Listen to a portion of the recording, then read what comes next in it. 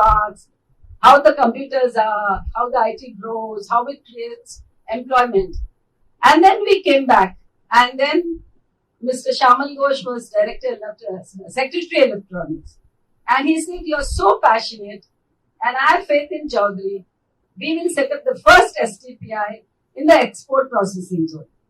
We will give you 1 crore to set up the satellite station. You give us the space."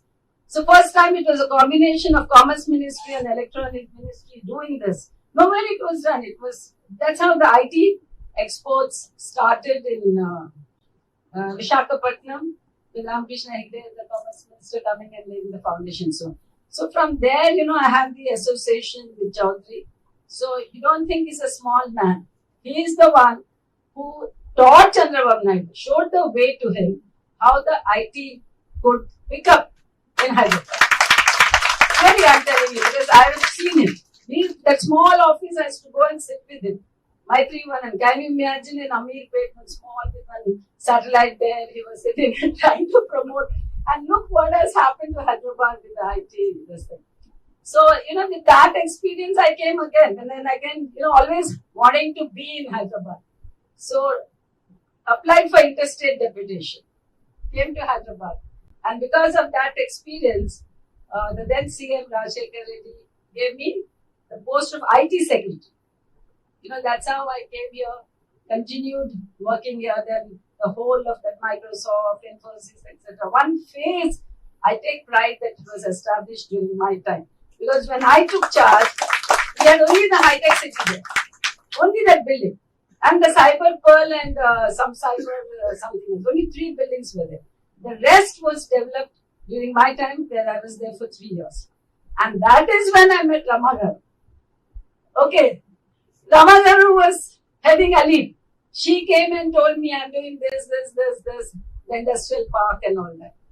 IT, I had no need to take interest in industries, but I went to see what she was doing. And she had set up this beautiful women's industrial park, exclusively for women. So all this is innovation. We don't have to really say what is innovation. Exclusive women's park for women. Can you dream of it in India in 2000 or 1990 or something? I don't know. 25, 30 years back. A women's park exclusively for women entrepreneurs. And what she did remained in my mind. I always believe in learning from others. I don't think I'm a bureaucrat, I know everything. I only learn from people. I pick up from my clients, I pick up from the people who are around me. I pick up from people who know much more than me, because we are new to any sector. We are there for 1 year, 2 years, we get transferred. One day we are in health, another day we are in education, another day we are in IT, another day we are in public enterprise, not doing anything. So, you learn. So that's how I met her. And then when I went back to Karnataka and became the first additional Chief Secretary, Industries and Commerce, after a great deal of fight, that a woman can head the Industries Department, and it's not only the men, that I implemented what she did after 20 years, introduced an industrial policy for women, and had this exclusive women's parks in the industrial policy. And we had 5 women parks, one in Bangalore, Mysore, Gulbarga, and Hubli Dharwad. We had this industrial parks with special incentives, concessions, etc., which I think was an innovation, because women could have their own industries. Women felt that government was looking at them, government was doing something for them, because when I went there initially to do this policy, we found that women were somewhere, there were so many women associations, but nobody cared for them. So when we called them, they came up with so many ideas. And I owe it to Rama Garu that because of her, we could introduce this into our policy. And in fact, this policy I have recommended to Government of India, Parul and me. If you remember, made us a secret policy, because Prime Minister told me now I can share it. What's wrong in that? I went and met Prime Minister and he said, what can you do? I said, this is what we have done. Can be done. Then Prime Minister asked me, you give me a policy. And I ran to Parul's office. Both of us secretly did one policy and shared it. We don't know, it didn't take shape, but it's fine. But we made our effort, and I'm sure that someday the Prime Minister's office will look at the equal India. We call it equal India, that women should be. Because Prime Minister asked me, what do you want? What will be your contribution if I give you a position? I said, women form 50% of your vote bank. You should do exclusively for women. No, enough of Anganwadis, enough of maternity food. Let us do something for the women. And that's how we did something there. So something innovative, we sent it. And finally, then one day Parul landed up in Bangalore to end the whole story of how all of us are here. 2014 to 16, I was the ACS Industries. Parul came to us representing We Connect. And we were just doing our Invest Karnataka. At that time, Karnataka was in the 8th position. Everybody thinks Karnataka is first in industries. But when I took charge, we were in the 13th position. Then the next year, 14 to 15, we moved to 8th position. That was the time when I met Parul. And then he said, I'm representing We Connect. When you're doing Invest Karnataka, why don't you have a separate session for women? And we said, yes, we should do something for women. Why should investors meet be only focused on men? Why should it be only focused on large companies coming to your state? Let's focus on women. And that's how he formed the WhatsApp group, which was called Invest Karnataka. And then we did a special session for women. And it was so interesting that, we had different sessions. One Japanese session, one UK session, one some session. And all the sessions were going empty and everyone was in our session, in the women's session. And it was jam-packed, 400 women, and people were standing. And those other guys who were doing the sessions were coming, running and saying, please come to our session. But everybody was here. It was so well conducted. And after that, Parul said, let us do Asia's largest women entrepreneurs meet in Bangalore. It was his idea. I was only signing letters. He said, you sign letters, I'll get the sponsorship. I was by then ACS. I was out of industries, out of power, on the road to become the chief secretary. So nobody cares for the ACS post. But then he said, no, let's do it. We requested the industries minister who gave us that big BIC. He did a beautiful world, Asia's largest women entrepreneurs meet, 5,000 women. This is also innovation. Innovation doesn't mean you must do a product or something like that. You do things, tangible and intangible, which has an impact. So we did the Asia's largest women entrepreneurs meet. That's how we started working together.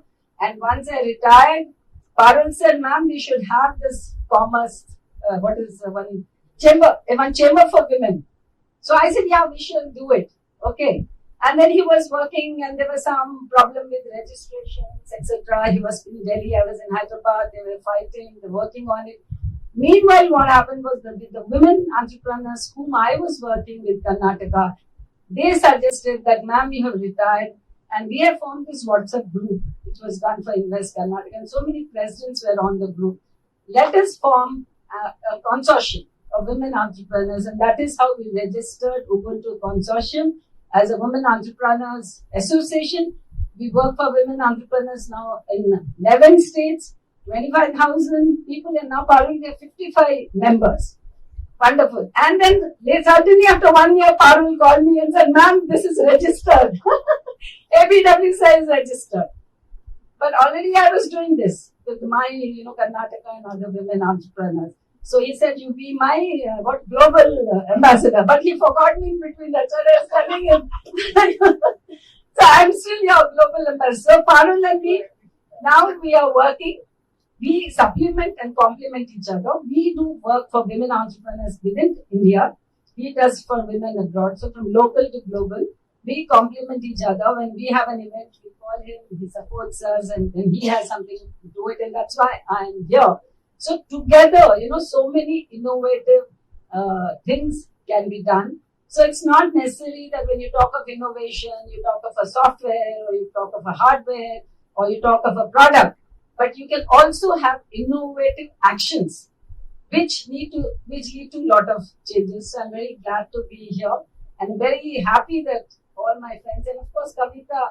I can't forget Kavita was here. She's also treasurer of Elite, a partner with Ramagaru. So we used to meet, and she used to represent Elite in all the meetings. And when she called me here, I was really glad.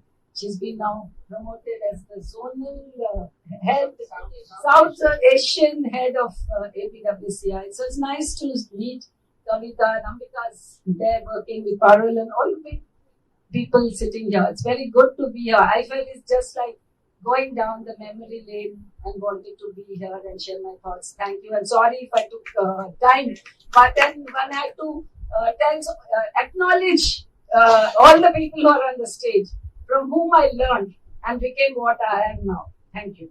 I would like to call Mr. Ajit Pamanekar, Director General Research and Innovation Circle of Hyderabad, to give his special address.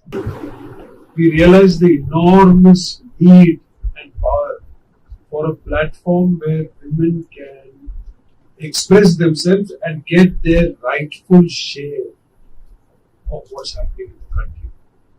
You know, way back in 2004, I was invited to a NASSCOM conference, and they were saying that there is going to be a shortage of 520,000 engineers for IT by 2010.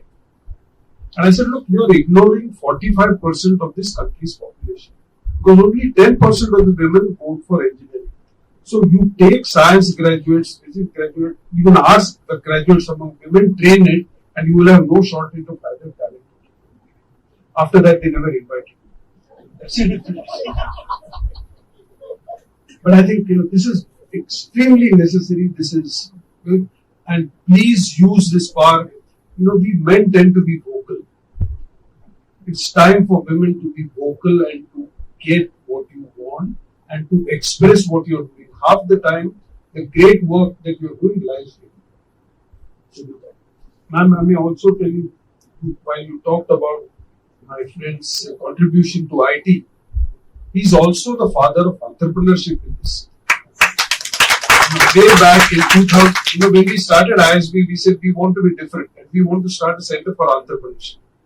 But I really didn't know what I was going to do with it till I met Jay.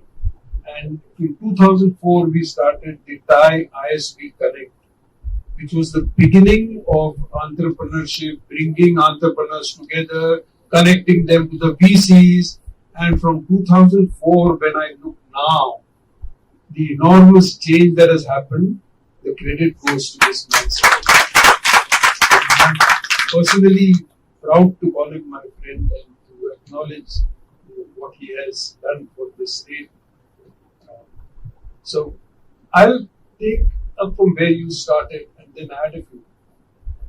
See, what is happening is part of the reason why we are suddenly seeing an increase in cancer patients, etc. And please correct me if I'm wrong, is also because we are doing earlier diagnosis and better diagnosis. So it's not that necessarily, maybe cancer has worsened because of our food and things like that, but the good part of it is we are doing. And a lot of it is happening because quicker, faster, technology-driven tests are coming up, which is allowing us to. Hopefully, going forward, technology is also going to help us solve and to treat some of these difficulties. Similarly, in agriculture, what's happening is, while on one hand there is a shortage of labor, and that's a completely ridiculous situation today in this country, where we have a huge pool of talent and we still don't have people. And that is leading to a large number of agri-tech innovations. Now, in both life sciences and in agriculture, there is a huge percentage of women students. Right? So that's one. Also, what is going to happen is, already we are saying that the heat wave is already upon us. Yesterday, there was a news report that the incidences of heat waves will increase 30 times. 3,000% for those of us who see 3,000% increase in heat. And this is only heat waves. We already saw what happened to Dubai with extreme rains. So weather patterns and weather changes are going to play havoc also with agriculture, also with health.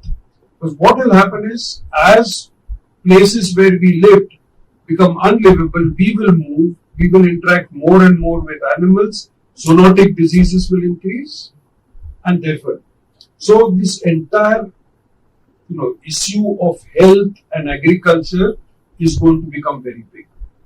The second thing is, and by the way, one report said that from 1992 to 2014, in a period of 22 years, the world lost 30 trillion US dollars. Trillion. So roughly $1.5 trillion a year. India's GDP is about 3 trillion. So just think that the world is losing, and that was up to 2014. If you look now and you talk of this, the world will probably lose anywhere between 2 trillion and 3 trillion dollars every year. And it is expected that 60% of that loss will happen in southern countries like ours. So our future is at enormous risk from climate, number one. Number two, AI and all the developments are also creating a huge increase in cyber security risk. So that itself is talked about anywhere between 200 and 500 billion. So if you take just these two things together, and I turn it around from a calamity to an opportunity, then you are talking of an opportunity of about $3 trillion for each one of you to look at these opportunities and see how you can not just make money out of it, but contribute because our children and our grandchildren are going to be affected by this climate. And we owe it to them to find the guide. So there are enormous opportunities in health, agriculture, and in sustainability. So the Telangana government has always very strongly believed that we want to be the state known for its innovation, but that is not just digital innovation, but innovation that affects all sectors of society. So RICH, which I did, deals with farmers and innovations in farm and agriculture. VHub, and pretty soon the new CEO of VHub will be announced, and I'm meeting her. I don't know whether I should talk about it in its announcement, but we will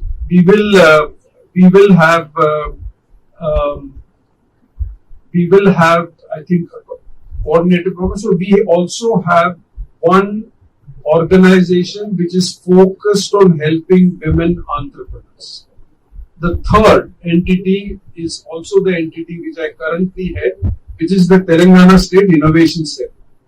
And the Telangana State Innovation Cell's current focus is to support startups at grassroots, rural startup. As Jay rightly said, there is enormous potential, once again, in protecting our water resources, in protecting our agricultural resources, in ensuring that we don't need to come to the cities, but we can have a very good and healthy and profitable life in the villages. And so TSIC supports grassroots innovation and societal innovation. Innovation with a double bottom line. So innovations which are profitable, but the main purpose of that is to do societal good. And all of these are going to be necessary. The last 40 years from 1980 to 2020 were the era of capitalization, globalization. I personally very strongly believe that these next 40 years, including now, is going to be the era of environment and society. And I would like to see women take the first lead. As I said, the three state entities, Telangana State Innovation Cell, VHub, and the Research and Innovation Circle of Hyderabad are there for you to fully exploit, to get the best out of it. One last thing I'd say is that there was a report which said that the world is losing Six. I'm sorry. These days I only use trillions, because I'm just scared with what I'm seeing around. But the world is losing $6 trillion because women enterprises are not funded. Now, that is a crime against humanity. And again, while we can't, I wish we had $6 trillion and we would have funded, but we will. I'm hoping we'll start a fund for women entrepreneurs to support women entrepreneurs. Yes, and therefore I was going to say that ABWCI, he and I, and we have, and we'll bring everyone together and we'll make it happen. Thank you. We will work together because there are a lot of opportunities in the rural area. If Telangana government and ISF and ABWCI can work together, I think we can really create a new wave. You are part of it. You are ambassador. You are a global ambassador, right? Okay, how can you be? Thank you. Now I request our partner, Dr. S. Lodi Sarupa, Director General, NIMSLING, please give her address. Very good morning to all of you and greetings from National Institute for Micro, Small, Medium Enterprises, Ministry of MSME, Government of India, Hyderabad. Also, best wishes and greetings to all of you on the occasion of Mahavir Jayanti. Today is celebrated as Mahavir Jayanti. We are very happy to be part of this one-day symposium on creative minds, innovative ideas, and sustainable solutions. Congratulations to Kavita Garu for taking over the charge as regional president, and I'm very happy to have Madam Ratna Prabha Garu. So she acknowledged me as a kind of second home. Nice to have all previous friends like Madam Ramadevi Garu also. And Madam, for your information, I'm straight away coming from Laksa. So now they have special cadres also, Indian Entrepreneurship Development and Indian Skill Development cadre. So first batch of Indian Skill Development is undergoing induction, orientation. So I have been called for a session. I was there. We are making our best efforts to promote the women entrepreneurship and to handhold the women entrepreneurs and to cater to their needs wherever it is possible. And Kavita Garu made a very wise decision. The stage is well balanced. Yeah, that's why I came and sat this side. Otherwise, only all men this side. So, creative minds. I think in India we have a lot of creative minds. And if we list the creations or the creative ideas given by starting from the school students or in the colleges, +2 colleges, especially in science and technology community, and among illiterate masses also we find, and a lot of innovations are going on. So rightly our ministry also identified the need, and they have announced a scheme that is innovative. And I'm very glad to share that we are the host institution for this innovative scheme. And year after year, a hackathon is called. The aspirants has to come out with their proposals, the ideas, and it is screened at the institution level, then at the ministry level, then whoever is most innovative. So they get 15 lakhs grant for an innovative idea alone, only the grant. So later to develop their product, their prototype, to launch their business, then a lot of assistance is given. We have celebrated our Diamond Jubilee in the year 2020. 60 years of commendable services to the country and to the growth of MSMEs, not only in our country, but across developing nations. So we have also taken a call after Diamond Jubilee. So what do? Something new, something innovative. So as rightly told by the previous speakers, so 50% of the population is again women. So precisely 49%. So we have taken a call to double the number of women entrepreneurs in the country.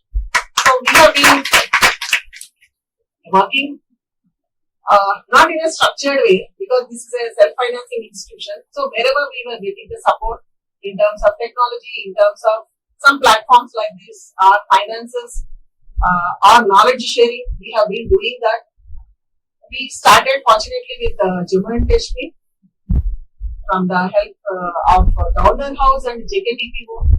We have organized for them entrepreneurship and mentoring program for the women. So Jammu and Kashmir women are known for their handicrafts, making some pashminas, processing honey, processing again saffron, all these things.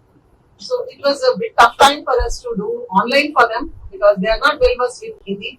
English they cannot follow. They do online. So everyone was learning. Institutions like NIMSME was also trying to set up their elements and doing many things. So we could onboard precisely 118 women onto Amazon platform after 3 months of this PDP plus 3 months of mentoring. Now they are selling their products across various countries. We could introduce them to 40 countries because our reach is 145 nations through IDEC programs. So likewise, we started doing here and there. Jharkhand government, they have a scheme funded by World Bank. So Tejaswini, under that we are helping them exclusively to bring out the innovations from women and empowering them, teaching them our schemes and a lot of strategies we have been doing. So we also started organizing as an institution women hackathon. So first version we have completed, and when we were about to do the second version, our ministry also has announced a women hackathon exclusive version for entire nation.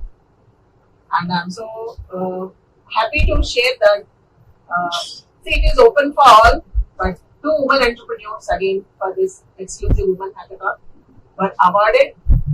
One girl, very young girl by name Swapna. So she is doing the security system in the heights.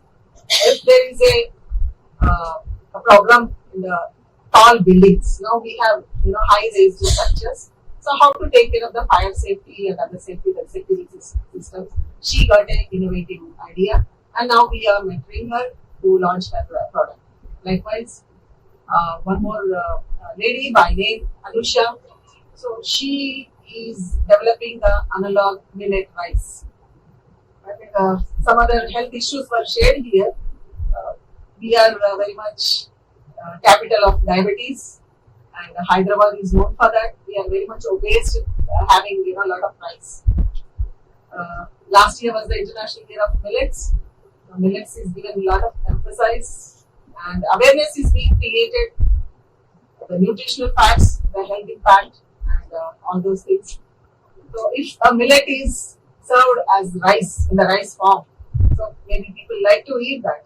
If biryani is served with that analog rice, I think it can go beyond borders, like how Hyderabad biryani is going every day. She's developing. Yeah. So how Hyderabad biryani every day is going to Dubai, London, and other places. So this may happen. IIM has that formula, and she's incubating there also. We introduced her, definitely.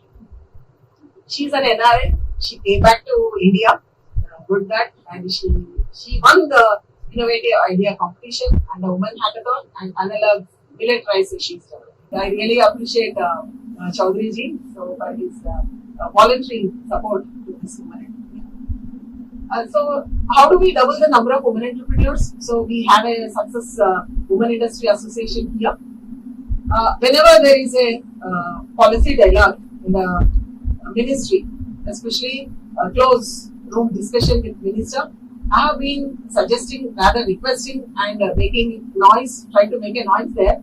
In every state we need this kind of women industry association. We have only 7. I think I'm right, 7. Yeah, Gujarat it started. Seva, then Ali, then we have Kobe, then we have Awake. Very vibrant and national, of course, international presence also we do have. But other states it's not so. Tamil Nadu also we have, but such a national presence is not there. So I have been requesting my ministry to set up this kind of women industry associations in every state, so that whatever we are aspiring for, the targets, the goals, that will be achieved. As of now, in the MSME sector, women operated enterprises are only 13.2%, and women-owned enterprises, women-owned enterprises are only 13.2%, and women-operated, where women also participating in leadership roles and in production, other floors, so it is around 18.3%. So unless we have these kind of associations, so women will not come forward for various reasons. There is a lot of stigma, and they need an exclusive forum where only women can take care of them, address their issues, and give a solution for their challenges. And so a lot of innovations, as told by Ratnaprabha Madam, it is happening. So from ministry side, from municipal side, we are also striving our hard to handhold the women entrepreneurs. And regarding sustainability, so I think we should all make a promise to ourselves that sustainability should be our responsibility, because we are all experiencing the ill impacts and the bad effects of the climate, and our interventions, more importantly. Because of our human interventions, all these things are happening.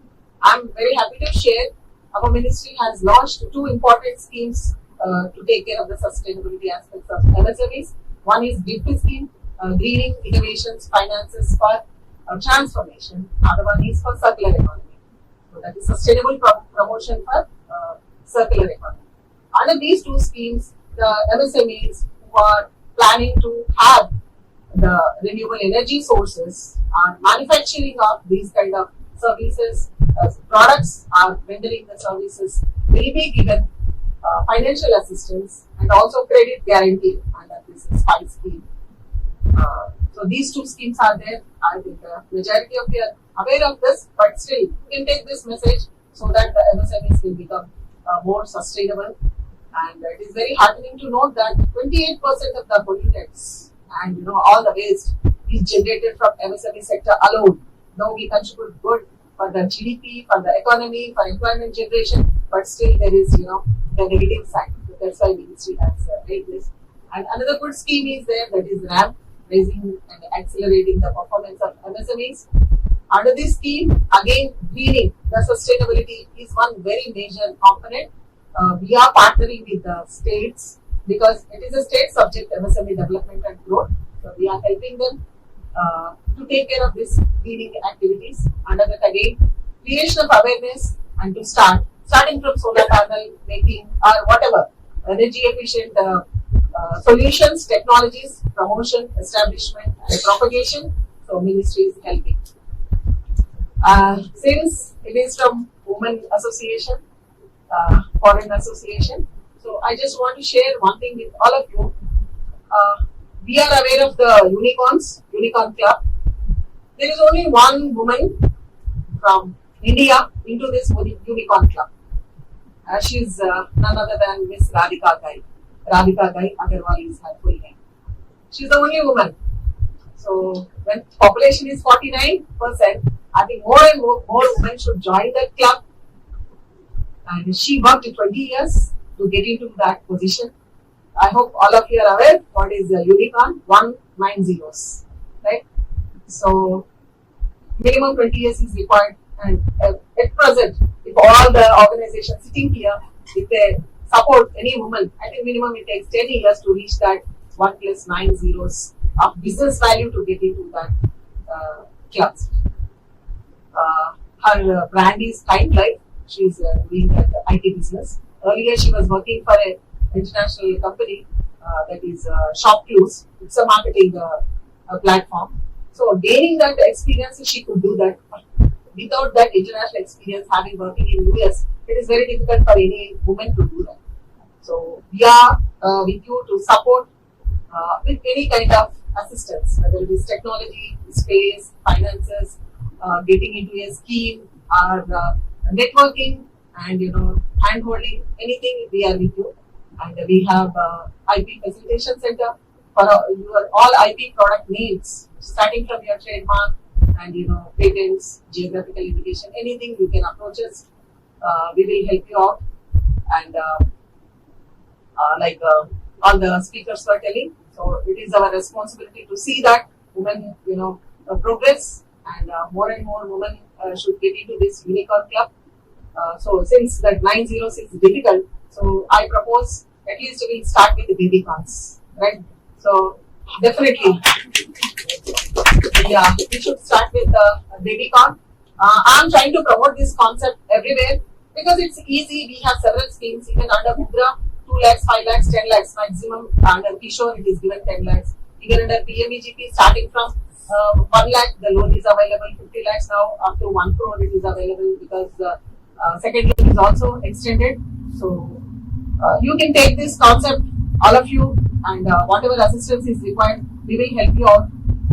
Because I always feel, so India now, as told by Ajit ji, we have 5 trillion economy, and 3, we are aiming at 5. We are in 5th position, we are trying to reach that 3rd position. We are landed on the moon. Many things are happening, but still we are bound by the standards and regulations by the world bodies.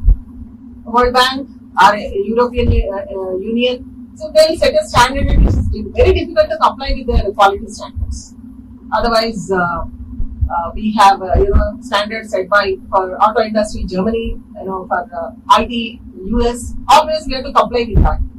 So why can't we define the value of this baby gun and show to the world? Yes, now we are the highest populated country, highest young country, highest country with the highest youth population and women population. This is our value. You comply with this. We have this many baby cons, and you take it from us.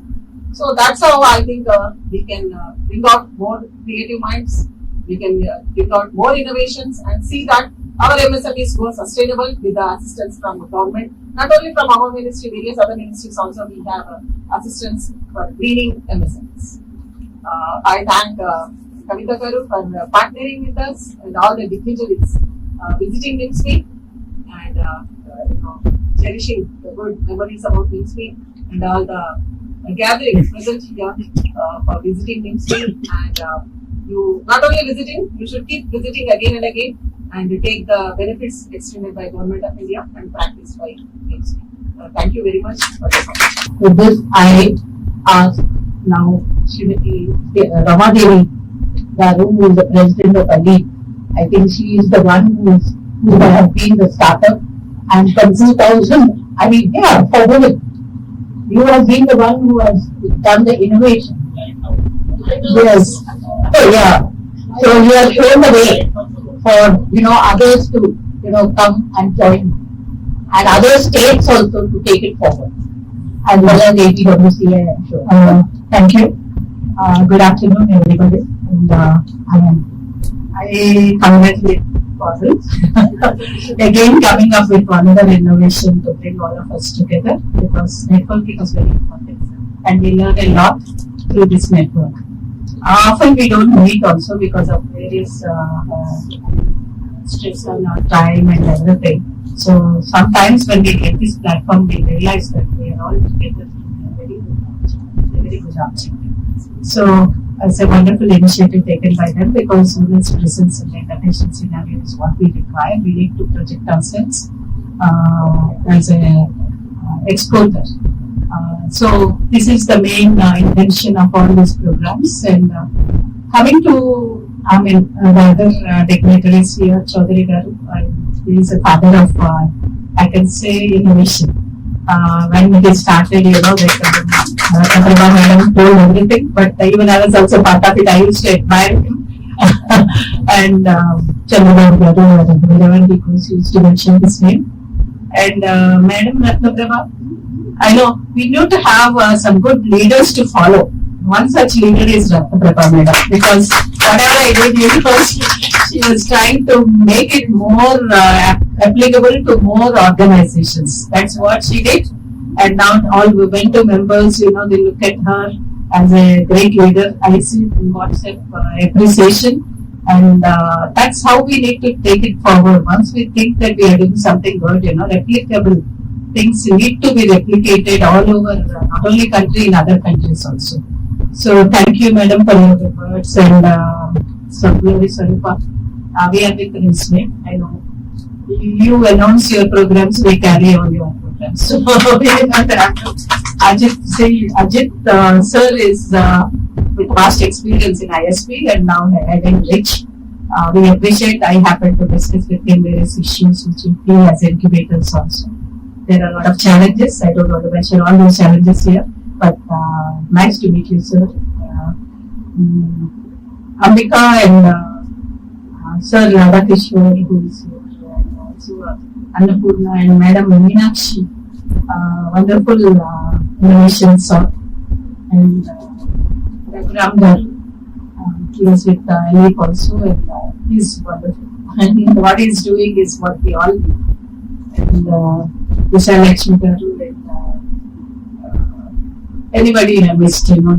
And also Vishal Lakshmi from Millet Bank Animation, because when we are talking about agriculture innovation, she is an innovation. She value added millets, and today she is everywhere in all supermarkets. She is one of the innovators. Tiba, who is into biodegradable products from our elite incubation. She gave a solution for climate issues. And first, I think she identified the machine also, which makes biodegradable. And she is a sustainable innovation, because after thinking, everybody thinks. Like innovation, we all get a lot of ideas. I get every day one idea. But implementing, making it sustainable is the big issue. That's what she did. She moved out of innovation and she started her enterprise. But let us take her case study. What happens after innovation is very important, sir. I think the sustainability steps, what we take, needs lot of support. And these, entrepreneurs, they have an urge. They want to be. I remember her coming with a small baby to her unit. She delivered, and with 1 month baby, she carried her 1 month baby, and she was there in the. That's how women get involved in business, and they need 100% support.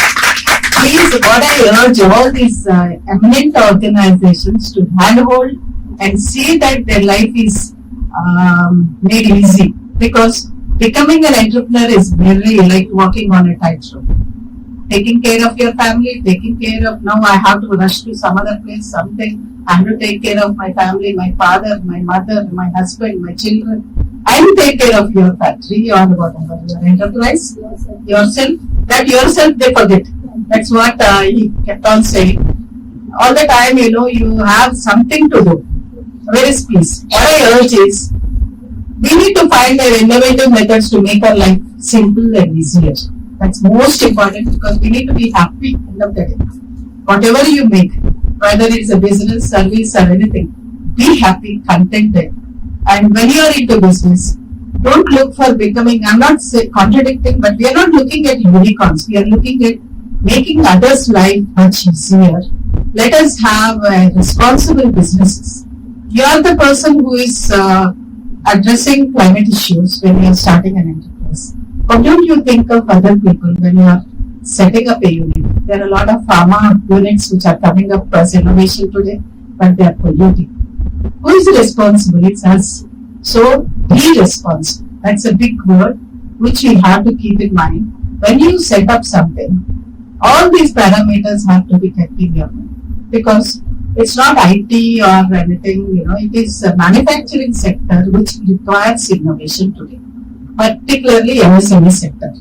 We have to get rid of this outdated mechanical products, mechanical machinery or whatever, and come up with various solutions to make it viable and sustainable. Today, most of the MSME sector are in losses due to the process, due to the, not getting into automation, due to not getting into innovation.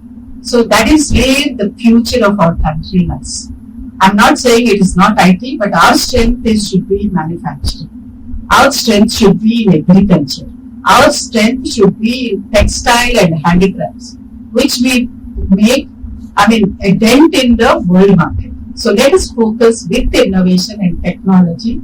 Please try to understand the demand and get it here, because recently I happened to be with the European Commission, and they keep on saying that your crafts are wonderful, why you are not getting a craft with the EU. We are there to collaborate. So countries are looking at us for certain products. Food. Look at food. We can feed the whole world. But what is happening? As Sir said, there is no farming happening in all the villages. No farming. So we need innovation there. We need climate issues like recycling, reuse. So much plastic is coming, but we are not converting into a product. In fact, we are importing plastics. I heard in one of the seminars, they are importing, recycled plastic from other countries. Why? As though we can't do that? Yeah, we can. We can do that. So let us think. What is the predict future, please? What is going to happen in future is something. Climate issues. Your agri-tech has to be addressed. Your health tech. It's not only IT sector, which is with innovation, but we always show that unicorns are from IT. But doing something good to make people's life comfortable is innovation. And the process what you take up is supported well by Government of India. Because of election time, I cannot mention all those things. But I would like to say there's a huge ecosystem, hand-holding support, giving you grants, but what happened to the grants, nobody's asking. That's the situation today. That's the environment what we have today. When I started industry, I had to give 200% collateral security to start my small enterprise. Today, you get under CGT MSME without any collateral. I have a very tiny ITI guy coming to me and taking 25 lakhs startup fund, 40 lakhs as scale-up grant. They don't have any background, sir. This is the support extended by various ministries. But let us put that to really a sustainable model. It's not taking money. It's how you sustain business. You need a lot of mentors like Ajit ji, Chaudhary ji, and Madam Glory. All these people will support. Let us all come together in bringing innovation. Incubation should lead to innovation and then industrialization. This is how we have to plan.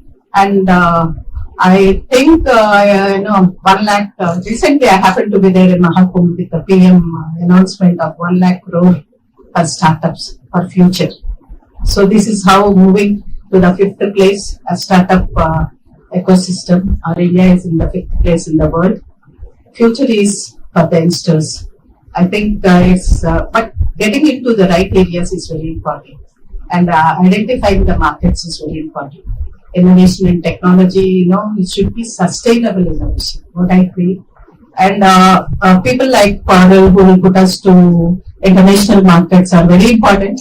And recently, even government announcement of 3% reservation for women in PSUs. In defense is opening up. Think of big things also. And where gaps are there, please take that opportunity, because opportunities will not come every time. Opportunities come only during a short period. So please grasp and innovate and be successful entrepreneurs. This is my call to you. And Elite as an incubation center, Elite, sir, ours is also Elite V Hub. And we are representing Niti Aayog, Ministry of Electronics, Ministry of MSME, Ministry of Commerce, and all ministries. They join in giving us the funds because we are women entrepreneurs. So take advantage and please do come and visit our incubation center. It's the only manufacturing we do have missionary for you. How Pratibha be successful is we provided her with missionary for biodegradable plastic. And she worked with us for 1 year almost. And once she found her own production, she moved away and she got a bank loan and she got her from SISF also. So she's a successful role model. Now I'm asking Ms. Lakshmi also to get into SISF so that she can pack and sell for the export market. So thank you, Parul. Thank you, Kavita. Kavita is my good friend and she's been the founder of LEAP also with us. We all as a team work together with the madam. I used to ask her many advices and she's always there as a, what I can say, advisor, guide, everything, friend. Thank you, madam, and thanks to all this gathering here, and thank Anand for coming from India, from Delhi. I hope you will be getting it to maybe next assignment will be with World Bank. So he's also a good friend. From NIPER, we also collaborate with the NIPER. Sir is here, and thanks for giving me this opportunity. Thank you. Our next speaker will be Dr. Radhakrishnan from Vicky Telangana, Executive Committee Member and Director, HC Robotics Private Limited. Thank you, madam. Good afternoon, esteemed guests of the dais, ladies and gentlemen. Thank you for this opportunity. Ever since I came to Hyderabad several years back, I started following one gentleman who is sitting next to me, Sri J. Chaudhary. And, probably you're all talking about India startup and things like that now, but I know him, for the ages, and continue working with him on AmCham, IACC, FICCI, FAPSI. If FICCI was president several years ago, I'm only executive member just now. But not only those things, but there are so many social activities which we used to work together. One is saving our schools for the schools in Hyderabad. How to develop the schools, how to make them more workable and things like that. So many of the corporations here adapted those schools in those days. Then later, in the recent activity for the last few years, we are doing this Let's Vote along with Professor Subrahmanyam and a few others. Let's Vote is one, again, a charity body making everybody to vote. These are the things that I do work. And on the right side, of course, right side there are a lot of people, but one person I'll point out is our Director General of this institute called National Institute for Micro, Small and Medium Enterprises, for which we are also training partners. And there are at least 4 or 5 DGs that have worked in the past, but I can tell you, she's different, she's very bold, not for, reasons that you can see here, but at the back of this institute, this institute is to have so much of problem, with illegal occupancy. I was in the recently, madam, I was actually going through the road and I saw that, huge compound wall that was built. It's not a joke, it's fighting with the locals, fighting with the politicians, fighting with so many others, and you could make it. That's an extremely great thing that you have done. And of course, I have worked with so many of you in the past, starting with Ajit and Kalyan madam and all that. But, one thing that I can see in the startup ecosystem today is are the innovations, innovative brains and things like that. All our sisters, ammas, wives, everybody, they're all innovating in the sense our recipes that we have prepared at homes, in our kitchens, are the greatest innovation of the world. Otherwise, all these pizzas and burgers would have taken us, long back. But, you people sustain this model of preparing Indian food for the Indian, Indian recipes and things like that. That is the greatest innovation that I can think of any time. And coming, slowly in that manner, what we can see is today we are not able to do the innovations of startups in the areas where we require most. Of course, health, agriculture, and these are things that definitely we need a lot of innovation, but lot of inputs we are actually getting from various countries, especially small electronic items, small chips, small, a CCTV camera, we don't manufacture here, everything is imported.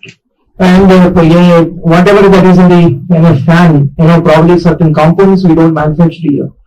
Today in the defense and some of the other areas, government is encouraging innovations in so at so many levels. HC Robotics is one company that I am a director, and we have won a challenge from the IDEX, that is the Defense Ministry Innovation Challenge, and trying to develop a product which is otherwise imported at a very costly.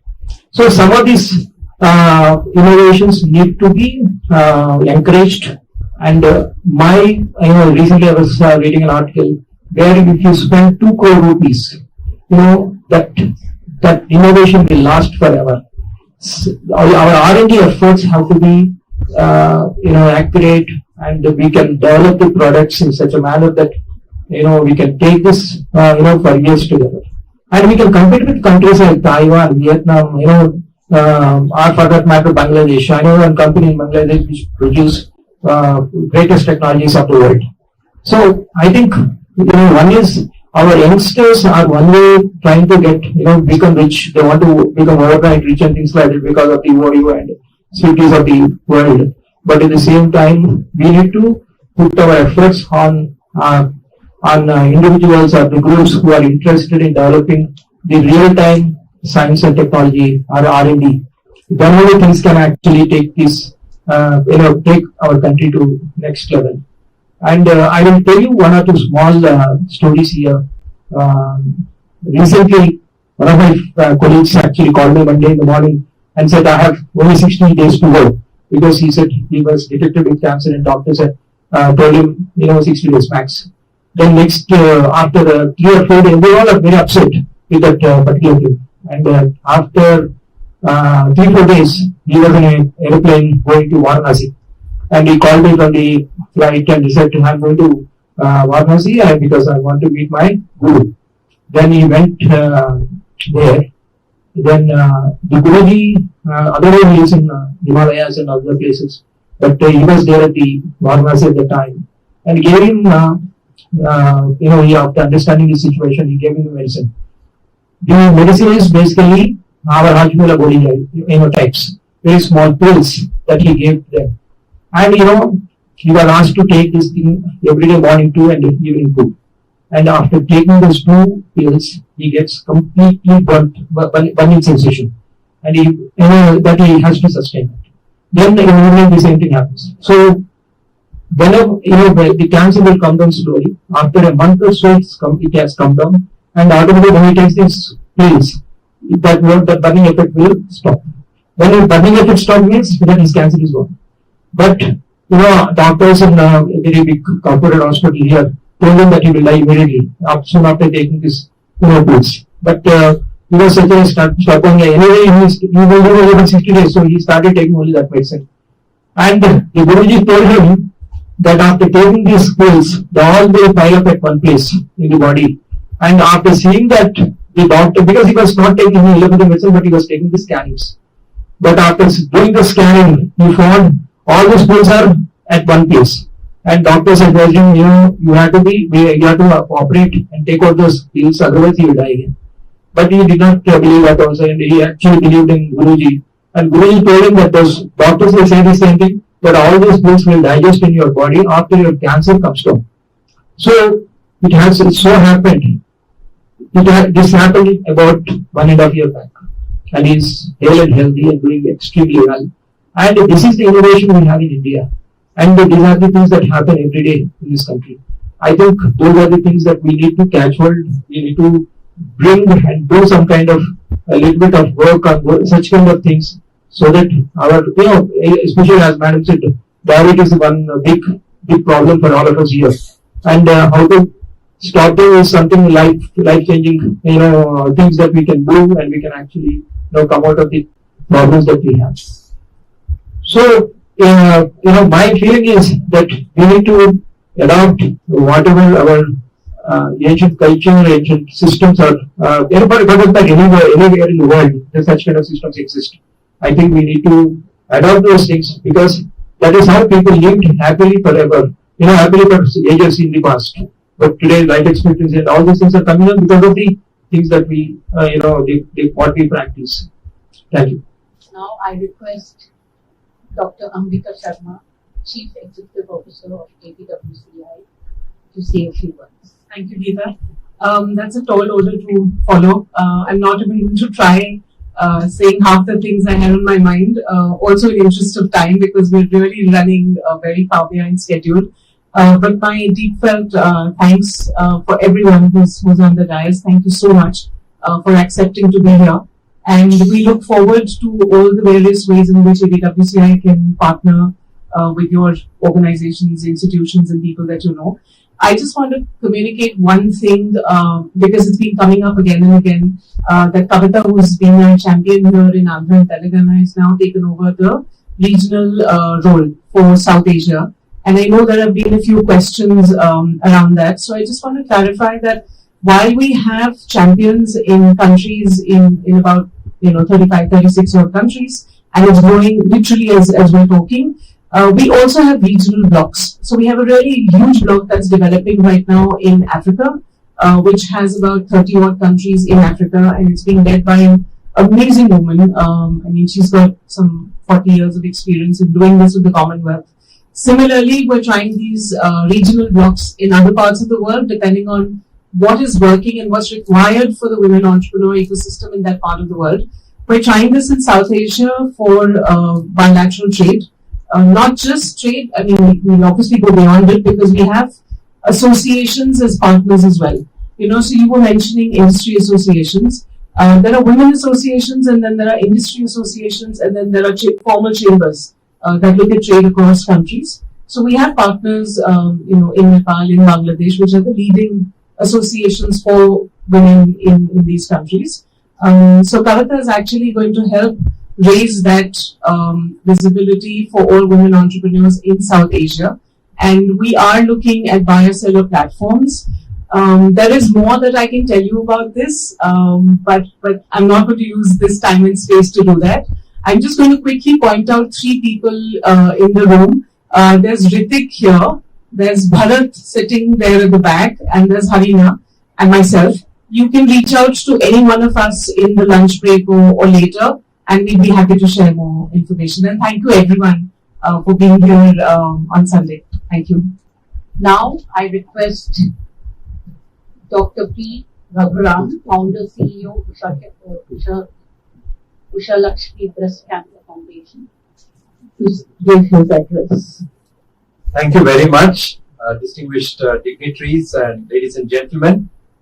So it's well and truly, after listening to so many of you speak, I feel really honored, and it's a privilege to be amongst so many creative people with innovative solutions who have contributed significantly to the to women, and in particular, because I'm here to address on issues relating to women's health, which is breast health.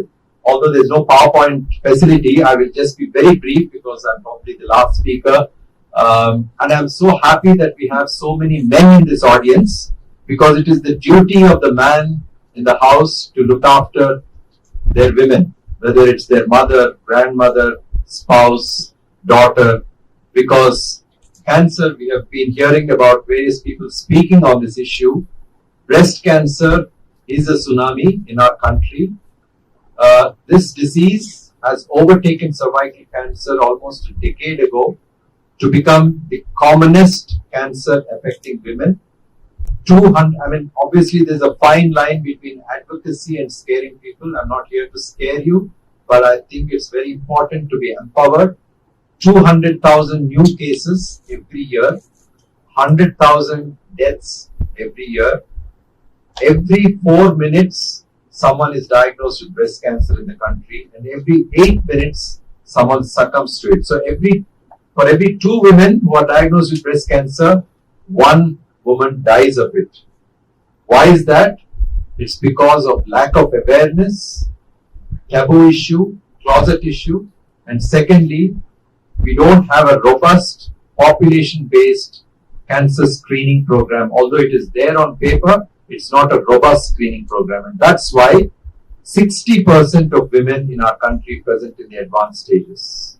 So if we have to break free from this, there is only 2 ways. One, women of all ages, and also the other alarming statistics in our country is, although breast cancer is very common after the age of 50 in the West, in our country, we are seeing the majority of breast cancers peak incidence between 40 to 50.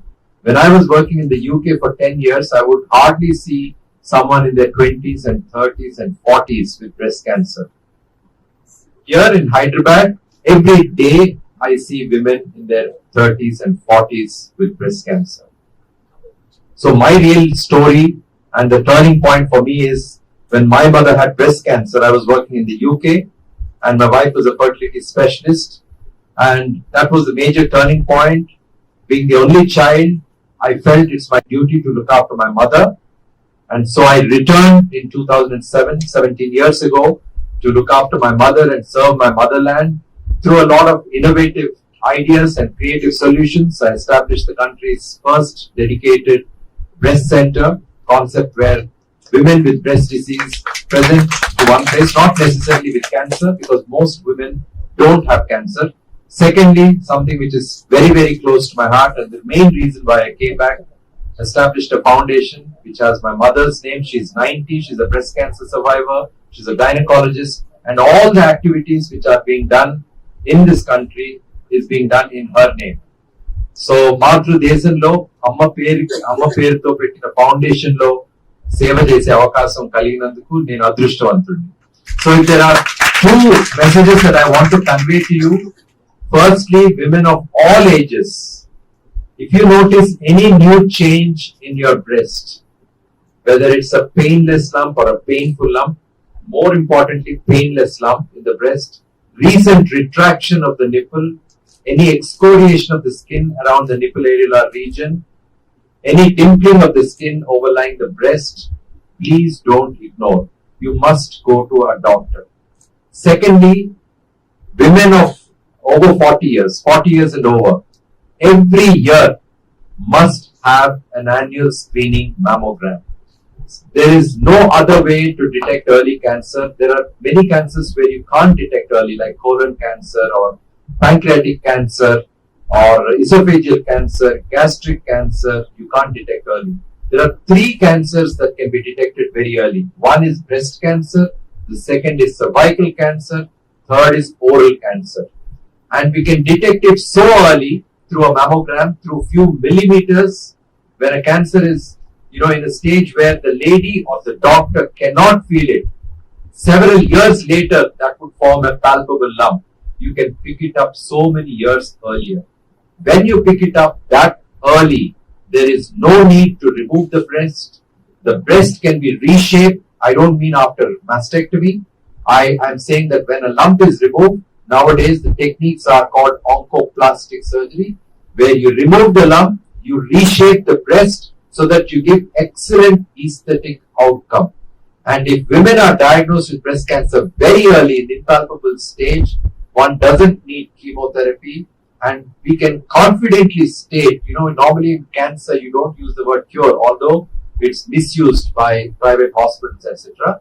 But when a cancer is detected that early, we can certainly say with confidence that we expect such women to succumb to old age and not cancer. And so, if someone notices any new issues, they must not ignore. And the final point I'd like to say is that in breast health, because you're all educated, I'm sure you'll be able to empower others who are not here. If someone notices a lump in the breast, 9 times out of 10, it is not a cancer. It's benign. But to know whether the lesion is a cancer or not, there are 3 things. One is to meet a doctor who takes proper history, not just writes investigations. Talking is very important. Communication, that's the first component. Clinical examination. Second is a combination of mammogram and ultrasound. Third is an ultrasound guided core needle biopsy. With these 3 things, it is possible without putting the knife on the skin to get a diagnosis, because I see a lot of patients for 2nd, 3rd, 4th, 5th opinions where they've already had surgery to get a diagnosis. In this day and age, and this is not from Mickey Mouse centers, these are from big centers. So if someone has a breast problem, there is no need to have surgery to get the diagnosis. You can get through triple assessment, a diagnosis, and treatment planning can be done. So if you or your relatives go to a doctor with a breast health issue, if triple assessment is not done, then you are in the wrong place. So finally, very grateful for the opportunity that I have been given to say a few words. And finally, just one thing that comes to my mind is, we have so many men here, and so I must say this, we have a lot of festivals throughout the year. So during these festivals, in addition to buying a sari for the women in your life, if you can gift a mammogram for women aged 40 and over, you would have contributed to saving scores of lives in our country. Thank you very much. To stay informed about the startup ecosystem, subscribe to MyStartupTV.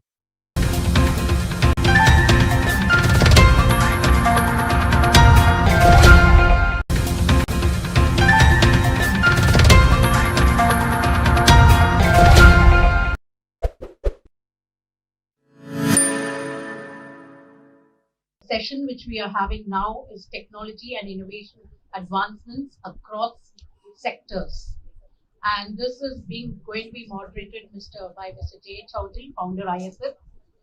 And I request him to please come on stage.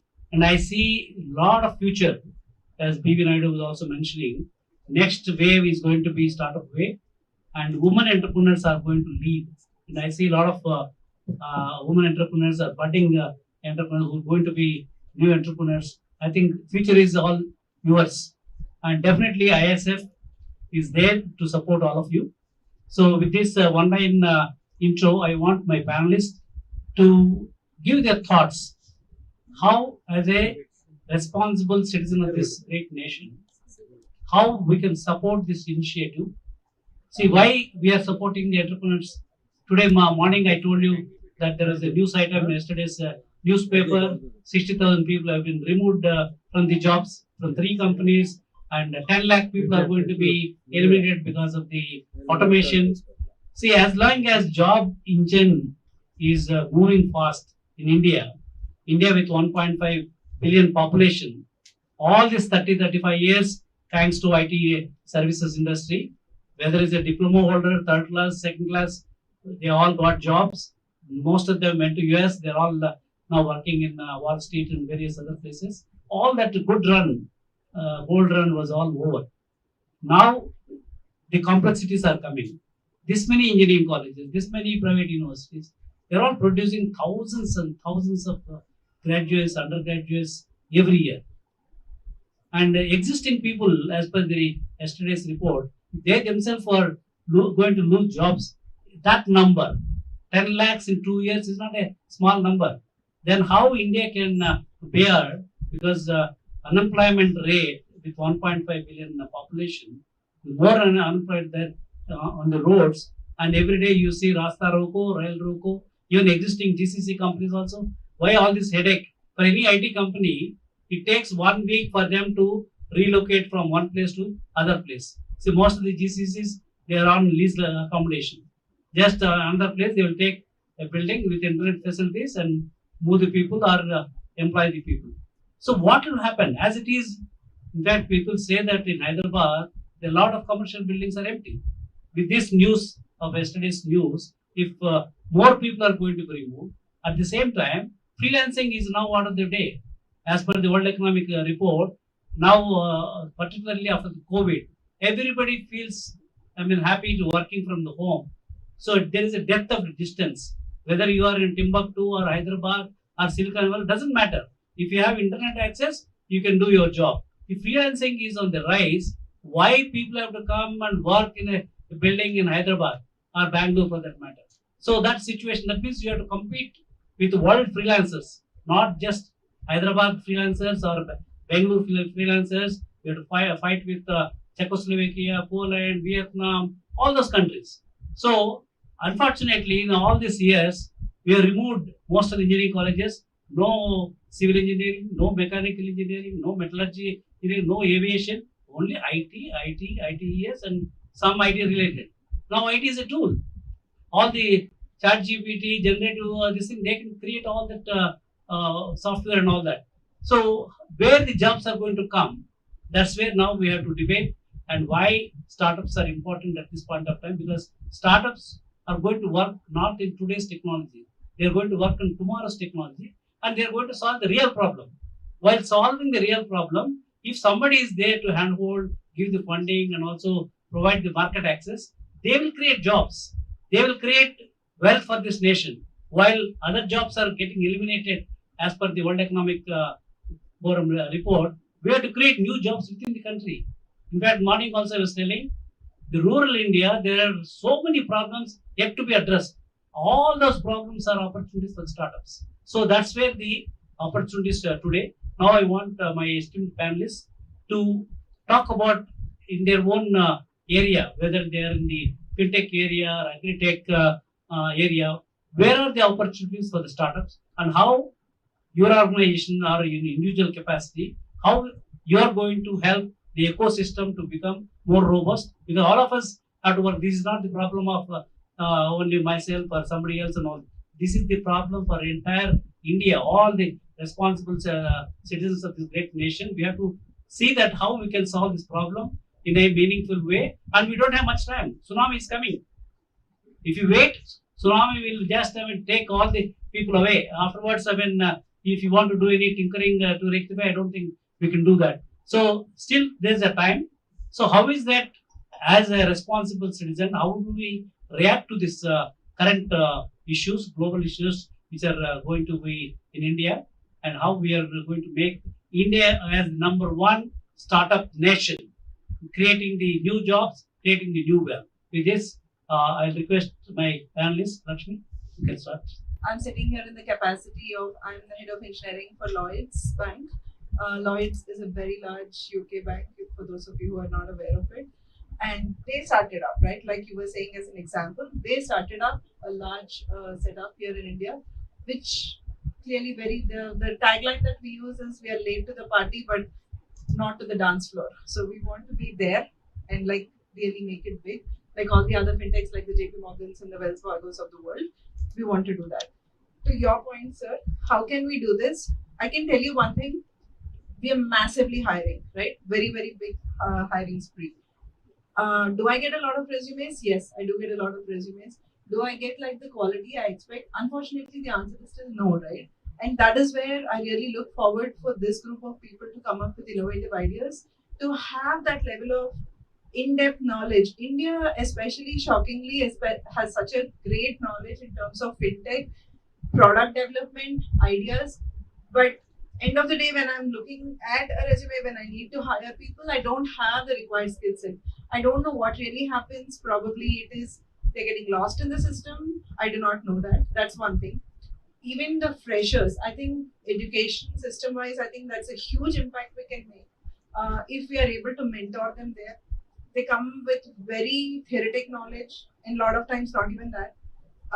It gets very difficult for them to understand what is the complexity I'm talking about when I'm saying a product issue, for them to visualize it, right? I think this kind of goes back grassroots, not just engineering. I think it goes back to schooling and all of that. I think we need to place more emphasis on real-time issues and more practical issues versus theoretic exam writing.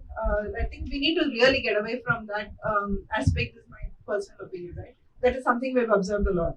I agree with you, Rashmi. We need disruptive reforms in the primary education, secondary education, also higher education. What NEP has done, they did some tinkering, but that tinkering is not going to help in this era of AI.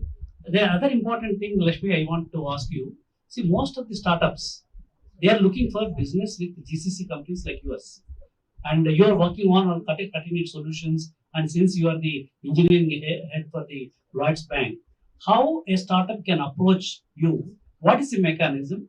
And how ISF can interface that so that it's a win-win thing. They are going to solve your problem in a cost-effective way. And also there's an opportunity for the startup to get a business from you. How the interface can happen? So the interface can happen with people like myself, definitely, right? We can create a forum. That is something that we are looking forward for.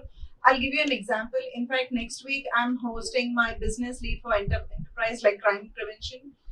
This person is responsible for entire bank's crime prevention system, right? In fact, we were looking forward to meeting some enterprise or local organizations, startup organizations who work in the cyber risk areas. So because Lloyds tends to be a lot more inward-looking company in the sense that the threat is made, we are looking how to work on it, right?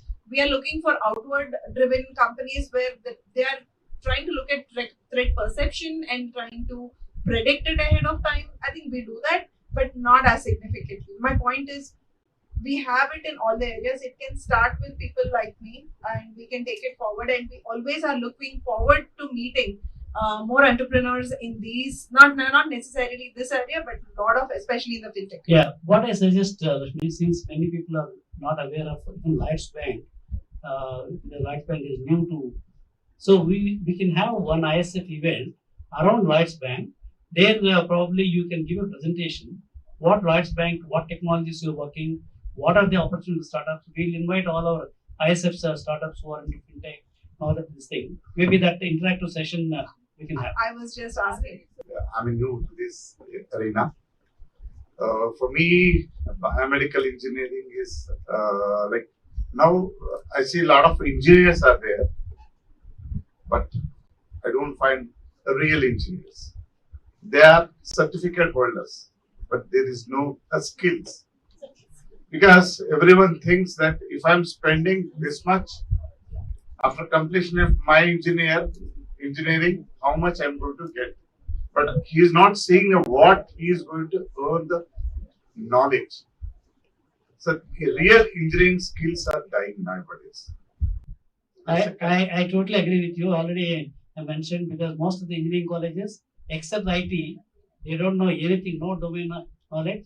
In fact, World Economic Forum report also says cross-domain skills is a must for any fellow to get a job in this current situation. Sir, I'm one of the faculty member for AMTJ across 17 biomedical engineering. I'm one of the faculty member. I used to go and give a guest lecture. So private engineering also, they stop the biomedical engineering. They are stopping all others other than IT. You know? Unfortunately. Anyway. Unfortunately, my domain area is hampered first. Because. But I'll tell you, Anandrao, Yeah. your domain area, there are a lot of opportunities for startups. The point is that, sir, because startup is there, but No, we will work offline. Yeah. There are a lot of opportunities in biomedical engineering for startups. I'm a biomedical graduate myself, PhD in it, but I've chosen a different background, but I'm still using all the techniques that are into the biomedical. Thank you. Vishala, so I've been watching you as an entrepreneur for a very, very long time. Wherever you go, you really succeed in a very big way. Now I was told you are millet queen of India. So tell me, what are the opportunities in the millet and how you can create more jobs and more startups can be supported by your organization? Please go ahead. Thank you, sir. And that's a very big term. I don't accept it because the real millet queens are in the rural India. And the millet, as it is very small grain, as you know, and even the farmers who are growing millets are small and marginal farmers who have 1 to 3 acres land. And when they are not farming, they're actually agri-labor. So by bringing this millet to the mainstream, you are not only solving the nutrition issue which the current, the country and the world is facing, and also climate change issue, but you will be able to contribute to these women who are in the villages. And I see that they are the only next hope left in the world to solve the climate change issues, to solve the nutrition issues, to solve any issue that we are facing today. But all that they want, I'm not talking about the startups, they are the startups we need to empower in the village. So what do they need in millet farming? How it used to happen is, like, if you see the seeding to feeding image, right? They are called seed captains. They used to keep like 30-40 varieties of the seeds. And then if you see the production level, they are the one who actively play in the farming. And then processing, most of the women are employed in the processing sector. And if you see the marketing, are the small entrepreneurs selling the millet root, like Kumari auntie story that all of you, how famous she has become. So even in the kind of, making the live food, because hyper processing is also not good for country. Like the plastic, we are one way we are talking about millets or like sustainable foods. And we have no other option of, serving like the live millet, which is more healthy. So you need more and more Kumari aunties in every streets making these rotis and making these porridges. And then even the food control, if you see, like they are the one who actually do the food control. So these are a very small and marginal farmers and agri-labor who are playing an active role in millet across the value chain. So the startups, the middle part is solved. Because of thanks to the International Year of Millets, a lot of startups like us who left very good jobs and then who are very enthusiastic, we came. So the middle part is solved. What has to be solved is the production level, because there is a huge problem of at the production level, access to machinery, access to capital, access to knowledge, and then the third level, which is consumer awareness level. So if we can solve these two problems, the women, we are talking about the empowering them, I think it will be solved, and we will be able to solve lots of issues that we are facing today, providing livelihoods and all. So what we are doing, we are building a value chain, and we have introduced 40 plus millet products and also 200 plus craft products, because we call ourselves as a culture revival. I'm not talking about product. We have to revive the culture. Today we say that millet, it is good for you. Tomorrow we say you eat this so and so XYZ. It is good for you. But if the culture is retained, and then we can go long term. So we are reviving this culture and we are educating people. Now I've taken a very big mission of educating 1 million corporate workforce, because you told in the morning the kind of NCDs and the burden of NCDs and the corporate and Indian health sector. So how do we solve it? They're running away from millets. They see millets, they see it's a sick food. No, it's not fancy. So how do you make it very cool and sexy for them, right? So we are coming up with this decode millet, code and decode for the IT people. And our target is 150 companies in 8 cities. And silently, I have done 7 companies and 16,000 employees. And we made 2 companies already out of millets. So I need your help. I was asking Kavita Garu, what is the action after I get down from the stage? I need at least 10 people to talk 10 people and introduce my campaign. Then only I'll sit here, right? So the action is more important.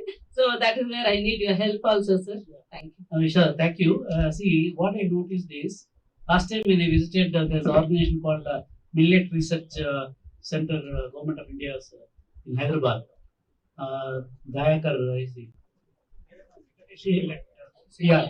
IMR, yes. So there I met one entrepreneur by name Lakshmi, and I was watching. We were there up to 7 o'clock in the evening, and she was alone doing everything, testing and getting all those things into production and all that. And she met me, sir. These are all the products already we were having, and I don't know how to market this thing. So how do we provide the marketing help for such a small entrepreneur? Because they are all very passionate. They are doing, and quality also. I've seen that also is telling very good quality and all that. But marketing, where we are failing them. How do we provide the marketing help to all such entrepreneurs? So the answer is this only, sir. If 150 institutions, like for example S&P Global, I don't want to kind of bring this. They've adopted immediately. She herself came to one of the event and she said, oh, millet cookies, it's very good. I want to introduce in my company. And she has taken for the entire India, they started sourcing. If 150 companies, everybody is having 20,000 employees, 30,000 employees, huge, numbers. And then if they can actually give startups like us a platform, it will be very easy. But do we have that access? I call a startup in millet space, if they are 5 crore rupees, if they have actually done business, they are unicorn. It is not easy. It is very tough to make to that 5 crore money. And I am a unicorn within 3 years. So it is because of my talent and my creativity, I am able to create this kind of platforms. But not everybody is equipped to create this kind of platforms, right? Maybe offline we will discuss. I have some formula. We'll discuss. So this campaign, if it is successful, I make sure 200 startups will survive. And they become unicorn. I have all the IT links. I will work with you, see how we can. Dr. Mahesh, I know you've been working on products, though you are a biotechnology PhD from US, but you are doing something in agriculture. What are the innovations you're providing through your startups? See, I started my entrepreneurship journey with an agri-tech company, and I started with a trading as my business initially. And I had to tell this. JA once came to my home and then he just said, "You guys being me, myself, and my wife, we were both the partners in our company, both PhDs in biomedical engineering and biotechnology." He said, "Being of this stature, you should think something very big." And then I started thinking we had to do an impactful agri-tech technology business. Then, of course, as we all say that prompt engineering is something that we have to do. And we know a lot of IT technologies are there in India, but not most of them. IT is being used in most of the sectors, but agriculture is being least utilized sector. Then we thought, why not we use IT more agri sector? So what we thought is to inculcate these digital technologies to agriculture. We thought of getting a soil testing to the farmers within 5 minutes. Normally it takes 3 days, 4 days for them to get the soil testing. So that is like the first step what we try to do. have the digital platform. Within 5 minutes, you get 95% accurate soil testing. And then it doesn't stop there. They got used to this platform, and now they are using these platforms as their digital ledgers on day-to-day their farm activities. And this doesn't stop here. And then we started the traceability of the food product or the whatever product we're doing. Traceability is these days very, very important, because at each and every step, what is going on, whether adulteration is going on, more pesticides are used, we need to trace it. For example, if you take a motherboard, any silicon this thing, you have the traceability, 100% traceability of each and every component. But do we have a traceability of the product what we are eating these days? No, and we have to develop that. And we are doing this at scale for the whole India that we are planning. Of course, we started very recently this kind of work, and we want to take this very deep across all farmers, viewers, agri corporates in India. How do you see the prospects for agri-tech sector for the startups? See, these days, agri-tech and health tech are the two most important aspects, because health and food are the basic needs for our life. Which cannot be automated. Yes, that's true. Now I request Dr. Usha Garu, as a general manager at NABARD. They actually fund a lot of agri-tech startups. I visited one of their Ag Hub. A lot of startups were promoted through Ag Hub. It's totally funded by NABARD. Madam, tell me, what are the innovative things that you are looking at? Because India is primarily rural India is all agriculture based, but still we are rudimentary agricultural practices, and still you see committing suicides by farmers. All those things are still continuing. Still, we are not able to really provide a sustainable solution like the theme of this conference. Is there any way that NABARD can really work with the industry and work with the startup companies, create sustainable startups using your help, using the market opportunities? That will actually create more jobs, and also we are solving most of the rural agricultural problems. If you are able to identify the right companies, and if you are funding them, if you are providing the market access to them, that will be sustainable. I don't think government, state governments and central governments failed. They only doled out money, taxpayers' money, for I don't know to what extent they were utilized properly. But we need sustainable solutions in the rural area, particularly in the agri-tech sector. How NABARD is going to happen? So NABARD, I don't know how many of you would know about NABARD. NABARD is an apex organization. So our main functions are credit dispensation, development work, and supervision of our client banks. So the startup financing or startup support is part of our development work. So we, particularly for the startup, we so far we have supported 7 rural business incubation centers. NABARD, as the name suggests, we work for the people in agriculture and rural sectors.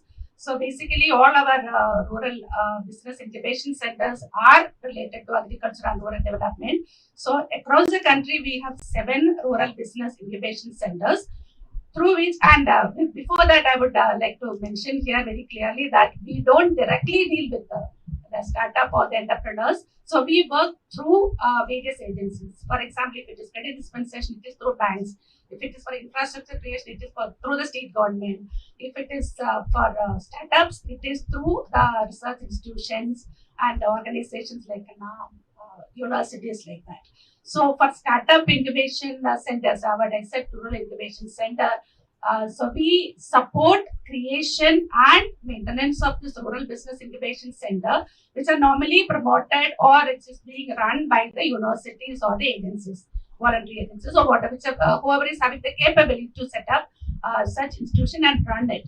So in Telangana, we have 2 incubation centers, one in Akab in University, Professor Jayashankar University, and one in NAM, that is A-IDEA and NAM together. We have supported this rural incubation center. Here, so far, 180 startups have been supported by these rural incubation centers. There they incubate the startups, and this after incubation, they will support them in setting up the startups. So we also support like there is a concept in startup called depth valley, right? Valley of depth. So we support such startups. For example, they have good idea, they have technology, but they are not able to come up or they are not able to break even. So such, but there is good prospect for supporting such startups. So we have a support called catalytic capital support that is also given through the incubation centers. So such prospective, those having a good potential for growth. So we support through this RBICS, this catalytic support, and we also have a subsidiary exclusively for financing or funding startups. So there, whatever I have so far said is purely grant support. There is no loan. But incubation centers, which I have been telling, it is grant support only, and all these startups should be in. Of course, we have many startups in all technology areas, but we concentrate mostly on the agriculture and rural sectors. So, and all these incubators, we also. I was talking about the venture capital fund, which is provided by our subsidiary. So that fund can be either through equity support or loan. Venture capital, equity support or loan. So that way also we are providing support to these startups. That is directly from our head office. It's a separate subsidiary of NABARD. Then we have all this after the incubation of these startups. Once they start their work in the agriculture field. So mostly we link with them with the farmer producer companies. So which she was mentioning about the millet. So in millet also we have done a lot of support. We have given support to the farmer producer companies. And NABARD also support farmer producer companies. Farmer producer companies are a group of farmers. They come together to work as a company. It is as good as any other company. Like for example, maybe it is comparable to Reliance company or whatever. So that company set up only they work. They come together. They work together, aggregate, value add, and process market. So we have supported or in Telangana. So far, we have supported more than 370 farmer producer companies, and we link or network these FPOs who are working in the startup ecosystem with the farmer producer companies, which Sir was also mentioning about farmer producer companies. All those technologies like IoT in agriculture or technological advancement or digitization of agriculture, all these things, whichever startup is ready to do. So that we Madam, connected through. Sorry to interrupt. Actually, recently when I visited one rural university called SK University in Anantapur, there they got Atal Incubation Center. Most of the companies startup from incubator are all rural related, agri-tech and rural related.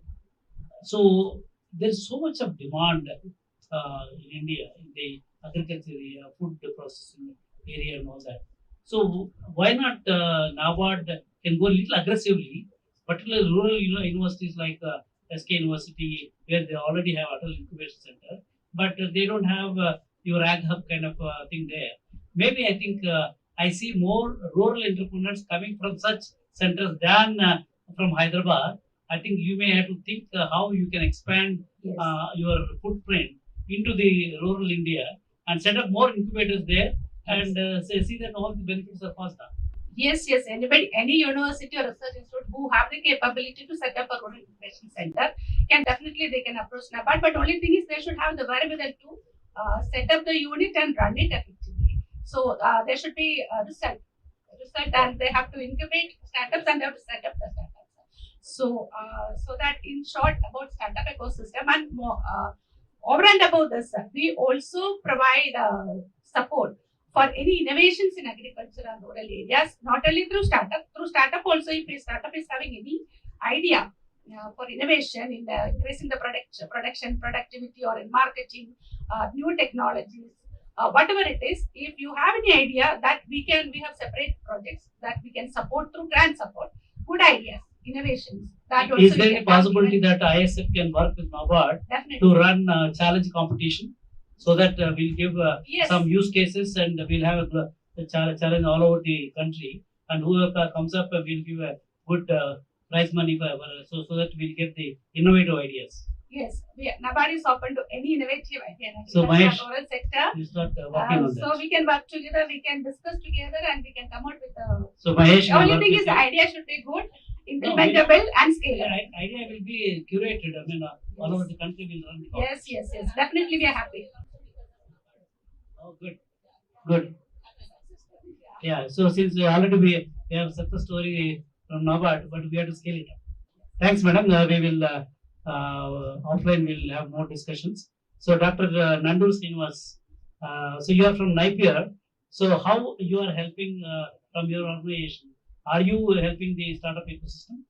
NIPER is a National Institute for Pharmaceutical Education and Research set up by the Government of India. And the Hyderabad center started working in 2007 in the erstwhile R&D, IDPL R&D center. So since the beginning, so the NIPER has been working on the 4 major areas of the pharmaceutical importance. One is actually the manufacturing one. So it's something like API research. The second one is the formulation research.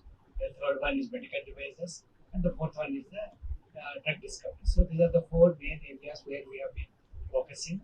And right from the beginning, the concept of NIPER have been to work with the industries. So that is why 50% of the faculty are drawn from the industry. So all the people who are 50% of the faculty are from having the industry experience, so that they will be able to give the courses in a way which is actually meant for them. And then, having said that, so we have been offering the master's courses and as well as the PhD courses, but always we have been striving to see if there are any startups who need our help. Do you have your own incubator? Yes, yes, yes. How many startups are there? So we started the BIRAC supported incubation center. So the 2000. How many startups? Now we have around 47 startups. 47 startups. 47 startups. Very good. And actually, like 15 or 20 of them are already have been graduated this year. And then we are currently having close to 20 plus incubators.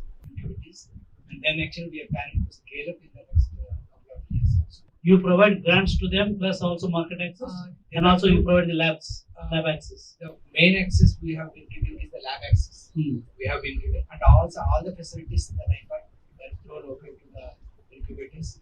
They can work around with our students, and then they come to, and all the faculty are as a witness. And we are also helping them with grants. So we ourselves have generated. We have not started any grant of our own, but we have been helping them to get grants from the various. Srinivas Garu, actually, most of the problems for startups is the market access. Once they have product and money, how they get the revenue, how they get the new customer. Are you helping using your tentacles, providing the market? Yeah, so they actually this one, we have one advantage of having a master's course in business management. It's a MBA in pharmaceutical management. So there we have actually a large number of industry partners also who are coming and teaching us. And actually all these startups are also. Can I suggest one thing? Suppose we have 100 industry partners. You bring them to a conference and ask each one of them what are the opportunities for startups in their companies. All your incubating companies will have interaction. They will get to know. Because most of the startup founders, it's very difficult for them to reach out to the CEO of a big company. That's where you have to provide the network. Yes. If you can do that, ISF can work with you, Sure. and that's our forte. Forte is network is the network. Sure. If you provide the network, then the rest will happen. Yes. So we'll work with you. Yes. Thanks a lot, Thank you. Doctor. So now I request Shravan Kumar, you are CEO for a robotics startup. So can you tell about how your journey as a startup founder and how you see opportunities for the startups in the robotics areas? We are basically working on developing an AI-based assistant surgical robotic system that helps laparoscopic surgeons, especially in maneuvering the camera without relying on a human assistant. The robot can autonomously navigate itself based on the movements of the surgeon, and it eliminates the complexity in the surgical room.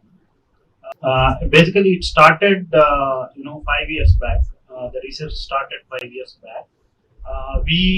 Myself and my co-founder Pawan used to work in China for a for a surgical robotics startup there, and we have executed a project which operated on a patient 40 kilometers away, a kind of remote surgical platform. We have seen a lot of companies, medical devices companies working out of India, but the product doesn't belong to India. So 70% of the imports in India with regard to the medical devices is an imported device, even as of today. So myself and Pawan, we thought that then the boom of Make in India is just taking a ramp at that point.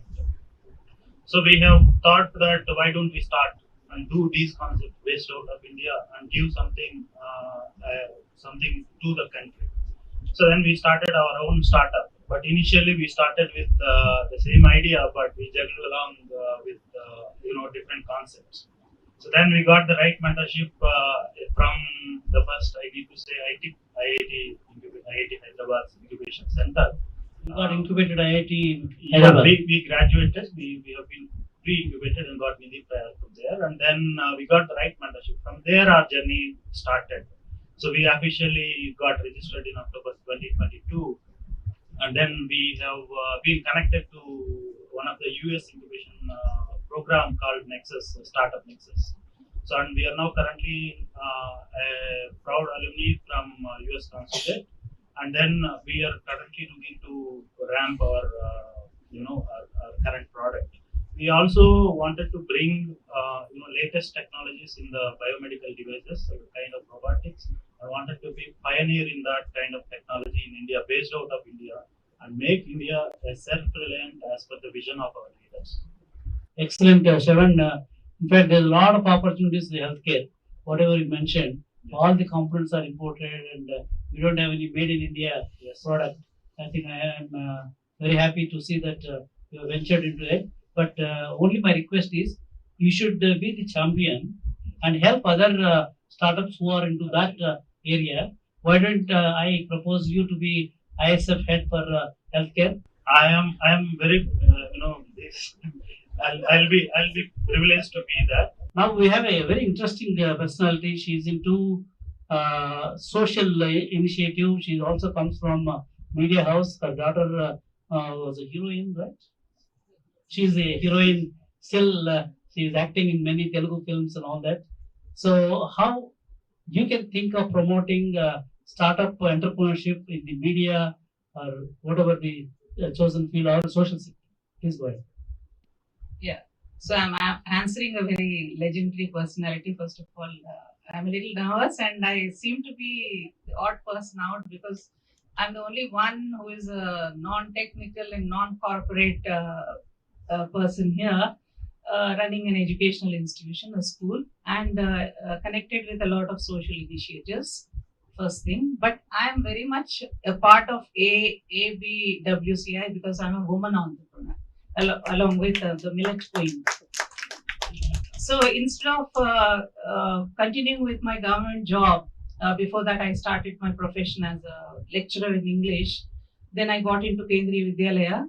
After working for 4 years, I somehow felt restless and I started my own school. That was 30 years ago. So that way I became an entrepreneur.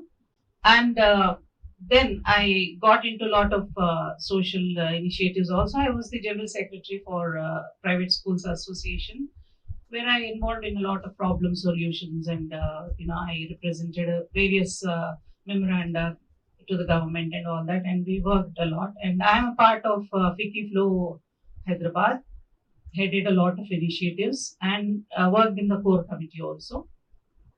I'm a part of Lions Club International.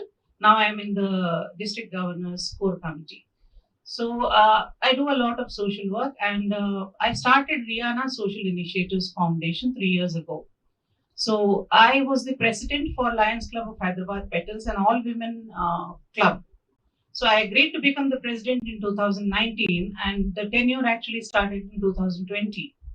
You all know what 2020 was. So that was the most challenging times of COVID, and many of them thought I would withdraw. But I did not do that. I went ahead, and I think surprisingly I did a lot of work. So thank you, sir. And they asked me to continue, and I had another tenure post-COVID, we got some donations of sewing machines from my ladies. They just said it was one of the social service activities, and we were supposed to donate it to some ladies in the bastis and all. I felt, by giving away these sewing machines, we are not doing justice to actually the service that we are thinking of. I said, why don't we handhold them? Why don't we train them? Why don't we, empower them? So the committee said, fine, go ahead. So I engaged a trainer for 1 year. We trained 25 women signed up with Gaurangi, which is the unit, the name of the unit. And now, after 1 year of training, they started manufacturing.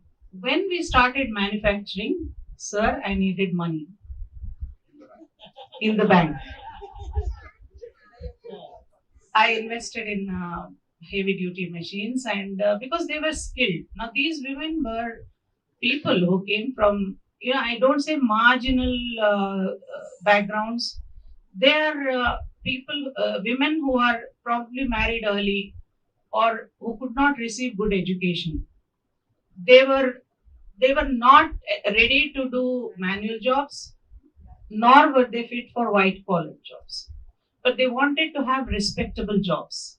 So they were very skilled, creative, and ready to do something in the flexible timings. I have seen a lot of such women, and they were very fast learners. They learned, and then this project Gaurangi started. Now, I needed something to support it. Rihanna Social Initiatives Foundation is an NGO which I registered in the Section 8 Companies Act, and it has a CSR certification. And, now 3 years are completed, and we can even seek foreign funds also.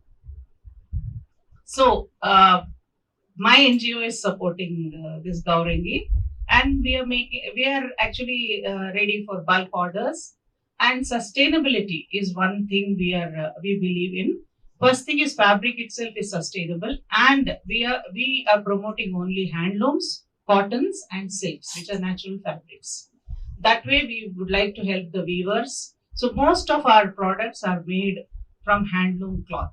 So we are making everything, right from bags to dinner mats, table runners, tea mats, all such creative things through fabric. Besides the usual kids' clothing and everything. 5 women are employed by me. 5 women are signed up who do freelancing. There are 2 masters also. We needed them for perfection in fineness in stitching. And still more women are waiting to be employed. So for that, there is need for funds. Now I call that as a startup. So this startup requires a lot of Social impact startup. Yes. So what we can do, we have got upcoming big event in September. We will give you a free stall in our exhibition, so that all your company can exhibit the products, whatever the products. All the decision makers will be coming. Most of the GCC company heads, they have a lot of money, CSR money, since you are eligible to get receive the CSR money. So those people will be attending. Apart from that, along with Vishal, you and Dr. Dina, I'm Sangeeta Verma. You work together, and we will approach one by one some of the GCC heads, how they can support through their companies these products, your food products, as well as whatever this thing. So one by one we'll try to this thing. Once it takes a shape, then I think everybody will start promoting. We'll start doing. In all our ISF, Mahesh, I'm telling you, we will distribute only the mementos coming from that NGO. The bags, we should use these bags, and that's why we are promoting their products. So you get in touch with him. Thank you so much. Not only here, wherever we go, we are going international. We're going to US, Jamaica, and all that. We'll distribute the mementos using only the bags coming from. Thank you so much. And I have We are answer confirming for your order, Dr. Sangeeta. your concerns, Sri Lakshmi. As a school educator, I would like to say that because of the bad trends in education, that is a lot of focus on science, engineering, you're losing that generation which received education like us.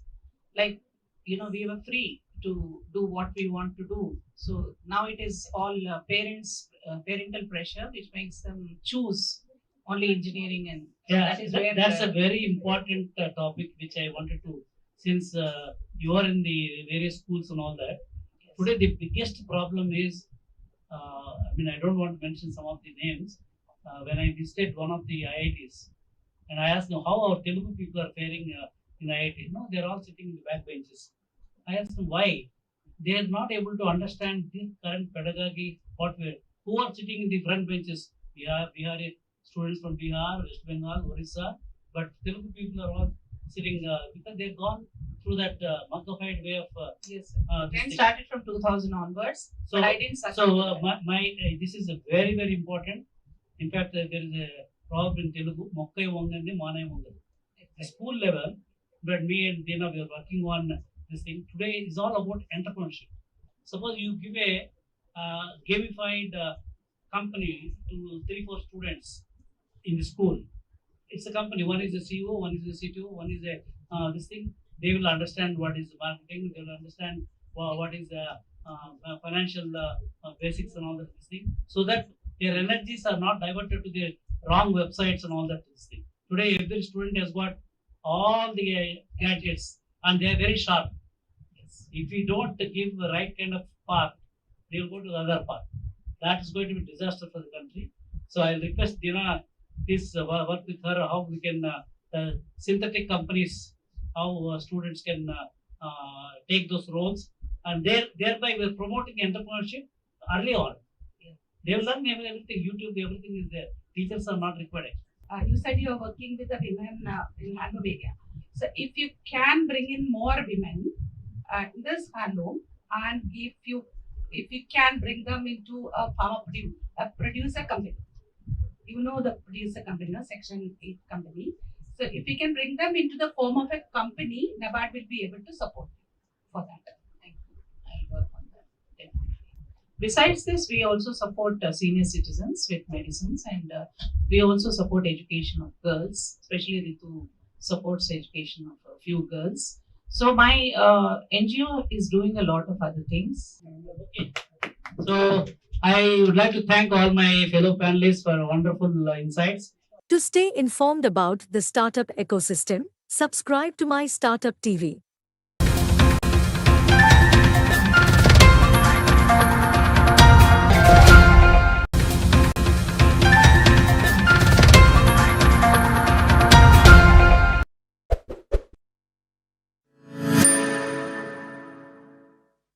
Okay, so I'll tell you a truth.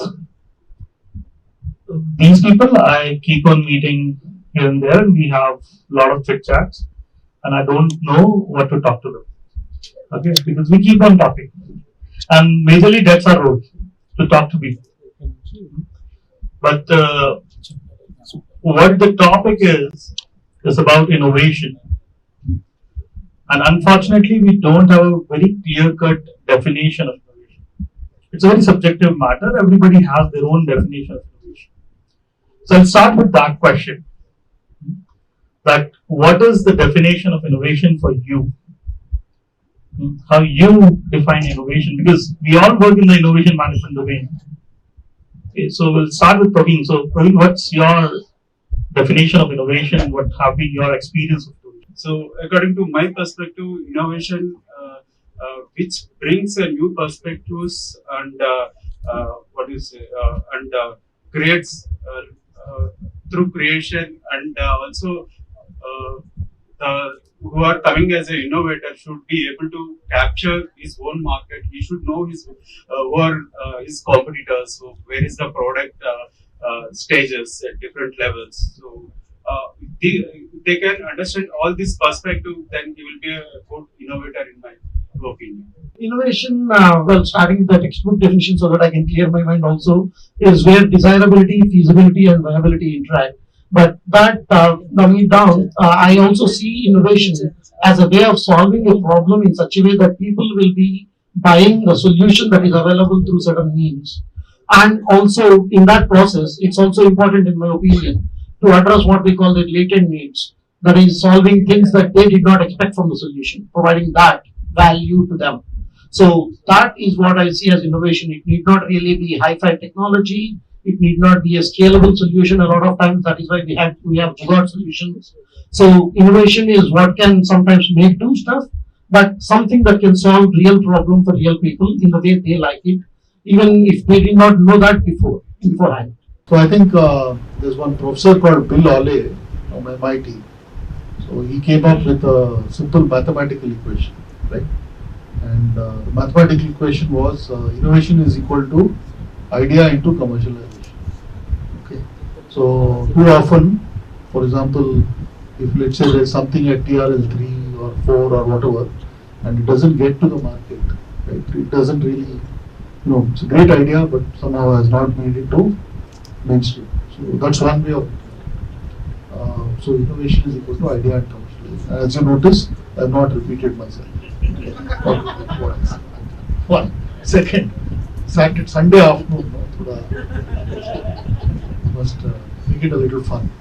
Second, I think is there's another phrasing which is actually taken from a very different context. So there used to be a US Secretary of State, a chap called Donald Rumsfeld. So for those of us old enough to remember, the Iraq War, 2000 something. So he came up with this framing called there are known problems, known solutions. There are known problems, there are unknown solutions.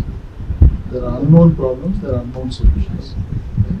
So innovation really happens in the bottom two categories, which is problems which exist. We know these problems exist, but we haven't found solutions. And there are other things which we don't know. I'll give you an example of the last one. So let's say in the last 120 years, right, thanks to, let's say, starting with the automobile, the aeroplane, whatever, a lot of things, a lot of innovations that happened, etc. It has also released a set of unintended consequences. We talk about climate change. Climate change was not required. No? Nobody was polluting anything. 120. There were only horse-driven carriages. So obviously there was no pollution. So these two categories, which is problems. When you break it up, you draw a grid. So that's what. So now we know what innovation is. So the next question comes: what drives innovation? What actually, because you work in an academic center, we work in an academic center, and we talk a lot about the skills, the education, everything is there, but still the innovation is not happening. What drives innovation? How to actually bring innovation in people's minds?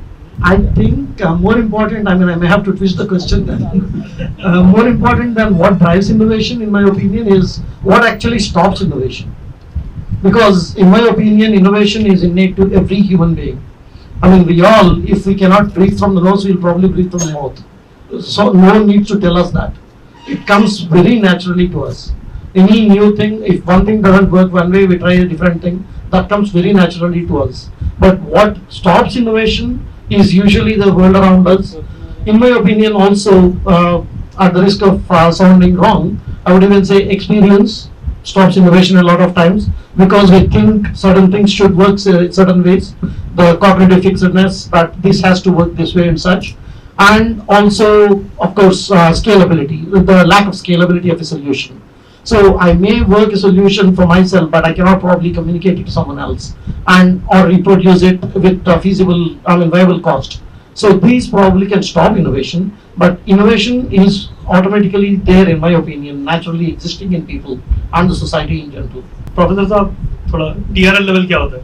First. So these technology readiness levels, these are the NASA defined parameters. For any type of product, there is a starting from TRL level 0 to 10. So that means from the ideation to the production and the product launch. The production starts at TRL level 9 and the product launch starts at 10. So where Tesla is a product level 10 stage. They are driverless cars and all this. It's a tier level 10 product.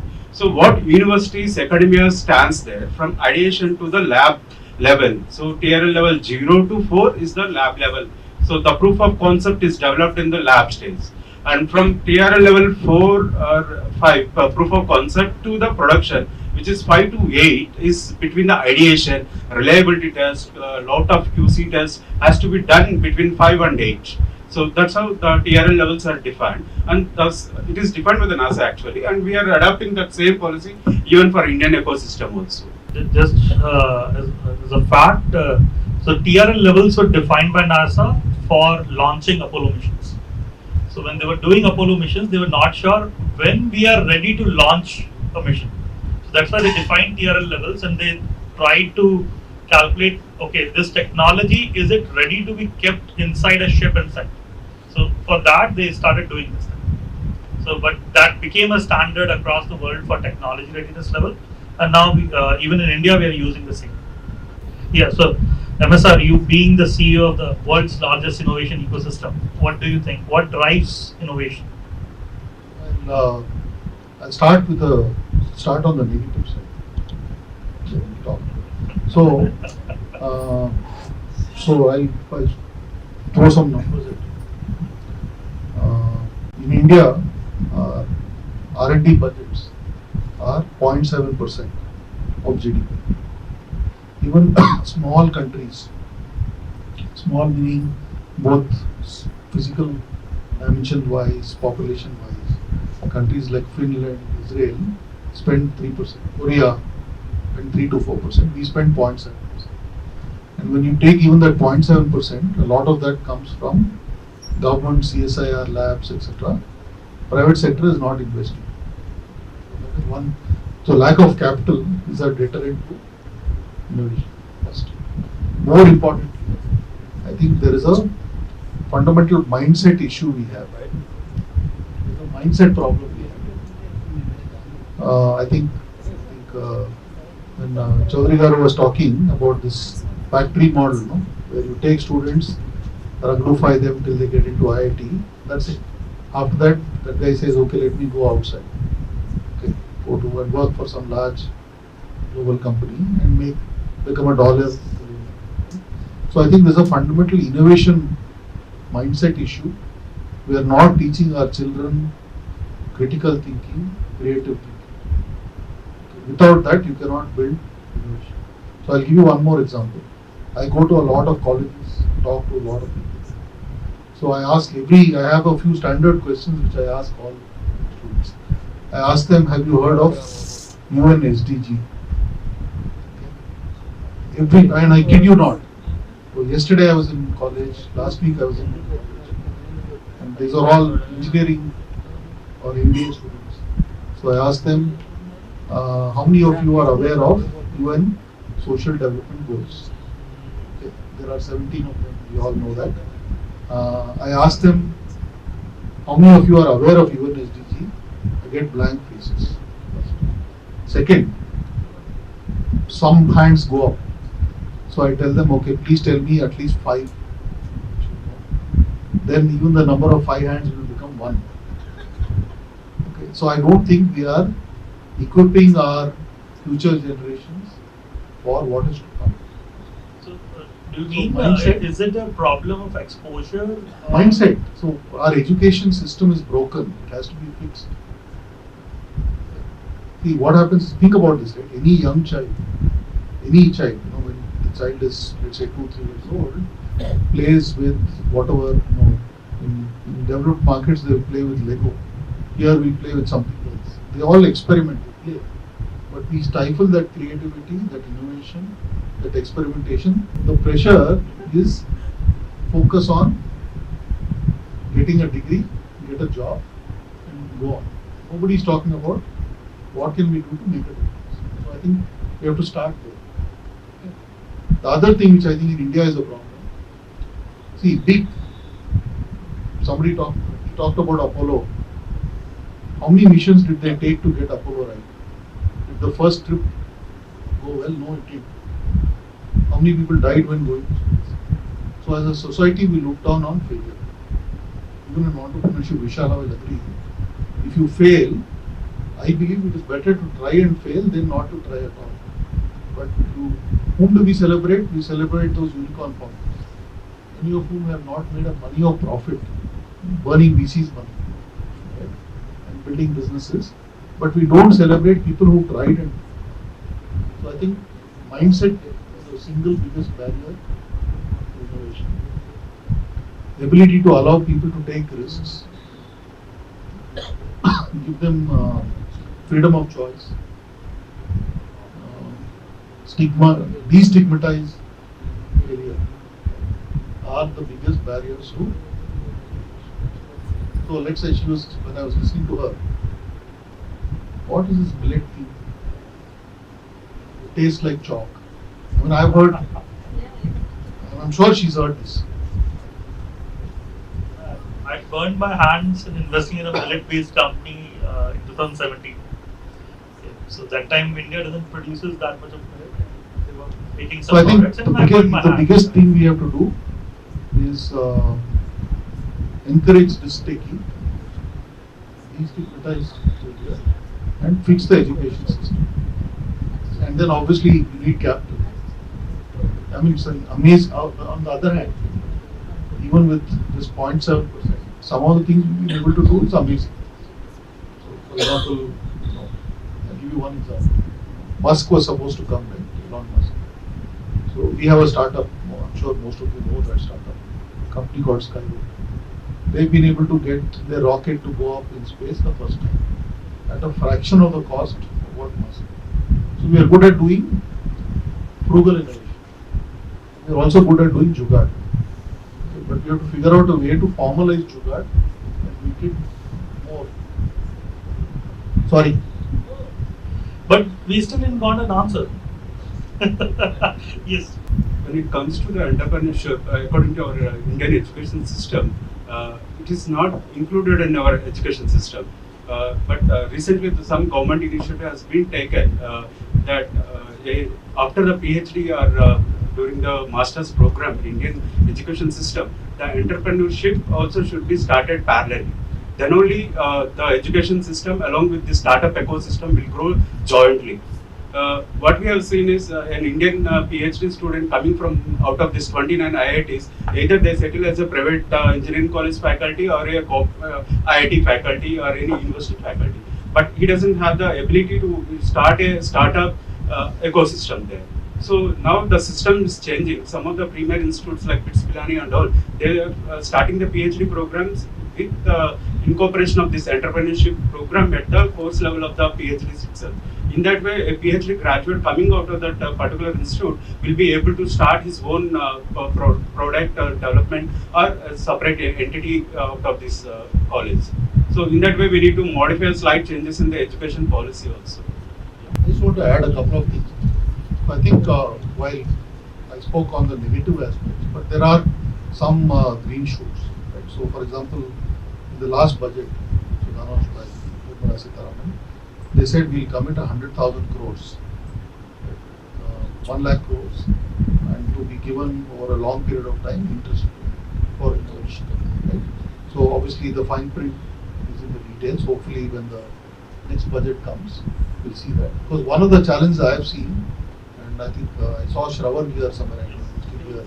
Yeah, so one of the challenges for, particularly for startups which are not, like someone says I'll deliver something in 10 minutes. Okay, good. But, is it a fundamental innovation? I don't think. It is an incremental innovation. You're doing logistics better, you're doing sourcing better, and all of that. But someone who's saying I'll solve real problems. So I think that is a welcome move. The fact that they are saying we'll give you money at very low. We'll have to see how the execution and rollout will happen. The second thing is also in terms of, unfortunately, the VC ecosystem. Right? Again, while we're all very happy, I think Jay Garu keeps talking about unicorns. I have a difference of opinion on that. We'll talk about it offline. But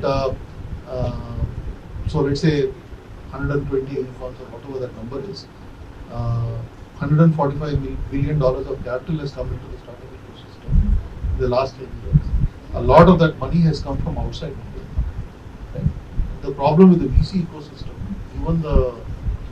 given the nature of the funds, so a fund typically has, say, a 7-year life or an 8-year life or whatever. The kind of, let's say, if you're doing a healthcare device, for example, just the whole process of from idea to clinical trial to certification, CE, FDA, blah blah, is a 3-4 year journey. Right? And so, in terms of, because there's a lack of patient capital, okay, we are also not going to have what, for example, they were able to do with Stanford or something. So, Sir, on the same lines, I can give you a counter example. When we talk about Silicon Valley, and the whole thing came from there. They have a very mature system. India has only seen one cycle of investments. There is only one larger exit India had seen, that's Flipkart. And we can see how the whole exit of Flipkart introduced a lot of money in the market, a lot of confidence in the investors to put more money in the market. Whereas US have seen 3 or 4 such cycles. So that's why they now can have that kind of a patient capital and those kind of funds. And it is good that now the government can have that patient, like as an individual investor, we are not that mature that we can have that kind of patient capital. But government can put in that. I think that is what the government is trying to do. That's a good move. But we have to accept it that we are in a very, very nascent stage of this whole startup ecosystem. Then what do you think? Is every innovator an entrepreneur or any entrepreneur an innovator? Or is there to be a clear-cut bifurcation? I don't think the bifurcation is very clear, but there are two different entities where there is definitely considerable overlap is what I would say. But after seeing a few questions from the audience and also extending on what the panelists said, I am coming from the education sector, which is quote unquote broken, like Mr. Sir said. And part of what I am going to say now is going to be my personal opinion, and part is probably going to say what Rigyan Jyoti is doing. We are going to have a big revelation. The disclaimer has came. Yes, So I think we are, as a country, have been a middle class run society right now for the last 10 years at least. And that middle class mentality, even if someone is a crorepati, if they grew up middle class, they'll continue to have the middle class mentality, which has been, well, historically even by Karl Marx, called bourgeois, which was a stoppage for all kinds of development. That is the middle class that we are talking about. They are by nature risk averse. And that, unfortunate or fortunate, we have now, the whole country is experiencing pretty much that is what I see.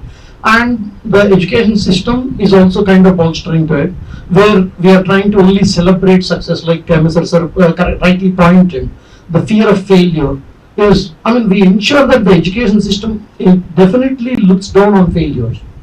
And there is no way, I was actually asking Mr. Jayesh Ranjan in one of the panels earlier, that when he was the in-charge VC of JNTU Hyderabad, I asked him, you are the principal secretary of IT and also the in-charge VC, so this is a good question. I'll not get into the answer part right now, but my question is still valid. And that is, well, I teach entrepreneurship. I was teaching entrepreneurship at that time. We designed the syllabus in such a way that it can actually be conducted with students' ideas, pitching and a jury panel and such. But it was supposed to be a theory exam, according to the academics regulation that was already finalized by the university. So how can I now let my students be creative, come up there with their ideas, draw their canvases and everything. But then when they go and sit in the exam hall, they have to choose this or that question from unit 1 and then A or B questions from unit 2 and such. So this is where there is a large disconnect. How we teach and how we evaluate are two different things. And the unpopular opinion, purely personally mine, is today we have more of an examination system than an education system. We are ensuring that our examinations prepare people for jobs. And it actually, to me, at least as a teacher, unconventional as I am, I don't know why I should prepare students to meet the industry needs. I'm supposed to educate students so that they can grow. not because they have to fit into some jobs. And that is where I see a large disconnect again. So the jobs are already there, the companies are already there, and they need certain things to be done, so they need certain skills to be taught, and they'll tell us and we teach those. And again, of course, they fall short because that's not what exactly the industry wants, because well, I started teaching 4 years ago and now the industry is something else.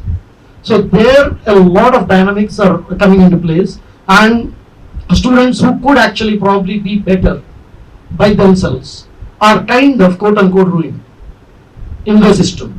And this is where I also use the term creative courage with my students when I teach design thinking. I tell them, as kids, we probably, all of us here, we probably were courageous enough to draw an animal and convince people that it was a horse. It probably never looked like a horse, but we made people could tell that that is a horse. That creative courage is gone. We now keep put them in such a position where they keep second guessing themselves if they are doing it right or wrong or what. So this is again adding to the risk-averse nature that we actually directly or indirectly put on them. But like ma'am said, I would definitely say I'm glad there are parents like you, ma'am. Thank you, where you want to encourage your kids to explore entrepreneurship as a child. But again, today's generation, while I did a lot of blaming on the previous generations, today's generation is also influenced by people we don't even know, people they don't even know. We call them influencers.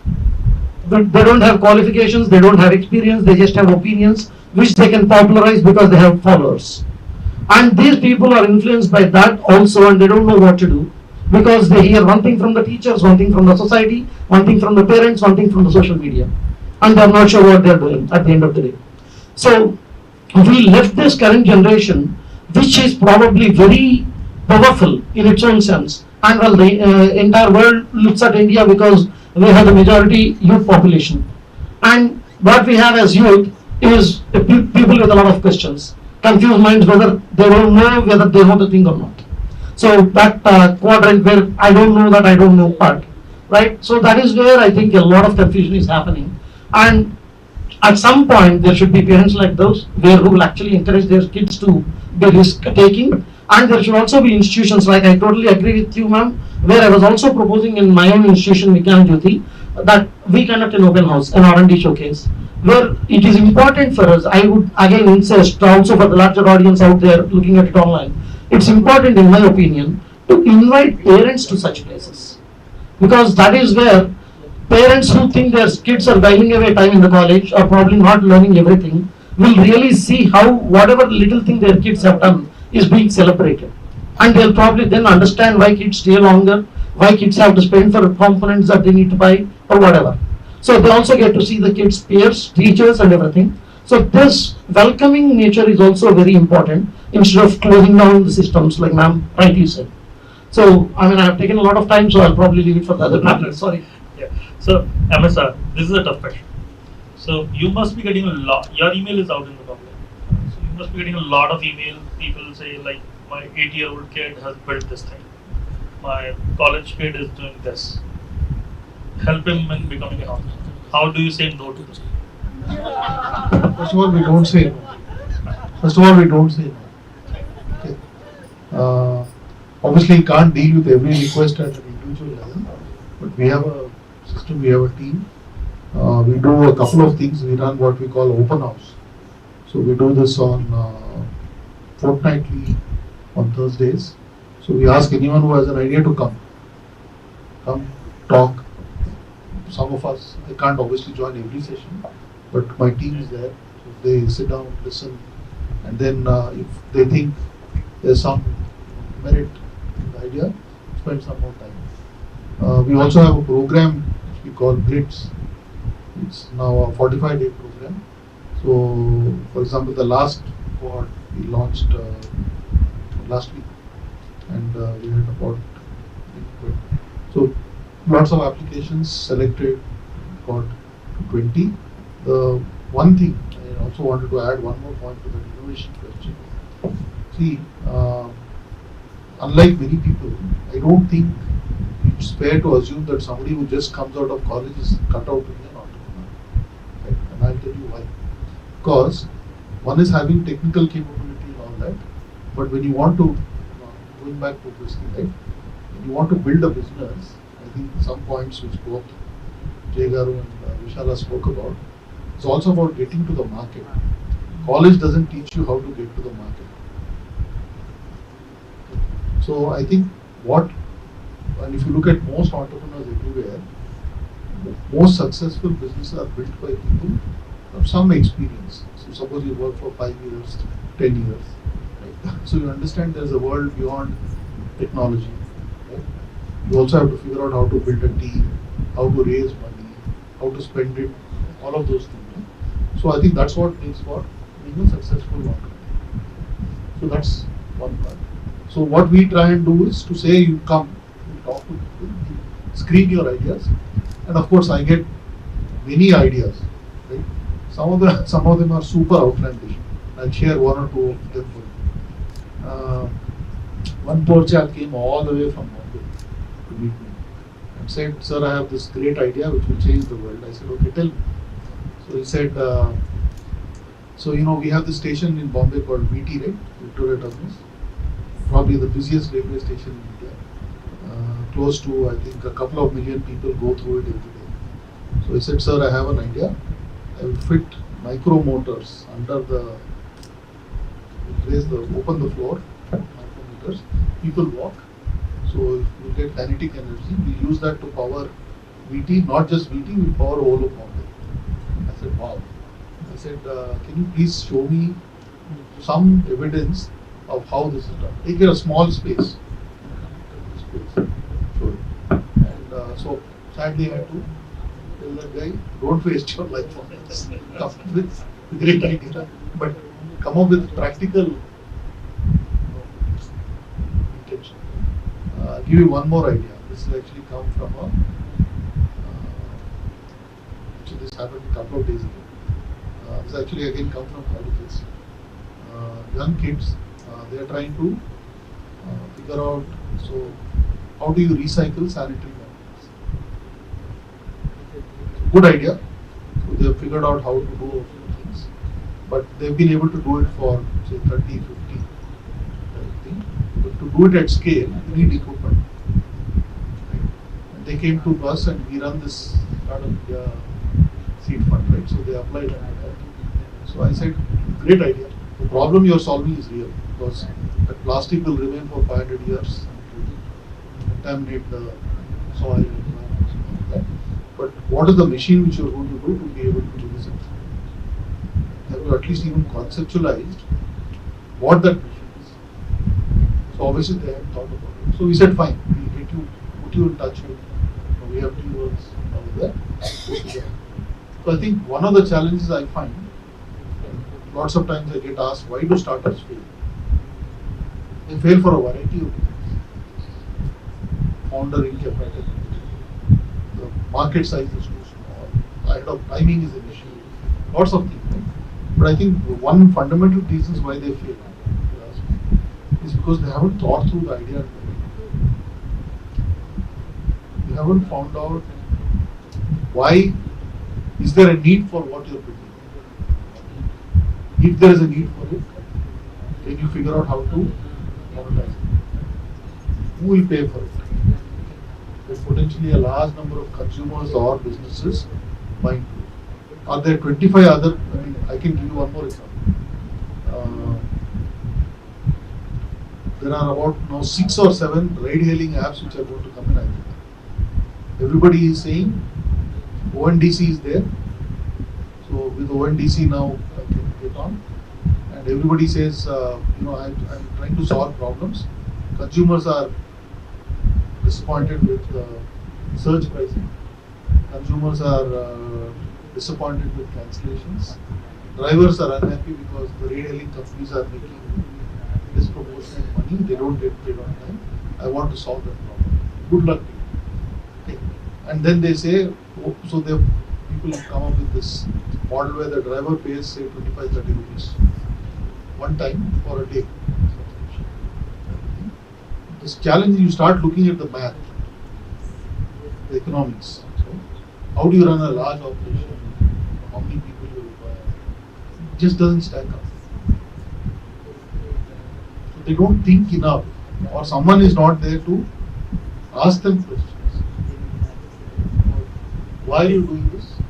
And simple question about why will you win? So this is going to be probably my last question.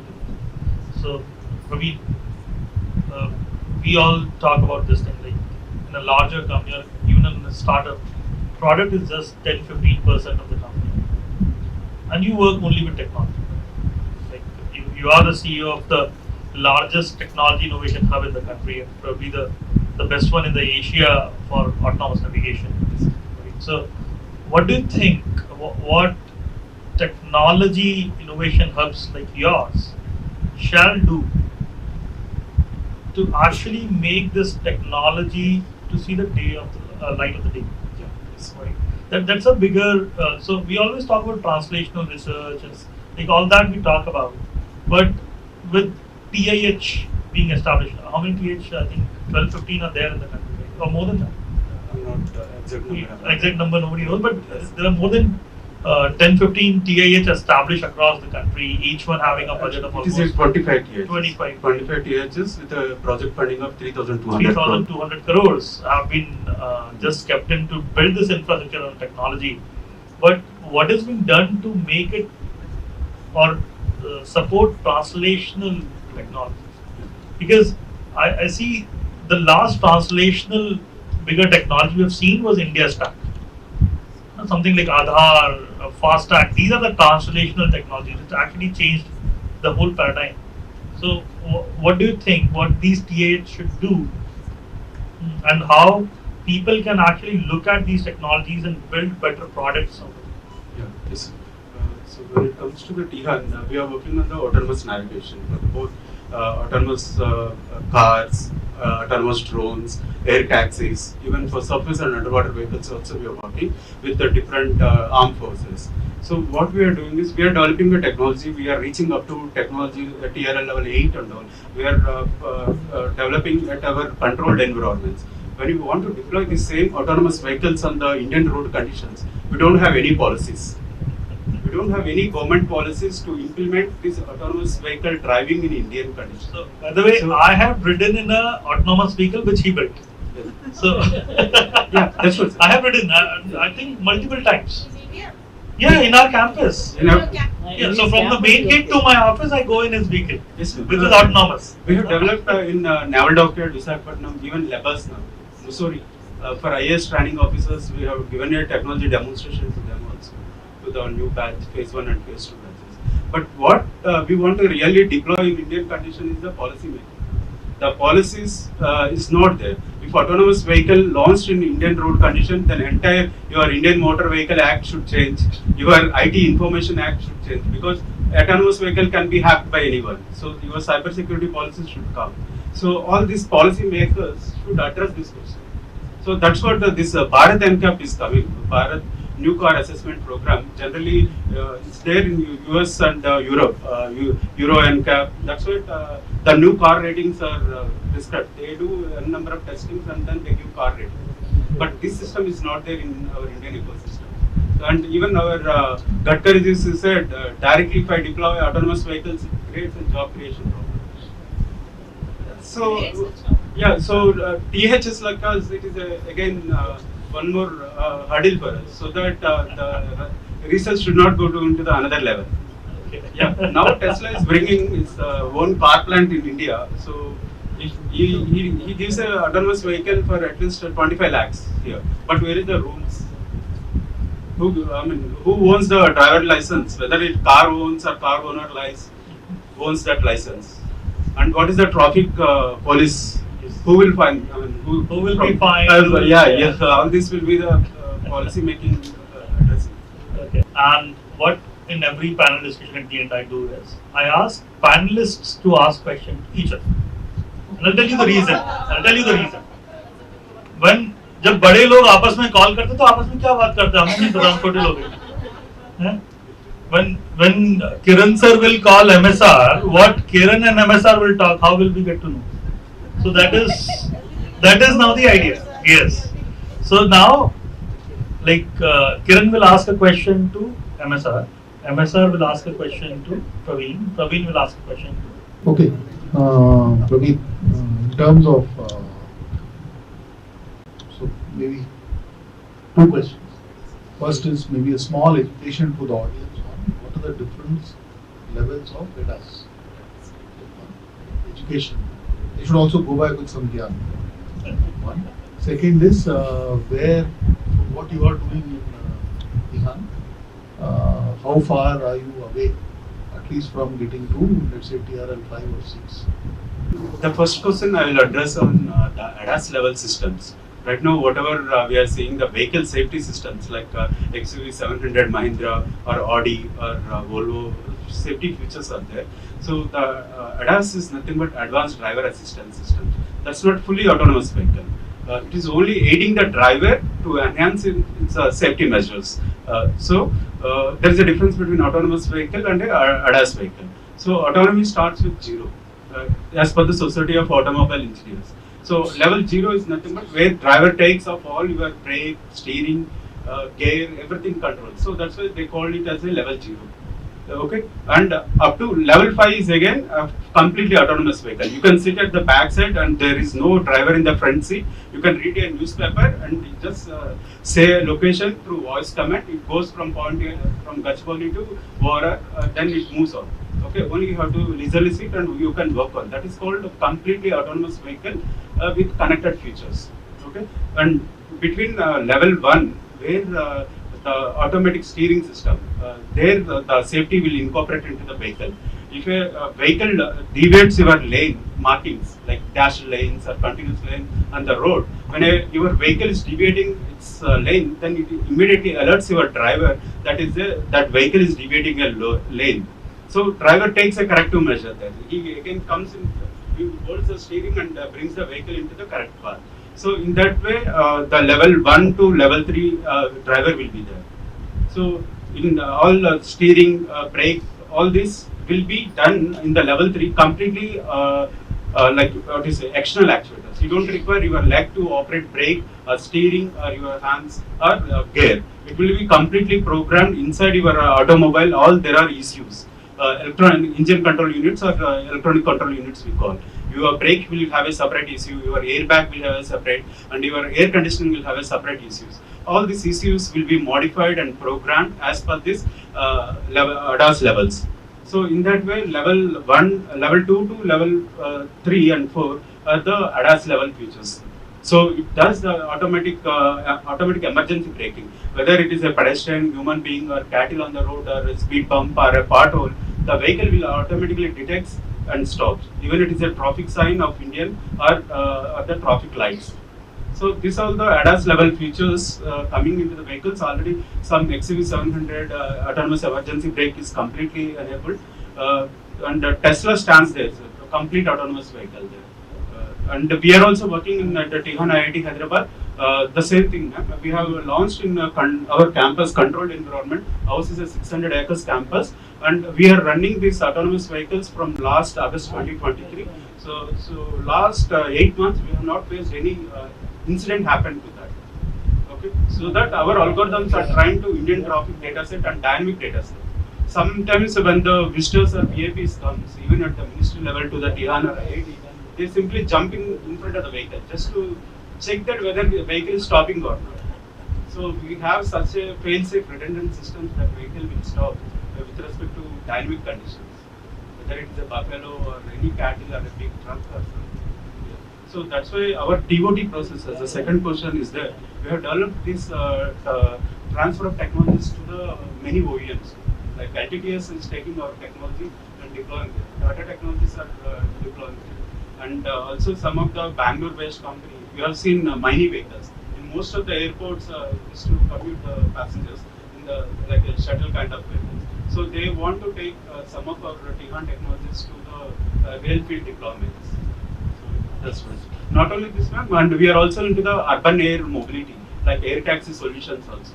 So we have done some proof of concepts levels also. It is in the level of TRL level 6, and we are going to scale up also. We have done some NSF proposals also, sir, to National Science Foundation and USISTF, Endowment Fund also, both Indian and US. So US government is funding some up to some level, and we are developing that complete solution. Right now, even Indigo is planning an air taxi from Delhi to Gurgaon.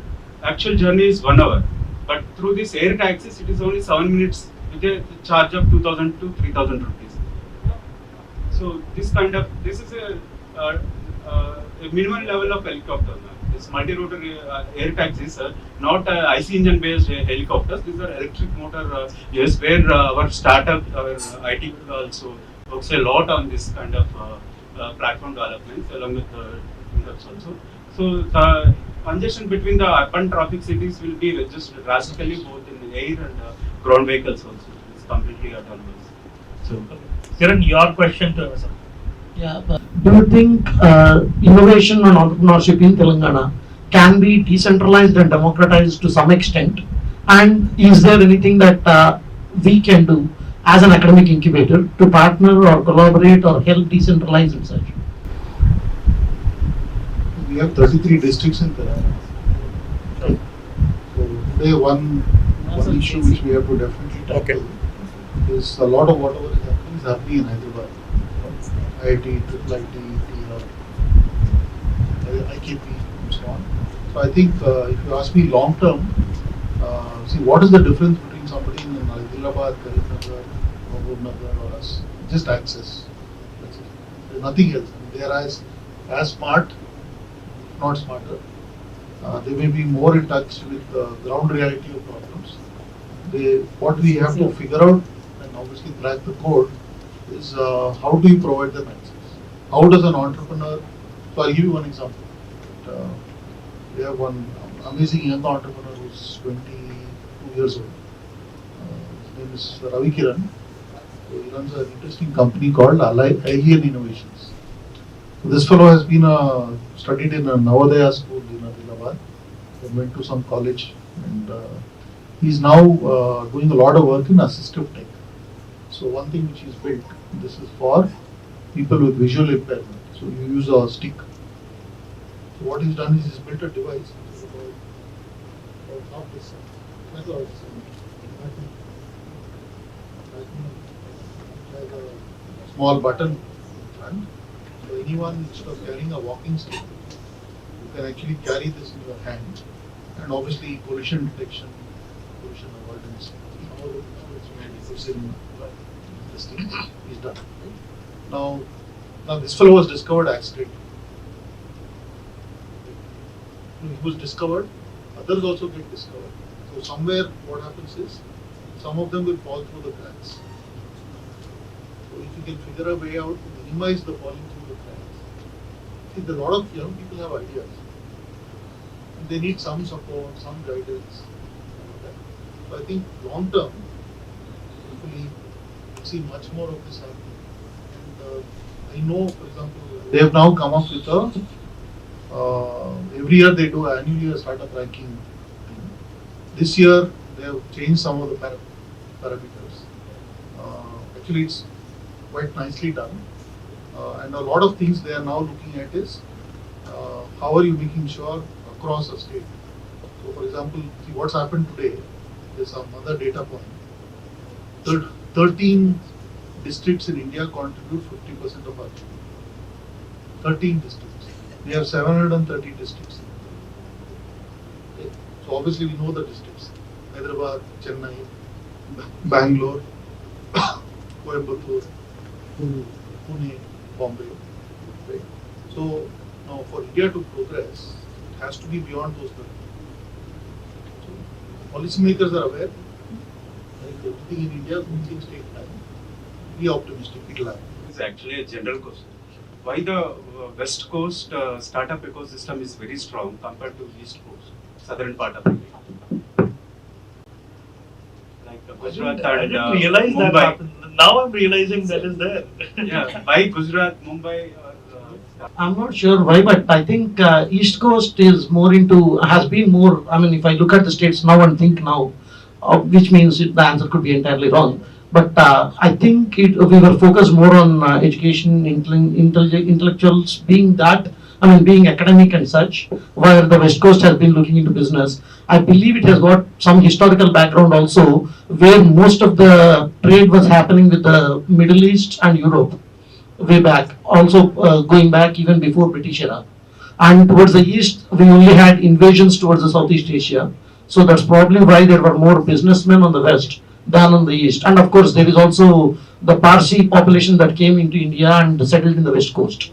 That's probably the reason, in my opinion, if I think right now, at the top of my head. And again, even in Telangana is getting prominent more, but not why not Kerala and Tamil Nadu and other parts? So I think Because we have MSR only. no, I think all see again.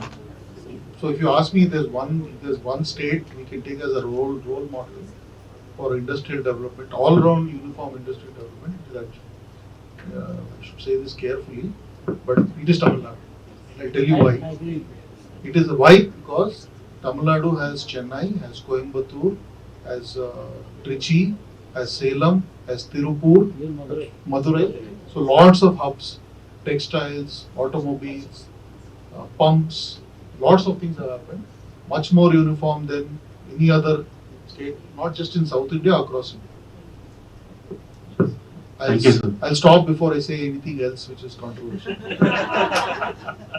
Okay, so with this we end the discussion. You have been a very lovely audience. Thanks a lot for all your time on a Sunday evening. Thanks a lot, everyone. Thank you. To stay informed about the startup ecosystem, subscribe to My Startup TV.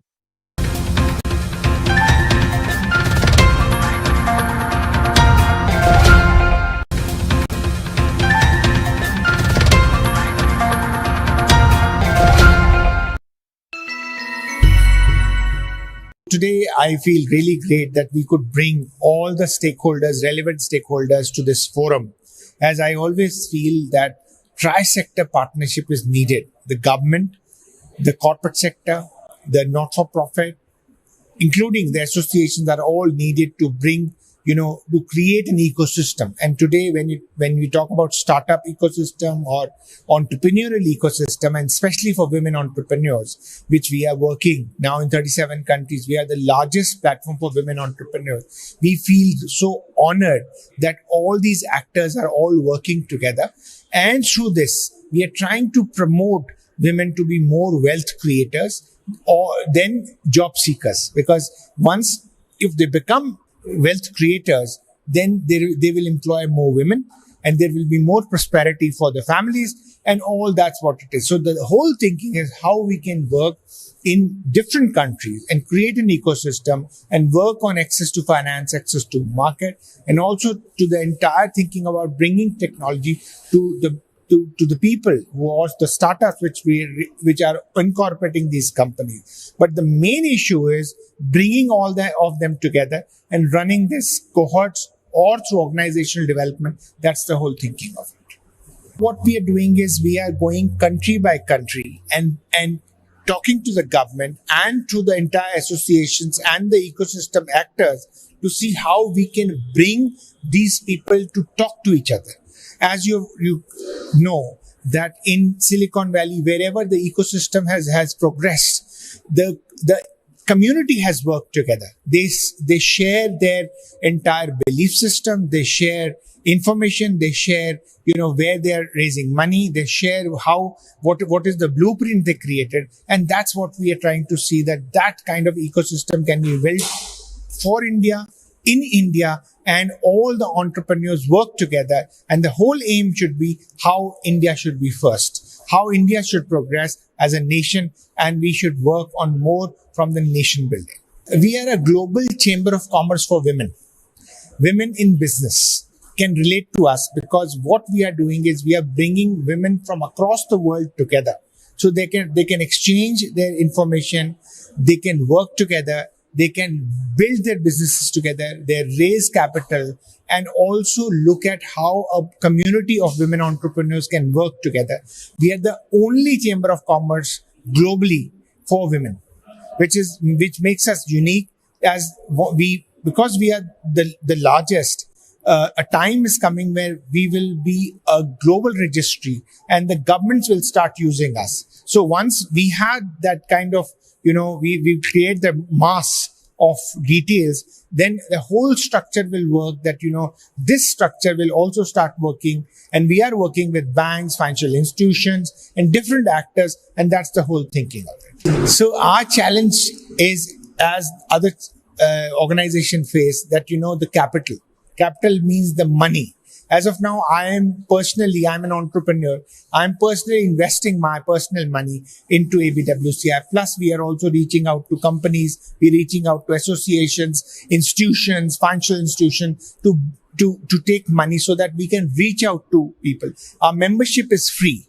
So we are trying to bring more mass into our organization so that more women can get the benefit of the tenders, events, and also the community, the cohorts. That is really important from that perspective. So that's what we are trying to build. But as to also stress and to reinforce, we are the only global chamber of commerce for women, and there is no parallel to it. So the task is uphill, but we are trying to work together. So we are urging more volunteers, more funding organizations, everyone to come together and work with us, because we have the platform and we have the numbers to really work with them to look at all that. So that's what ABWCI is. And we are very, very fortunate to have all our actors working together. To stay informed about the startup ecosystem, subscribe to MyStartupTV.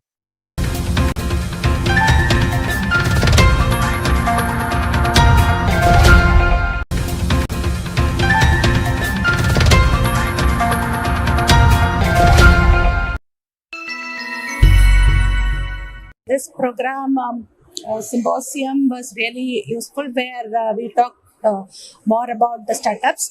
So since NABARD is an active player in the startup ecosystem, so the symposium gave us an opportunity to highlight the initiatives of NABARD in their startup ecosystem.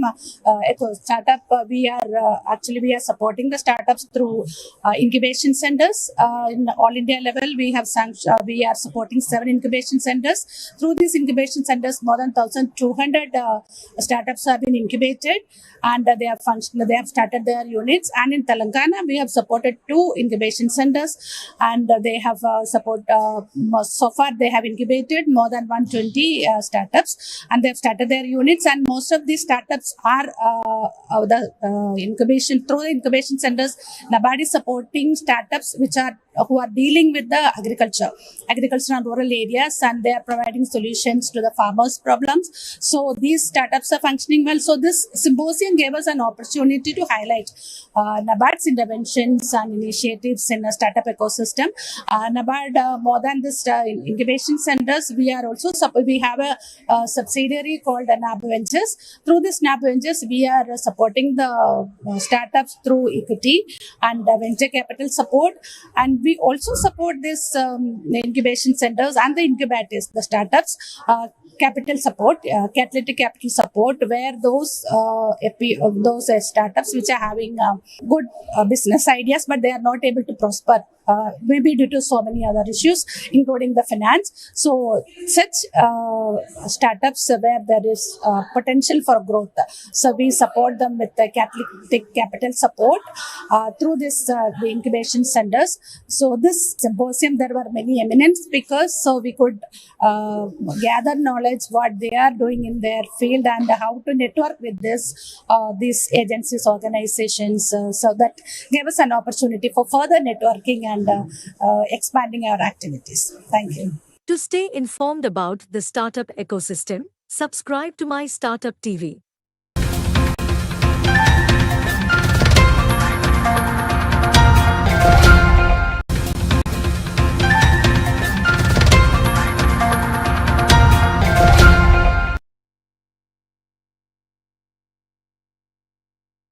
India is now moving beyond simply acquiring technology, but we are trying to put together an ecosystem where it is conceived, developed, and deployed right here on Indian soil. We are privileged to have been involved with the IDEX program for the last 6 years. And currently, at this point of time, we are working with over 40 startups, and they are cumulatively solving in the IDEX program. These startups are a range of sectors. We have startups in drones, in anti-drones, in radar simulators, in cybersecurity, in control systems, jammers, electro-optics, material science, and so on. So we've long felt the need for bringing together a forum where all the relevant stakeholders, which is policymakers represented by the government, both local and central, the public sector units, the armed forces, corporates, startups, funding entities, academia, industry associations come together along with our partners from overseas under one roof and look at how do we build a truly scalable global ecosystem where not just meeting the needs of India, but also potentially, we all know that our exports in defense have scaled up to 21,000 crores last year, and I think there's an ambitious target of getting that to 1 lakh crores by 2030. We believe the interactions today will spark new collaborations, ignite entrepreneurial journeys, and redefine India's capabilities. I'd like to thank Dr.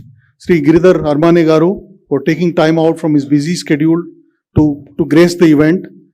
I'd like to thank all the dignitaries who have taken time off. I'd like to thank all the corporate leaders who have been here today, and of course all our startups and innovators. We have a busy schedule ahead of us. We are launching the T-Hub Defense Vertical.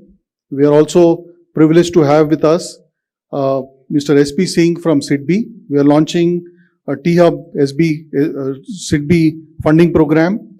We are also launching an MOU with Kavach, which is going to be a defense fund by Mount Tech.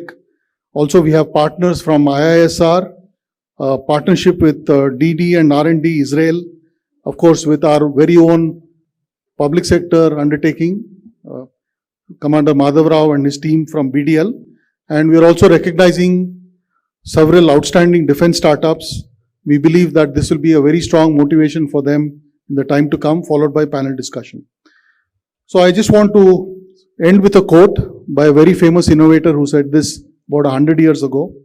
He said, "Coming together is the beginning, keeping together is progress, and working together is success."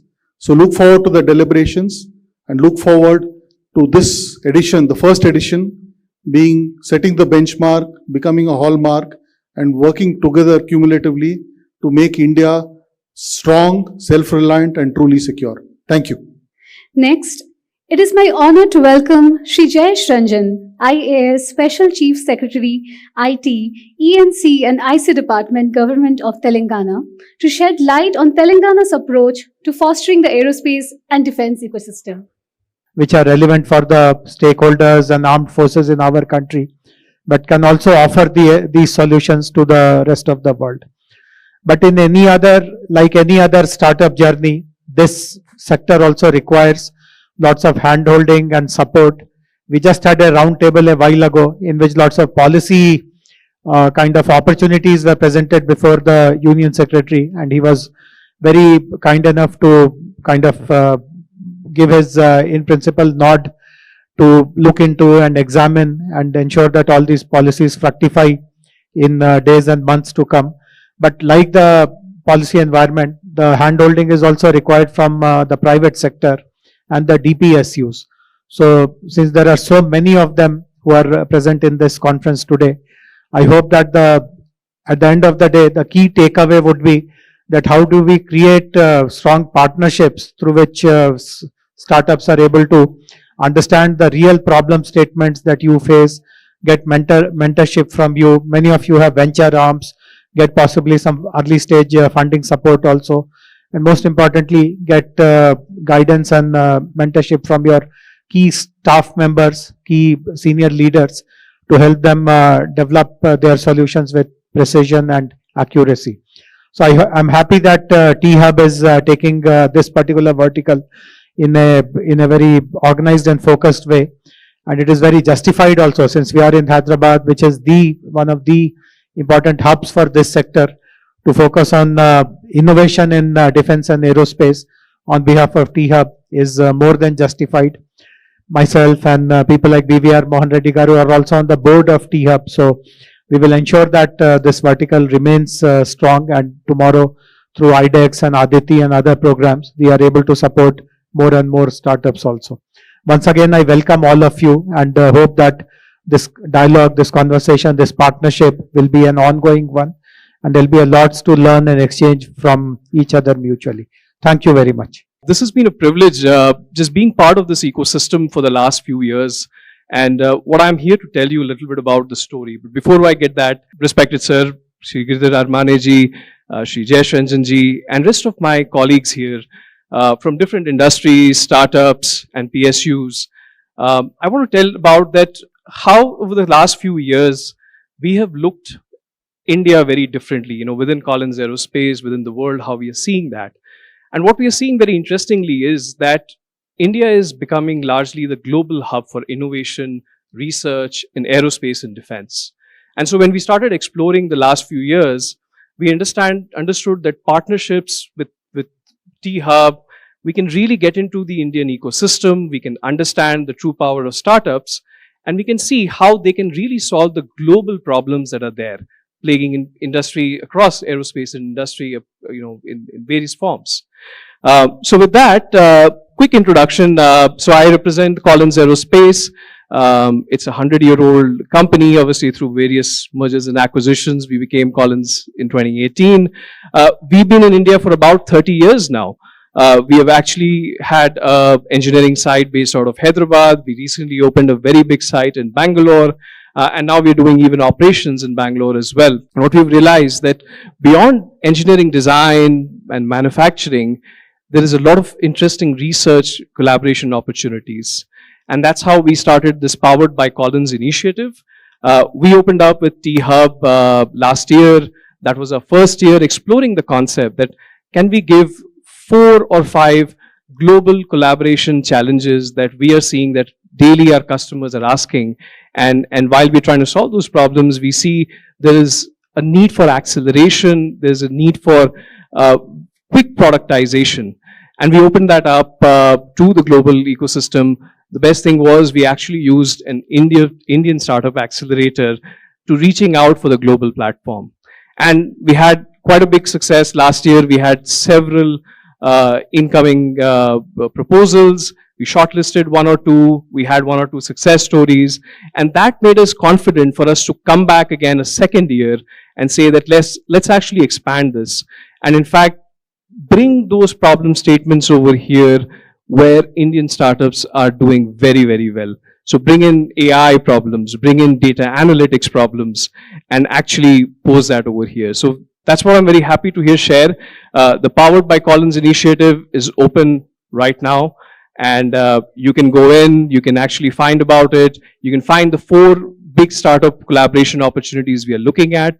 And all we're really requesting you is through that, give us an introduction of how you think these problems can be solved. And then let's convene with some of the business owners, some of the people who have actually created those challenges and work together.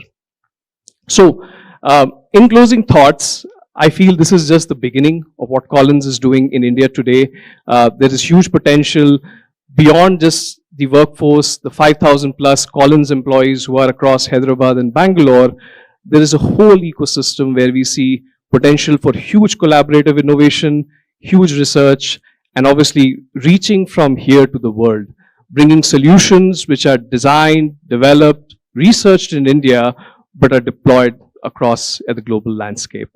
The presence of so many startups, the innovators here, makes the visit to Hyderabad very fruitful one. So far, procurement has been looked at bringing some very costly high technology equipment from abroad for the forces.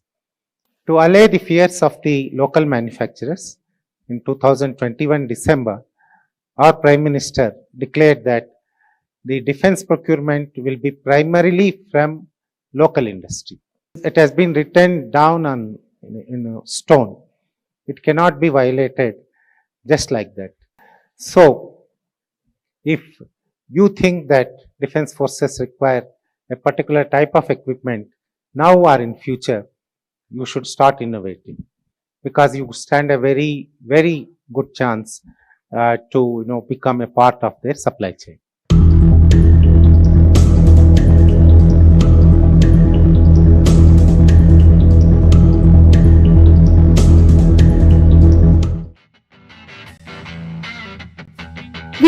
like to express our heartfelt gratitude and take the privilege to felicitate our esteemed guest, Shri Giridhar Armane, IAS Defence Secretary of India, for gracing us with his presence today.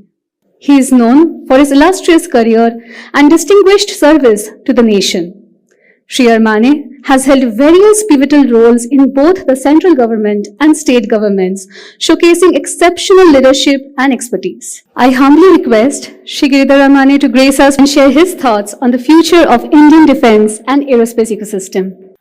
I am thankful to T-Hub, Jayesh Ranjan, Srinivas Rao Garu, and the Anthony and his team of the dynamic T-Hub team here. Reddy Garu is here, Satish is here, and many important defense sector industry leaders are here. Hyderabad is a beautiful city. It's always a pleasure to be here. And also the presence of so many startups, the innovators here makes the visit to Hyderabad very fruitful one. I would like to divide my comments into three parts. Firstly, I would like to tell you about the initiatives taken by government in procurement reforms. Secondly, in the innovative ecosystem reforms. Thirdly, quality reforms. Lastly, I would conclude by expressing what Government of India expects from the innovative ecosystem in the country. Firstly, coming to the procurement reforms. So far, procurement has been looked at bringing some very costly high technology equipment from abroad for the forces. To allay the fears of the local manufacturers, in 2021 December, our Prime Minister declared that the defense procurement will be primarily from local industry. Imports will be an exception. So it has been written down on stone. It cannot be violated just like that. Any exception has to be approved by the Defense Minister himself, and if it required, it goes to the cabinet. So, if you think that defense forces require a particular type of equipment now or in future, you should start innovating, because you stand a very, very good chance to become a part of their supply chain. The second important thing which is done is that we have ensured that the procurement process itself is speeded up. It's delegated to various levels. Now, you have seen the emergency procurement recently. More than 100 contracts have been signed in a period of 6 months to 8 months, and many supplies also are taking place. Several of these are purely Indian designed, developed and manufactured. Similarly, we have the Make 1 and Make 2 programs also, where last year 2022-23 we have concluded more than 80 contracts with the local manufacturers. These can be very top order equipment like the tanks and infantry combat vehicles, and it can also be smaller equipment like spare parts, components of the various platforms we are using. Thirdly, in Make programs, that is Indian designed and developed manufacturing in India equipment, we are ensuring that orders are placed soon after the development is completed. In fact, the Make 1 and Make 2 programs are tied with the secure orders. Make 3, which also looks at technology transfer and manufacturing in India, is also tied to the guaranteed orders. So, in terms of ensuring that whoever designs and develops in the country is rewarded adequately, reforms are already in place to ensure that they get the returns. The next most important reform is that we are requiring each and every critical technology required for these platforms which our forces are procuring are designed and developed in India. Normally, what used to happen previously is that there will be several Indian companies manufacturing parts, components, but the company which gets the order for entire platform used to import several of these components from abroad, despite having the local alternative. So we ensured that now, as per the new rules, the critical technologies have to be sourced from India. If they are already available, if they are not available, they have to be developed and manufactured in India. This is a major change. Why? Because so far, indigenous technology means it used to be labor component, it used to be the maintenance component, it used to be the documentation, it used to be the training. It never used to be the critical technology. It can be the metal bending, riveting, and those kind of low technology equipment, but it never was high-end avionics or electronic systems, IT systems, etc., which used to be very critical. What happens is that if we buy the IT systems, the software of these platforms from abroad, we are constantly dependent upon the foreign suppliers. The Indian supplier never gets a chance to supply. Those things are a thing of the past now. Now we have mandated that the IDDM means it shall be designed and developed in India. It has to be manufactured in India. Next, I will come to the innovative system reforms. We had IDEX program in 2018-19 that itself was a very great revolution. In fact, it for the first time established a very simple process to ensure that the innovators are given some support, some mentorship, some hand holding, and also a small amount of grant. It used to be 1.5 crores. Later it was increased to 10 crores. Now, recently we have ensured that these innovators, these young people who have started the companies are also assured of the orders. They progress to the orders in a seamless fashion. It is not a very cumbersome process of going through several rounds of quality checks, etc. Because we are asking you to develop a particular technology, we agreed with you what it will perform, and you have developed according to that. The procurement from these companies has been simplified a lot. In fact, one of the officers from the services, Navy, Air Force or Army, will handhold you and ensure that the procurement process is also completed. One more important, very important change has been brought about. That is the spiral development. So far, we prescribe SQR, service quality requirements, at a particular level. It has to fly, if it's a drone, it has to fly up to 10,000 feet. If it flies up to 9,500 feet, we used to say, no, you have not met the SQR, so we cannot procure. Similar restrictions were there in many other requirements. So what we now say is that if you meet, say, 70% of the requirement, okay, we will place order for so many units. You still have a chance to increase it to the 10,000 feet and come back to us so that we can procure from you the remaining quantity.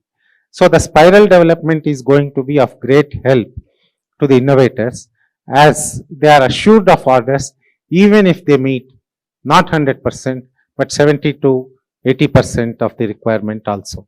This will ensure that you will not suffer in future. We are also thinking of doing one more thing. Just now, some of the people I interacted with told me that the initial seed capital is okay. You may give 1.5 crore, 10 crore or 25 crores, but the matching grant is causing a serious problem. We want to solve that.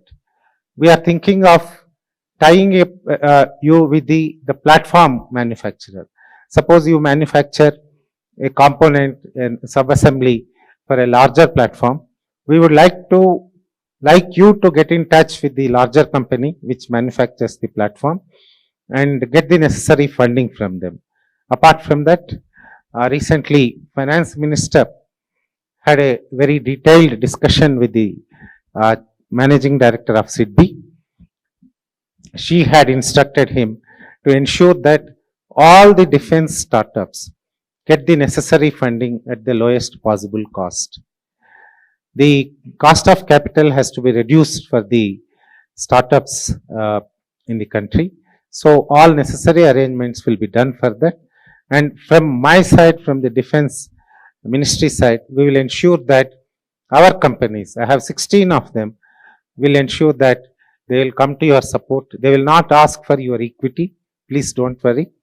They will extend you in terms of a interest-free loan if you are developing a part, a subsystem, a component which will go into the platform they are manufacturing. I request other industry representatives here. I have representatives of Tata, Mahindra, Boeing, Safran, very large companies are present here. I would also request them to handhold the startups, and they have been doing it. In fact, when Honorable Prime Minister went to US last June, he took along with him a large number of the startup innovators. There, he personally ensured that they get the necessary support from the American industry ecosystem. Just before he reached there, he had asked me to organize an event where Indian startups get an exposure to the American defense industry. So we had organized that Indus-X symposium there, where many top US companies had interacted with Indian startups and have given several orders to these companies. So in terms of connect between industry, the established industry, which get most of the large orders, and the startups which provide the critical technologies needed, has been already started, and I hope it will, in times to come, will become very, very strong and be mutually beneficial to the large corporates as well as the startups. Now I come to the third important reform which government has undertaken recently, is the quality reforms. Quality control and quality assurance are very key to defense industry. You understand, one particular batch of ammunition which resulted in poor quality has caused the death of many soldiers a few years ago, 3-4 years ago. So quality control is to be given topmost importance in all the defense related manufacturing processes.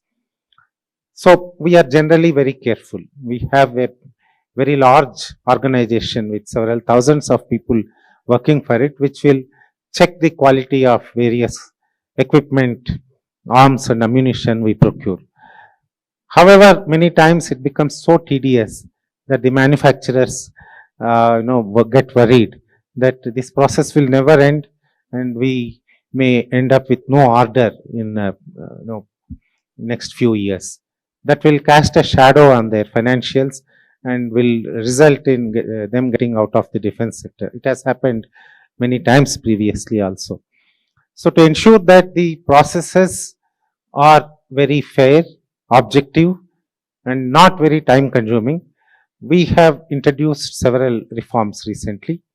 Firstly, we are providing a single window system for quality control. So far we have been asking the manufacturers to go around several of the laboratories, several of the offices to get each of the systems to be certified. Now we say that if you are manufacturing, say, a battle tank, you can go to only one office and get all the systems certified through that office. He will handhold you. He will take forward the certification process on his own. There will not be multiple visits to multiple offices. The second important thing is the remote and virtual quality control. Now we have huge developments in IT and instrumentation. Many of you are fully aware of it, which will enable us to do the quality control, quality assurance work sitting in a remote area. There is no need to physically be present. Right now, I have deployed several hundreds of my officers in these companies, manufacturing companies. I would like to get out of these offices, maybe In a central office, they can sit and watch what is being done in these offices through remotely operated cameras, etc. A part of this is also the automated quality control processes. Many of the machines these days come with the recording of the parameters of the goods being manufactured. They can be read and understood clearly whether the processes are proper or not from a remote location. That also has been enabled now, and many companies are already utilizing this. And lastly, in this series of reforms is the self-certification.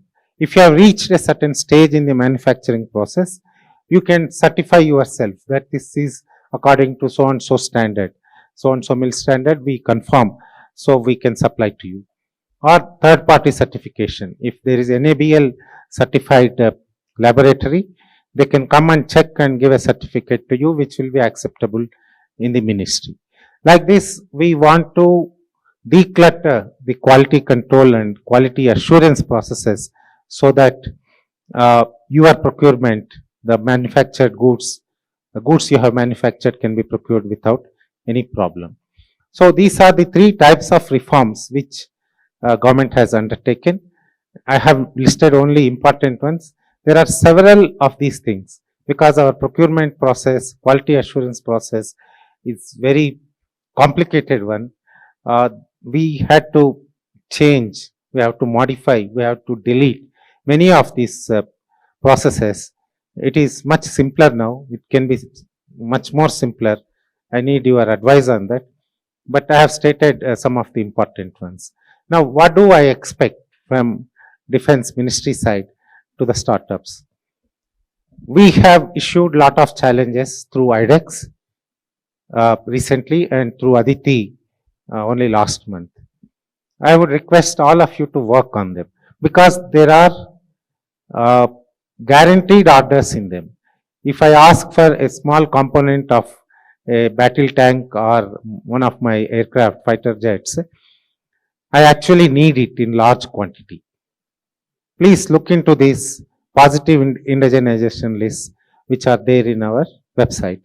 Similarly, the challenges are needed for actual life uses. We need to deploy these equipment as soon as you make them ready.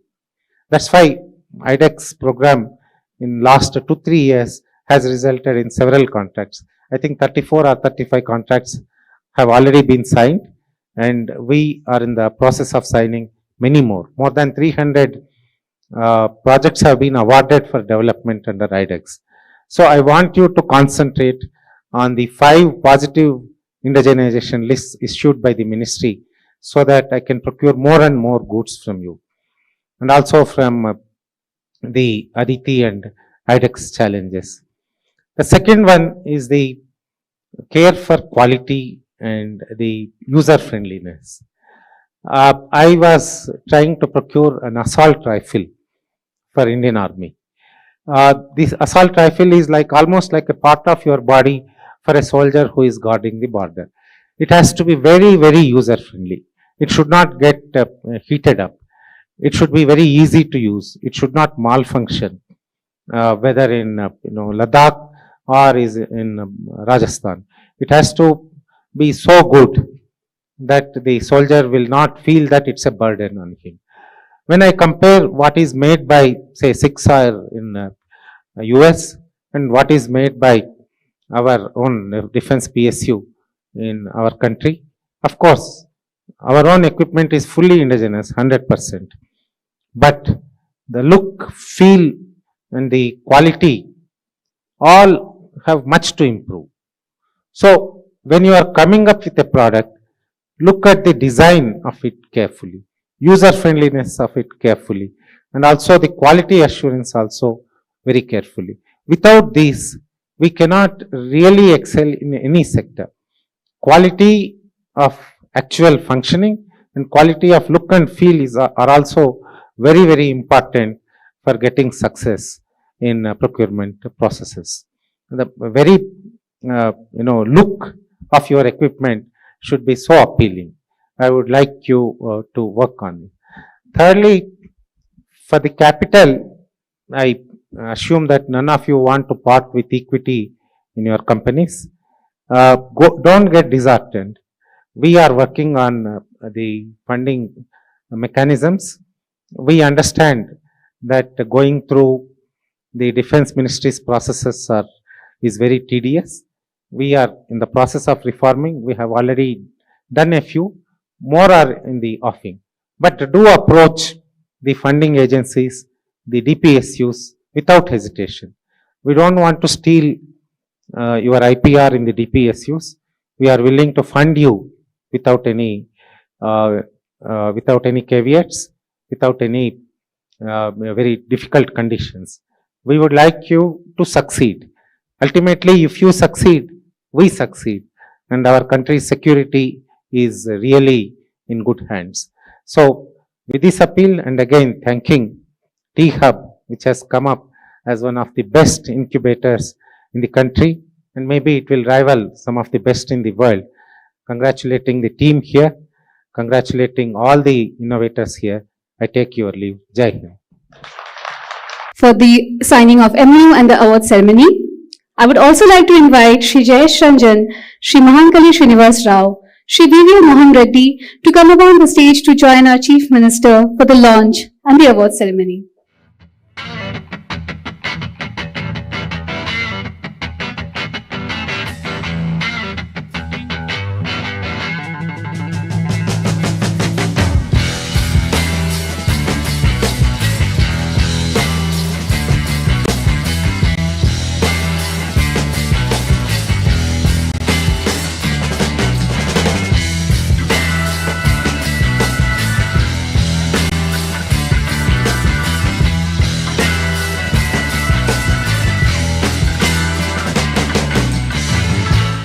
I was asked to speak about opportunities for startups in defense innovations. Let me start by giving you one example that although I was part of a large corporate, I started as a startup. I joined that company in 2010. I was the first person to join in the defense group. Today, this year, we should, along with my subsidiaries, do about 1700 crores of business. And 1300 crores out of that is exports outside India. And Defense Secretary did mention about the quality of products. I can assure you, sir, the guns which we are exported are better looking than any other gun in the world. And we believe we have a word beater. So we can assure you on the quality. But my talk today is more towards the people who are sitting in this hall. The recent geostrategic happenings have brought out two lessons. First and the foremost is that in times of war, you cannot depend somebody else to take care of your backside.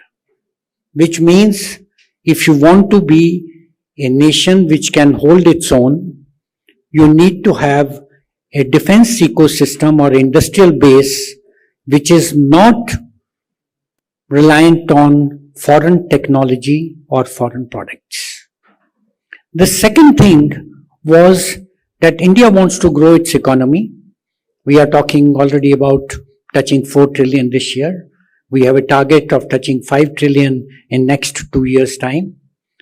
And we are also wanting that 25% of that growth should be coming from manufacturing. If you take a look at it, today our manufacturing is approximately 16%. If you have to grow to 25%, the manufacturing has to double in 2 to 3 years' time from where we are. And the white spaces available in the manufacturing sector were in the area which was defense and aerospace. So if you are looking at these white spaces to be covered to take care of the manufacturing of the country, defense and aerospace needs a fillip. It's no rocket science that we need to grow our manufacturing in defense and aerospace.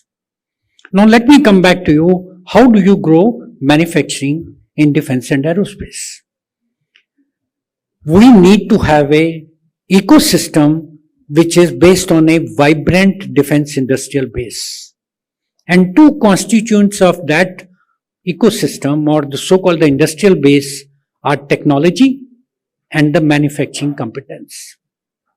In terms of manufacturing competence, this country has already shown that we are capable of doing high technology manufacturing. So what we need to take a look is at the technology ecosystem. Now, technology ecosystem consists of three segments. First is research and development, which generally would remain a state function. You will be carrying out research in certain fundamental categories, and this would generally be going from tier 1 to tier 3, 4, nothing beyond. Innovation is a step-by-step improvement in research and development. It is improving upon something which is happening. But the most important is what we call the breakthrough technologies. Now, breakthrough technologies cause disruption. 95% of the breakthrough technologies have come out of garages, which is what it means that they come out of startups. I was reading a very interesting book called The Conflict. It's a wonderful book written which sums up all the conflicts which had taken place from First World War till Ukraine war, which is as recent as last year. And the three lessons which come out of that book is that you cannot predict with confidence where the defense technologies are headed. After the First World War, there was a mention that with the Air Force being available, you all know where we stand. So the book says that there are three things which are going to happen into the future. The first is that technology is going to change at a pace faster than you anticipate. Secondly, the warfare will start engulfing the domains where they haven't gone before. And the third and the most important part was that the technology development will now happen in civilian domain rather than in the military domain. Till 2000 or till 1950s or 90s, most of the leading technologies were developed in the military domain. Not so. Today, the technologies are going to be developed in civilian domain, which will find themselves getting into the military domain. This is exactly what startups can do. They can bring those technologies, they can bring those real breakthrough technologies will change the face of the warfare, which are going to happen and which are going to be done by the startups. Let me also link this with what happened in the warfare. We are at the cusp of what we call RMA 3.0. There was first came revolution in the military affairs 1.0. India was nowhere on the scene. We were not even ready. 2.0 was all about command and control, communication, software defined stuff, and we kept playing catch up. We did have the inherent capability in the country, but we were never being able to catch up. Till today, major weapon platforms which came into the country, which were imported, had generally the fire control systems and softwares written outside the country. Of course, things have changed drastically in last 10 years, but this was the situation. Now we are at the cusp of what we call RMA 3.0. And this is the place where we need to be the lead player in the world. And that leadership can only come about when you have something what the startups bring to the front. Just to give you an example, today, roughly, give and take, I think Virmani will probably confirm that, we have about 864 startups in defense space in the country. I was mentioned in T-Hub, you have 70 of them. How did this fire ignite? Till about 5 years ago, 6 years ago, we hardly had few startups in defense. IDEX program started and startups started to see light at the end of the tunnel. And suddenly you found they grew exponentially in this market. Today, 864, maybe 1,000. And when we are talking about, and Defense Secretary was mentioning about Aditi, where you will have 25 crores funding. We were talking about IDEX Prime, where there's 10 crore funding. All these are way forwards to ignite that fire. What we really want to do is there should not be 10, 20, 30, there should be thousands of startups. India should be the next startup nation. We already third in the global list. Last year we had 8,000 startups. But United States has 30,000. So we really need to go there to become the startup nation. And that startup nation will happen when you see more and more initiatives like T-Hub. I think the only thing which is holding back Indian innovation and startup revolution is perhaps the capital. I think it was already mentioned, we did sign one, I think one MOU has been signed. Moment these things are put into place, I think, tell you, sky's the limit. Each one of you would have seen either on the 30th January or on last Defense Expo or even recently a swarm drone display being done. If I'm not mistaken, it was being done by an Indian startup. The total cost of that swarm drone was less than 65 lakh rupees, including the drones. We as Indians have that capability of frugal engineering and frugal development. My last point, just to give you that confidence, today we have 450,000 engineers working as centers of excellence for R&D for foreign MNCs. And just the last year's data says that in last 5 years, foreign OEMs have saved $80 billion in research and development costs by having their centers in India. Cost of development in India still is around $40 per hour for a very fine research and development engineer. Compare that to almost 160 euros to $200 in United States of America. So we are blessed in this country with the capability to take us to the next level. All we need is little more light at the end of the tunnel, and I'm sure this will be provided shortly. With these words, I wish each one of you great times, smooth sailing, and fantastic developments going into the future. Thank you so much. India, an emerging defense and aerospace innovation hub. This pivotal discussion will delve into the intricacies of India's emergence as a hub for innovation in the defense and aerospace sector, shedding light on the opportunities and challenges that lie ahead. I'm glad to share that we have leaders from the Indian Air Force, DRDO, VC ecosystem, and entrepreneurs. It is with great pleasure that I introduce our esteemed panelists, each bringing a wealth of knowledge and expertise to this discourse. As our panelists, we have Air Marshal AVSM VM, Indian Air Force, Shri Srikumar Prabhakaran, retired, Shri G. Satish Reddy, Chairman of the Governing Body of Aeronautical Development Agency, Mr. Lakshminath V., Managing Partner, Pavestone VC, Mr. Sanjay Nikanti, Founder and CEO of Dhruva Space Private Limited. As a moderator, we have Wing Commander Anish Anthony, retired, the Chief Operating Officer of T-Hub. The first theme will be the optimizing the utilization of startup as a driver of innovation, defense and the aerospace sector. So my first question will probably go to you, sir. I think, like he said, there are almost 850 plus startups in the defense and aerospace innovation ecosystem today. How can the Indian government and established defense firms, they can help startups to integrate better into the defense innovation ecosystem? What do you think that the startups need to do from their side? And what do you think that the ecosystem, senior players in the ecosystem like the DPSUs or the corporates need to do to help them integrate better? Point what you asked me. Firstly, looking at the innovations in the country, the startups in the country, there is a huge quantum jump in the number of systems which have come up. As you know, in 2016, there were about 460 or so startups. Now there are about 1,14,000 startups which have come up in the country and going on every day. And defense was normally kept away for all the even startups and in the industries also. That now, that gap has been filled. Industries are also working a lot for the defense, and a lot of startups have also started coming in.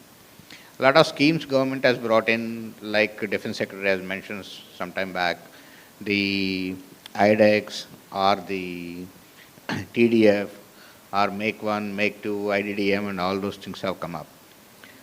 But still, as far as the startups are concerned, I feel there are many things which need to be addressed and which many things need to be simplified.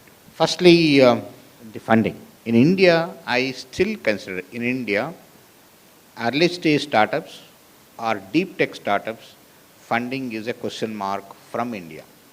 As most of them are somehow managing with the funding from outside, and here getting it is little difficult. Second, when we look at even IDEX or anything, the funding is primarily for a product or a technological product, whichever way it is you say, as an end product or a technological product, not as such for a technology, which actually is supposed to have been from TDF. Somehow the TDF, I think last couple of years has not taken very well in the last couple of years. So that's another thing. So when you look at that type of a funding, the IDEX 10 crores, even though it has been increased from 1 crores to 10 crores, that is not sufficient. The TDF funding has been increased from 10 crores to 50 crores, that's a good thing. So that needs to be supported. Probably the other schemes like NRF or the quantum mission, which are about 50,000 crores and 6,500 crores which are coming up, these missions should be able to support the deep tech startups getting into technology. What I am saying is, the startups here, if they have to beat the world market, and not just the Indian people, the product really has to be a technologically advanced or first of its kind product. Then you need to spend a lot, both funding-wise and otherwise, a lot into the deep technology. This is one of the issues what they face. Second, whatever Defense Secretary said, they are all at the system level and product level what services the armed forces require. Many of the things which startups produce are not the end product what goes to services. Let's say you have a product, a subsystem or a product which goes into a tank or which goes into a fighter aircraft. The services won't come into picture unless he is responsible for the MRO of that and all that. It is some other agency which comes into picture, which has established supply chain. You have to break that chain and see that this product gets into it. There is a pain involved into it. That pain, this agency, whichever is responsible, should be able to take the pain. This is a second issue, because many of the startups, they don't bring an aircraft, they don't build a tank. So they build a product which is a technology-based product which needs to get into it. You have, let's say, an IR camera you have. If he makes a bolometer-based camera today, how does it get into the system? Who takes the decision? How does it get into all the processes? And the man who is already responsible for it, how does it take a risk in the government side also? This risk-taking or aggressive approach to have the new products or indigenous products or the startups-based innovations, we need to get into it. This is the second issue what it is. And thirdly, even the products which are getting into the services, one thing is it takes about 2 to 3 years time process today. And unless a product is normally in defense, the norm is if a product is not inducted into the services of the respective country, the other country won't buy. General norm it is. So how does this get into quickly? Whether this process can be hastened? If not, can the startup sustain this period of 3 years, 4 years, 5 years for the product to get into it? Development cycle, the acquisition process, the induction process, the trials, quality, whatever it is. This is another issue what the startups need to. One more issue I think I feel is, particularly in the defense, the connectivity for the startups is also a big question mark. Whom to approach for what? Whatever an idea I have. That's number one. Second thing is, a suo motu proposal or an ab initio idea, how does it get into it? IDEX gives you challenges, you have to get into that challenges only. No, he has got a completely different thing and nothing connected to the verticals which are proposed by anyone. Need to propose that and I want to come into that, and how do I maintain that? How do I get into this system? Second, if I come out with an innovation, an innovative idea, and if you make it public, if I approach you, you are in the government, if you make it public, it is no more an innovation of the particular individual startup. Yeah. You put it in limited tender and are open to take the idea and put it into, First mover advantage. absolutely lost. So these, I can narrate many of the issues. I thought these are some of the issues what startups have, which you need to see. I don't think I should much comment on what startups should do, because they are just coming up. We need to encourage them. We need to understand them. Otherwise, the ecosystem won't come in the country. So maximum needs to be done by the bigger industries, or DPSUs, or the government needs to address the issues what I have mentioned. Air Marshal Prabhakaran sir, I think you've served for more than 40 years in the Indian Air Force, right? At multiple levels, at an operator level, at a decision maker level, finally as an Air Marshal in the Southern Air Command, right? You've flown fighters, you commanded units.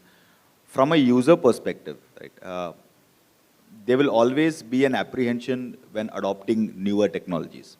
And more so, I think if you put from the lens of a pessimist, right, you will, typically we prepare for the worst. When in flying, we prepare for all of these emergencies who are inherently preparing for the worst case scenario where you can handle them effectively. So if I put that same lens onto startups and say, hey, am I getting a system which is not as well proven, which is not having as much of a production line capacity, which the gestation period has not been as much as other. So how do you think that from the user perspective, from the armed forces perspective, you can open up to be enabled to accommodate for more startup related technologies to be adopted into the armed forces? What I mean is that it gives an opportunity for the young innovators to get in touch with the end users. I can tell you my experience in the Air Force is because we always have to go through the ministry, through the DRDO. Ultimately, the user never really comes face to face with the actual innovator. So I was very glad to hear the Defense Secretary mention today that the ministry is changing its rules, making things much simpler. Even though, I mean, a lot of improvements have been done in the last 10 years, but still we have some way to go.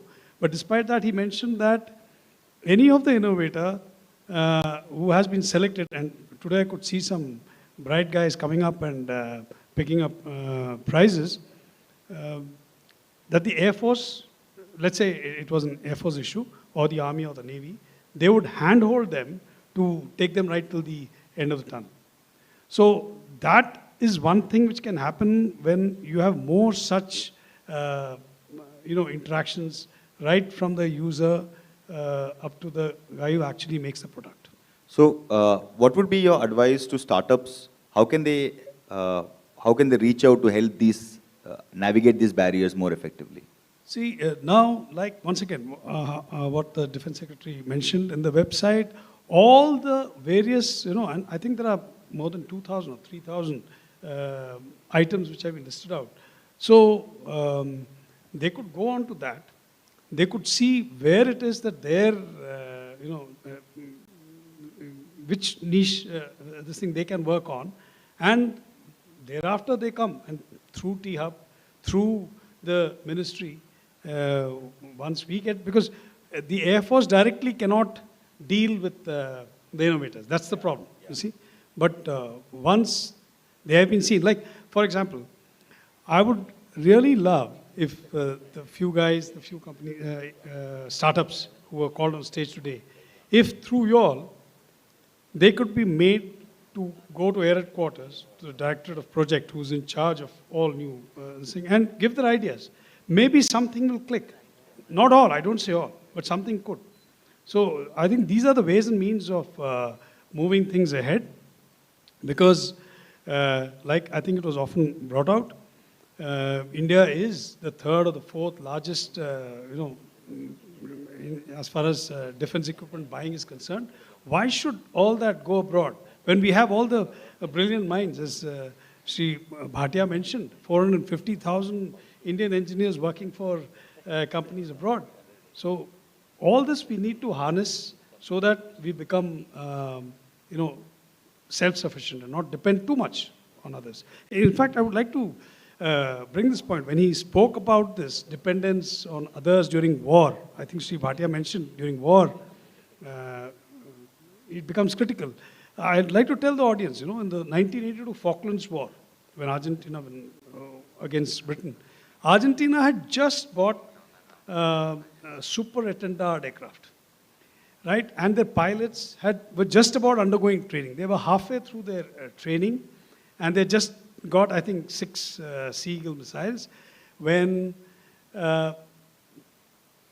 France put a stop to their training and a stop to any more knowledge passed on to them. So these 6 pilots who had been trained, between themselves, they quickly trained, they learned how to use that missile, and they knew they had only 6 of these missiles. And they managed to use it to sink 2 or 3 of you would be aware of that. So that's the kind of, hold which a foreign country can have on you when you're in trouble. So it is so important to be as self-sufficient as possible. You got around 35 years of experience, right? Global business strategy, innovation, M&As. You now run Pavestone, which is probably one of the largest funds in India as a managing partner at Pavestone. One of the biggest challenges for defense startups in particular is the ticket size of that entire development cycle that they go through, right? I mean, it is not as easy or as easy to access to capital when it comes to getting that size of capital. Even from the investor's perspective also, the gestation period is too long for that, right? So how do you think that the startups could be able to navigate these challenges that they encounter in the defense and aerospace sector? So I run a $100 million fund. We focus on 2 areas. One is what we call B2B, and one is what we call as frontier technology. And I'll kind of tell you how that kind of fits in. And we probably one of the first funds to support a defense startup. Probably 2.5 years back, the company is New Space Research, one of India's, the first Indian company to launch swarming drone technology, one of the most heavily funded companies at this point in time. So we can talk a little bit about the journey, but I'll try to give you the gist of it. I think there are 2-3 things that we need to keep in mind. As a VC, obviously, we have a fund, we have raised money from investors, so we owe a return to the investors. And there's a certain time frame that we operate in. So there's obviously a pressure on returning money capital back, and there's a return pressure. So that's something you need to always keep in mind at the back of when you're trying to make a decision, okay? Second thing is, when we look at this space, standard issues apply. One is, if I'm funding something in a B2C space, I know that there are, 500 million Indians, and I can see a large market, and I can do the multiples, right? Here, the usual questions are, we have a single client risk. When the person is selling, there's just one large client he is to sell to. What happens if, if there's a change in something, we don't know what it is, right? And then what's the impact? So that's something that we'll obviously have to consider.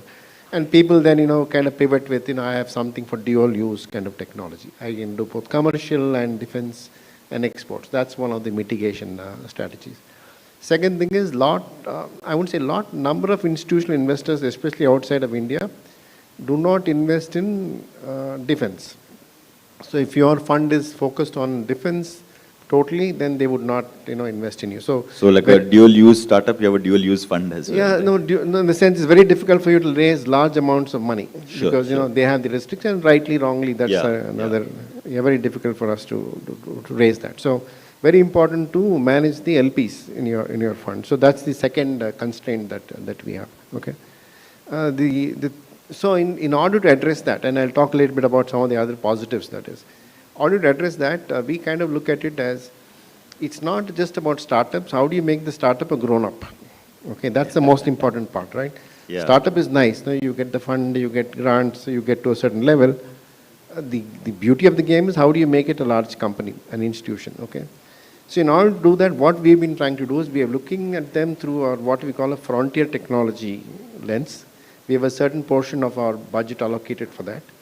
And if they do well, then we look at them through the B2B lens. Okay. That is, Satish Reddy sir mentioned that it is about, see, if you have to sell to some, you have to sell a platform. You're one part of it.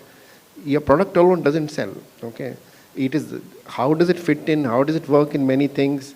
What's the cost of replacement? What's the cost of integration testing? Your product may cost 1 rupee.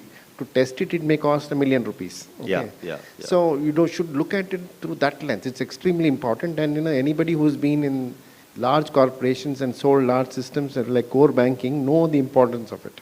So understanding B2B mindset is extremely important. So we look at startups through a frontier technology lens, and if they do well, then we are open to consider it as a B2B. And we have 2 buckets for it. Okay. Sure. Secondly, we also have our strong LP network. Today, we talk to a lot of LPs, and a lot of family offices are very interested in funding. So the fund may put a certain amount, but along with the LPs, you can actually put in a larger amount. Okay, so that's the way we try to mitigate it. So fund is, when you look at your, let's say you're a startup and you're looking at a VC, early stage, early growth is great. But if they don't have a B2B strategy, you may not get supported long term unless they have a very strong LP network. That's the way I kind of think about it. Coming to the startups, I think fantastic energy, passion there. I think my only submission is when I look at it from a platform lens, okay? And the kind of skills that you need for this space is extremely different from, you need, it's a mission critical system. So the way you build it, you deploy it is extremely different. So that mindset is extremely important. So that's what I would like to say, and happy to take any more questions from Sanjay, I think navigated this space quite well over the last few years, right? I think you've recently raised a round also. I think we'd love to hear about that as well. But what would be your advice to 2 parts, right? One is to startups who want to build out in the space sector, and second is to organizations like T-Hub who want to help out to build out a vertical for the space sector startups. Started my company in 2012, straight out of college, talking to prospective customers. And my prospective customers were largely academic institutions who were trying to build space missions. When I also tried to talk to users, being the Triforces or talking to ISRO, DRDO, it was practically very difficult to sell because nobody was willing to believe that a 24-year-old can actually start like a space tech company in the country. But why space tech? I mean, why space tech, space engineering? Sure. So So after the success of Chandrayaan-1, there was a scientist from ISRO who had visited our university. I was studying at SRM University in Chennai, and he said that we as students could actually build a satellite. I was part of a very large audience, and I was definitely very excited about the idea, but I wasn't really sure if something like that was possible. And then our university decided to fund that program, and we ended up building this whole satellite. And during the process of building the satellite, I realized that, we're a country with 1 billion people, but, we've sent missions to moon. We were talking about other, really great missions. We have a fantastic defense program, but there's not a single private company in the country that was building full satellites and, serving global markets. So for me, that was like the trigger point that, as a 19-year-old, if I'm able to build out a satellite, why is it that, you can't build a business in the country? And that kind of motivated me to take this journey. However, first things first, it becomes when you're a startup, when you're trying to build out a business, the question, where do you get the money? Who is your customer, right? And for customer or business, you need a product, right? So where do you start, right? So initially when we started off, we were talking about building a satellite, trying to raise capital. And then investors would be like, okay, but who is your customer? And I'm like, okay, I don't have a customer. And that's when I truly believe that the policy changes within the country opened up the opportunity for us, where, the startup India program saying, giving a level playing opportunity for a startup to also work with a large, large company allowed us to look at problem statements laid down by the users or R&D institutions. For example, our first large customer was DRDO, where we had actually bid for building, rather indigenizing one of the most critical components that is used on satellites, which is the satellite solar arrays. We built a small solar panel, a 10 centimeter by 10 centimeter one used for satellites. But when we went to DRDO and said, hey, we can actually build out like a 1 meter by 1.2 meter panel, it was not easy, right? Because ISRO was doing it for many, many years. And it's a very complex problem to solve. That we were able to solve by piecing multiple things together. Like we worked with the PSUs in the country, we worked with BHEL, we worked with L&T, which is a larger entity. We did the design. We leveraged the ecosystem to solve that problem. So once that problem was solved, we had investors to believe that, okay, hey, you know what, you have a customer, you're serving that need, and now the question becomes, are you good enough for a VC play or not, right? So when I started looking at capital, now that I have a product, now that I have a customer, the question became like, who would back this business? And the problem when we were trying to raise capital in 2017, 2018 timeframe was precisely that, VC funds were largely looking at non-defense programs. And when you say that your customer is going to be a defense customer, VCs would be like, okay, probably not our bet. So what we did, how we were able to solve the problem is we had angel investors who came on board. So I had to talk to about 160 investors before finding our first play. Then the playbook became little more streamlined because the policy worked, the customer side of things worked. In terms of scaling up, just like what Sir mentioned, I think as a defense or a space company, if your strategy is you're only building a space or a defense company, it's very hard.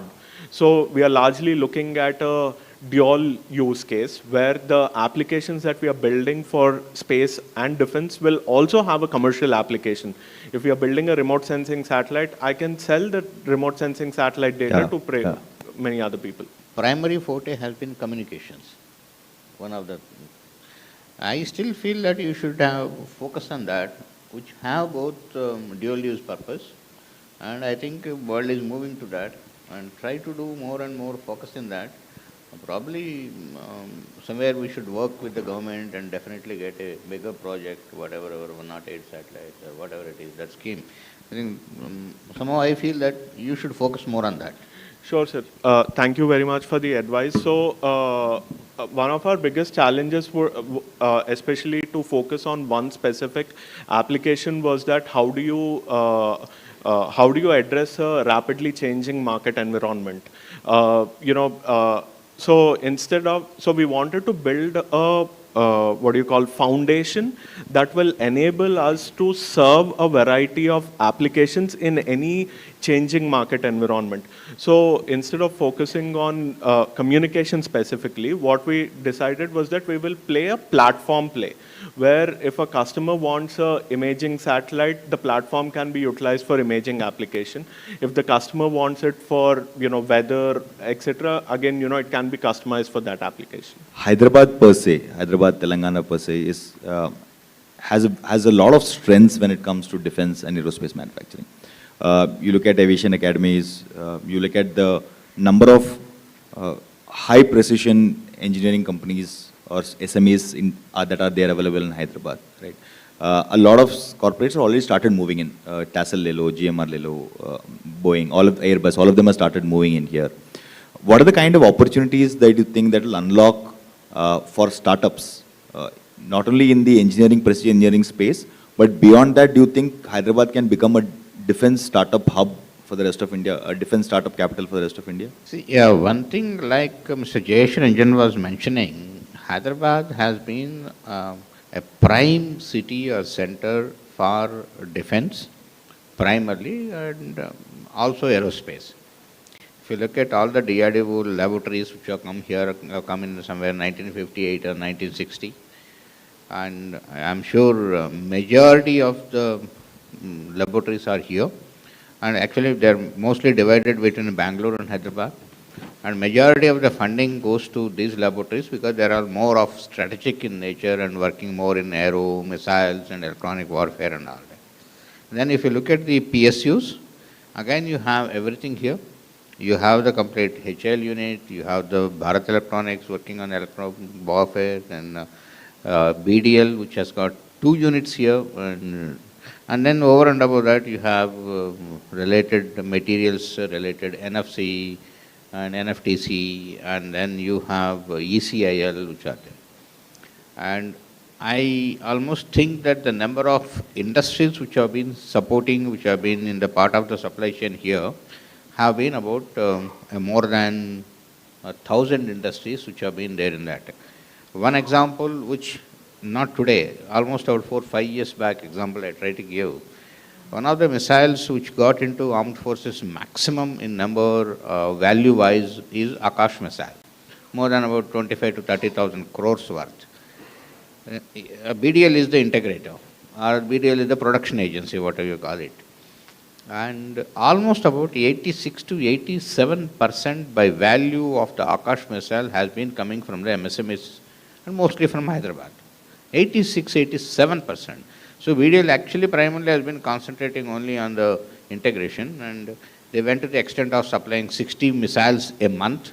And then one day I remember CMD BDL was promising that I can go even to 120 missiles a month.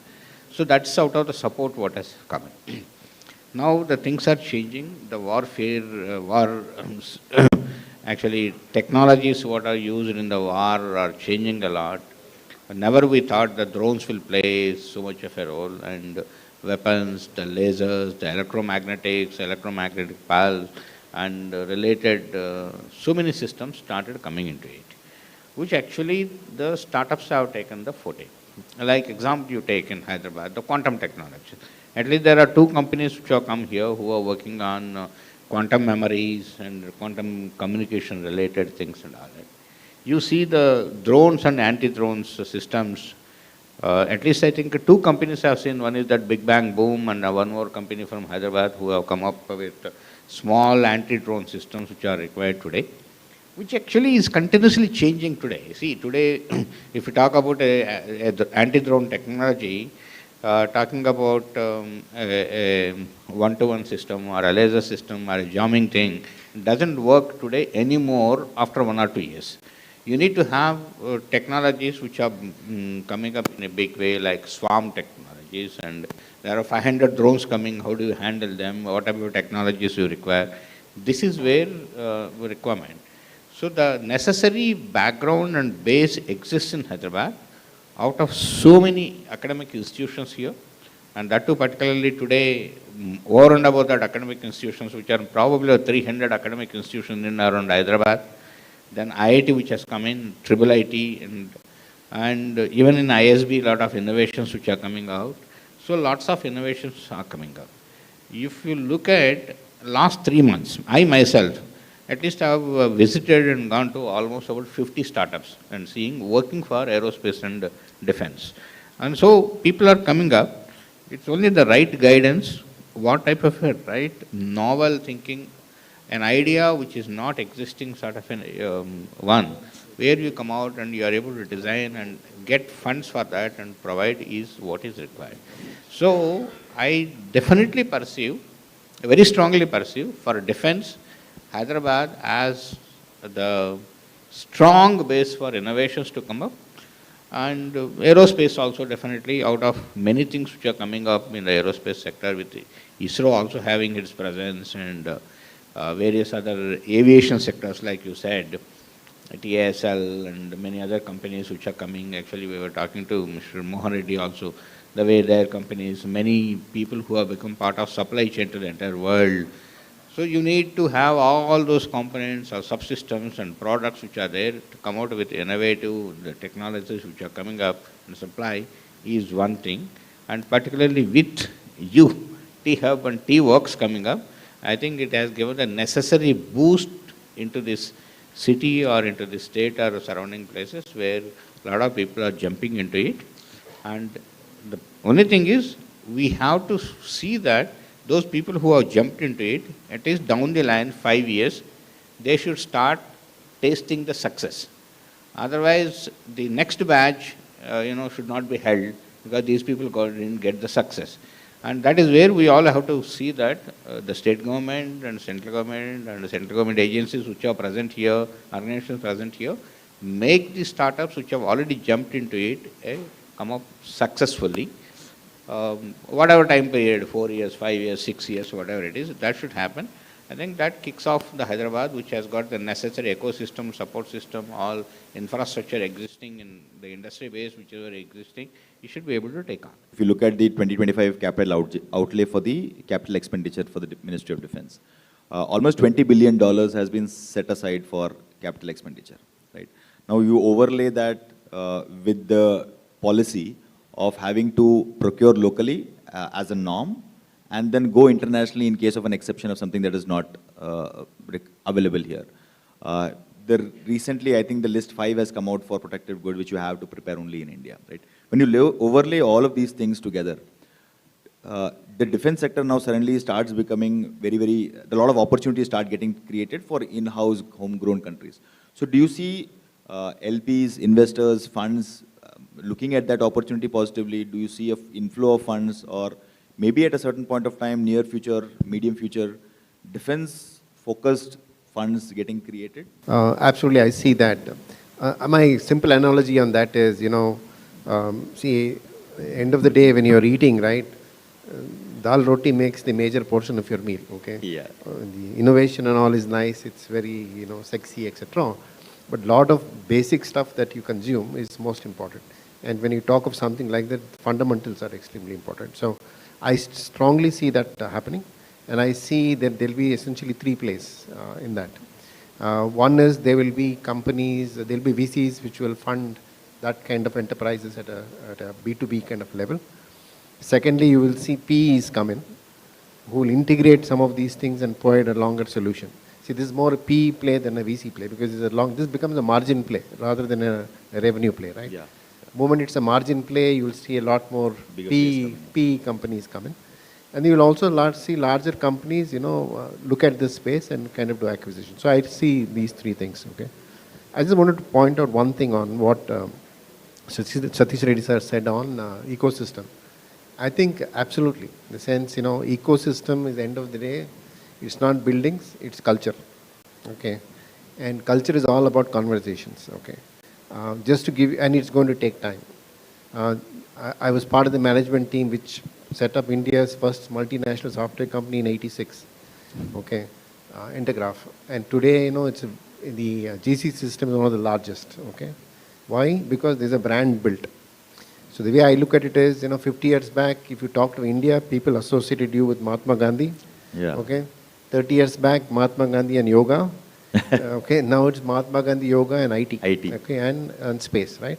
I see that brand is an extremely important component. And I see that events like this, the conversations are very important. See, 30 years back, when you went to a coffee shop here, people will talk about, only 2 things. Where do I buy the next land? When do I go abroad? When do I get my green card, right? Those would be the conversations. But today, the conversations today are very different. What am I building? How do I make a difference? So that's extremely powerful, okay? And I see that as a big game changer. So. Yes, please. One of the things which came up, especially for the young innovators or startups, is that if you only look at the defense market, that means if it's only, let's say, the Air Force or the Army or the Navy, then you may be looking at a very small market.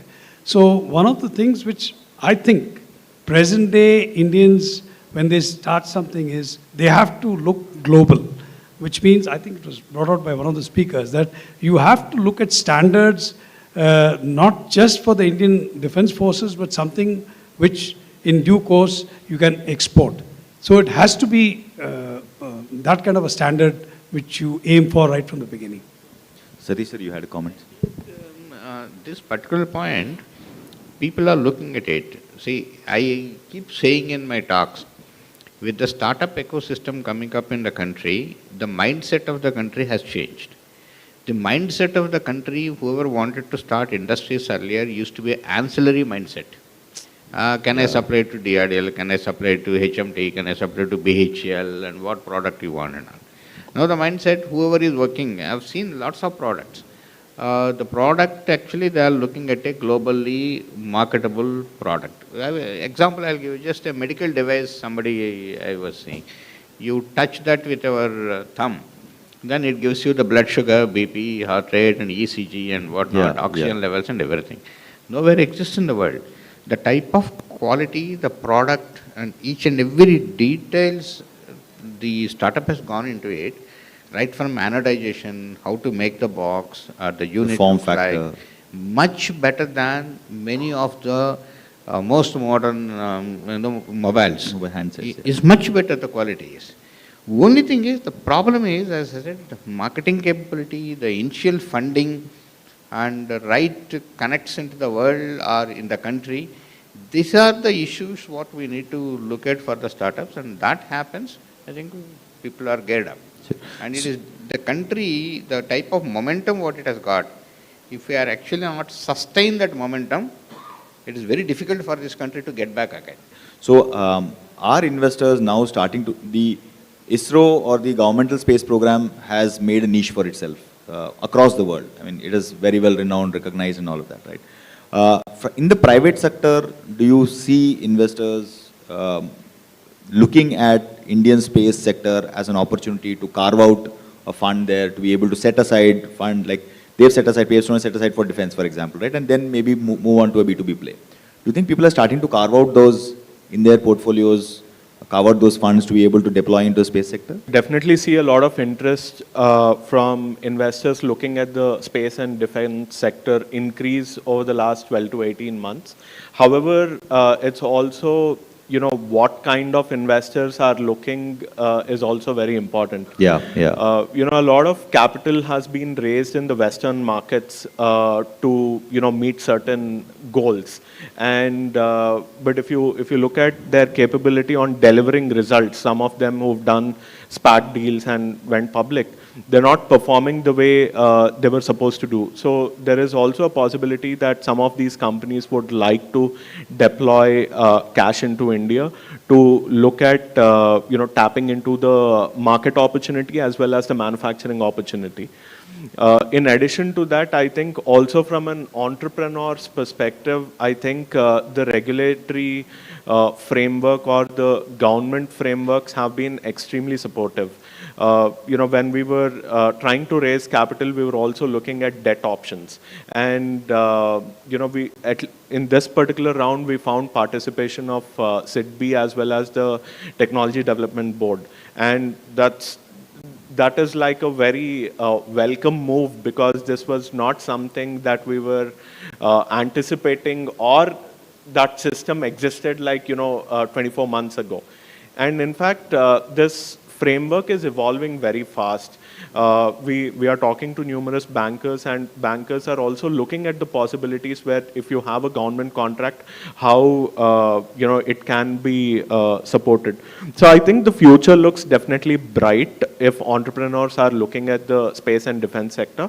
The caveat being, please do not look at space and defense where government and military will be your only customer.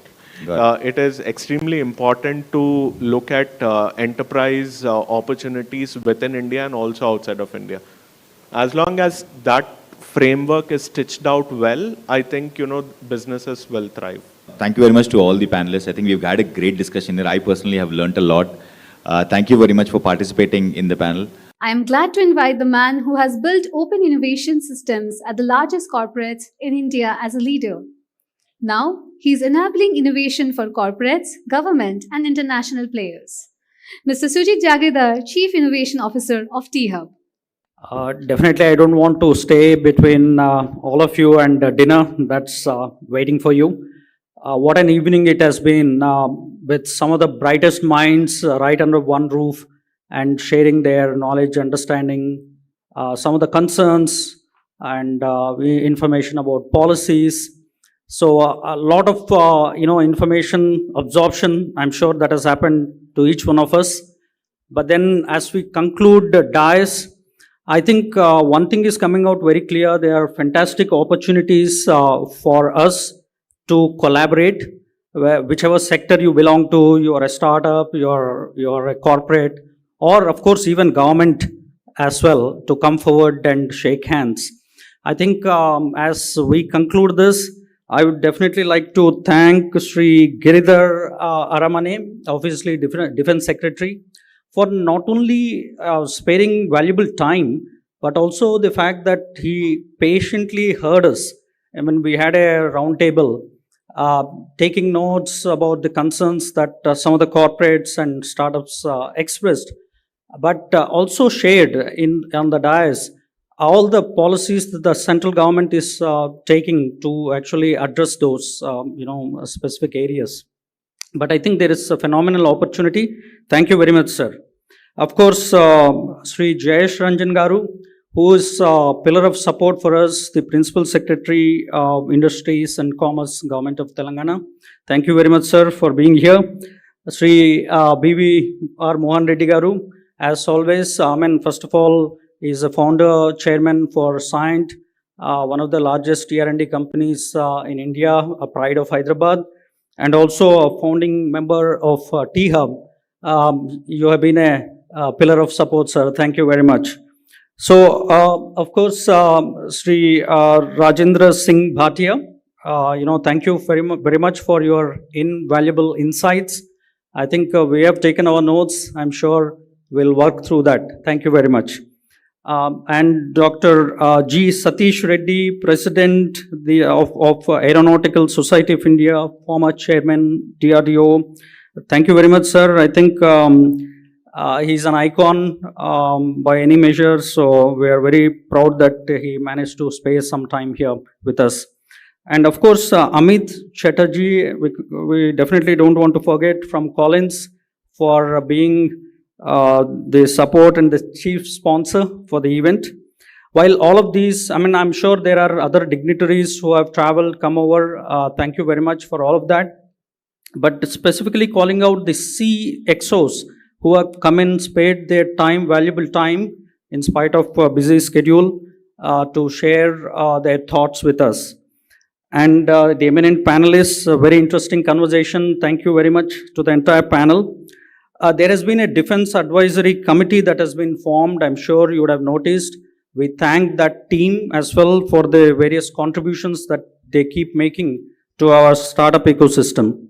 Finally, the funding partners, SIDBI, Kavach, thank you very much for traveling and being part of this journey. Of course, the MOUs that we have signed with the various entities. Thank you, Colonel Gill, for traveling all the way from Delhi.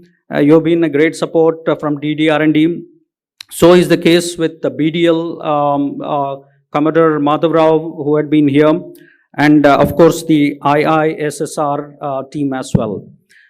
Finally, congratulations to all the startups that were the trailblazers. I'm sure there are more things to come in the startup ecosystem as well. But last but not the least, our own team, the T-Hub team that has been instrumental in putting all of this together.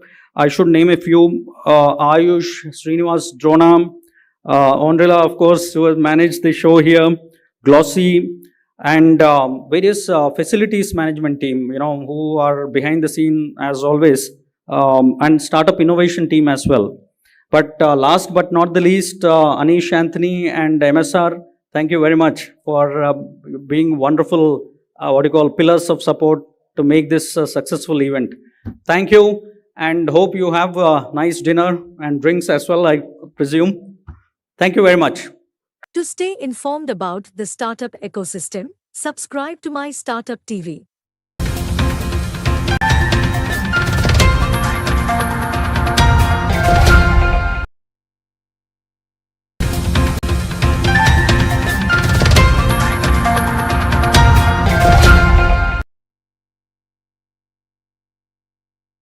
the presence of so many startups, the innovators here, makes the visit to Hyderabad very fruitful one. So far, procurement has been looked at bringing some very costly high technology equipment from abroad for the forces. To allay the fears of the local manufacturers, in 2021 December, our Prime Minister declared that the defense procurement will be primarily from local industry. It has been written down on in stone. It cannot be violated just like that. So, if you think that defense forces require a particular type of equipment now or in future, you should start innovating, because you stand a very, very good chance to become a part of their supply chain.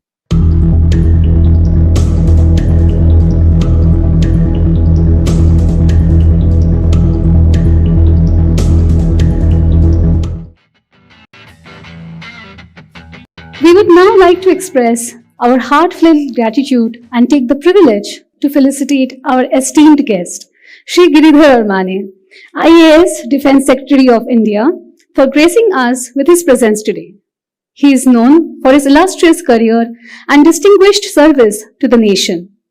Shri Armane has held various pivotal roles in both the central government and state governments, showcasing exceptional leadership and expertise. I humbly request Shri Giridhar Armane to grace us and share his thoughts on the future of Indian defense and aerospace ecosystem.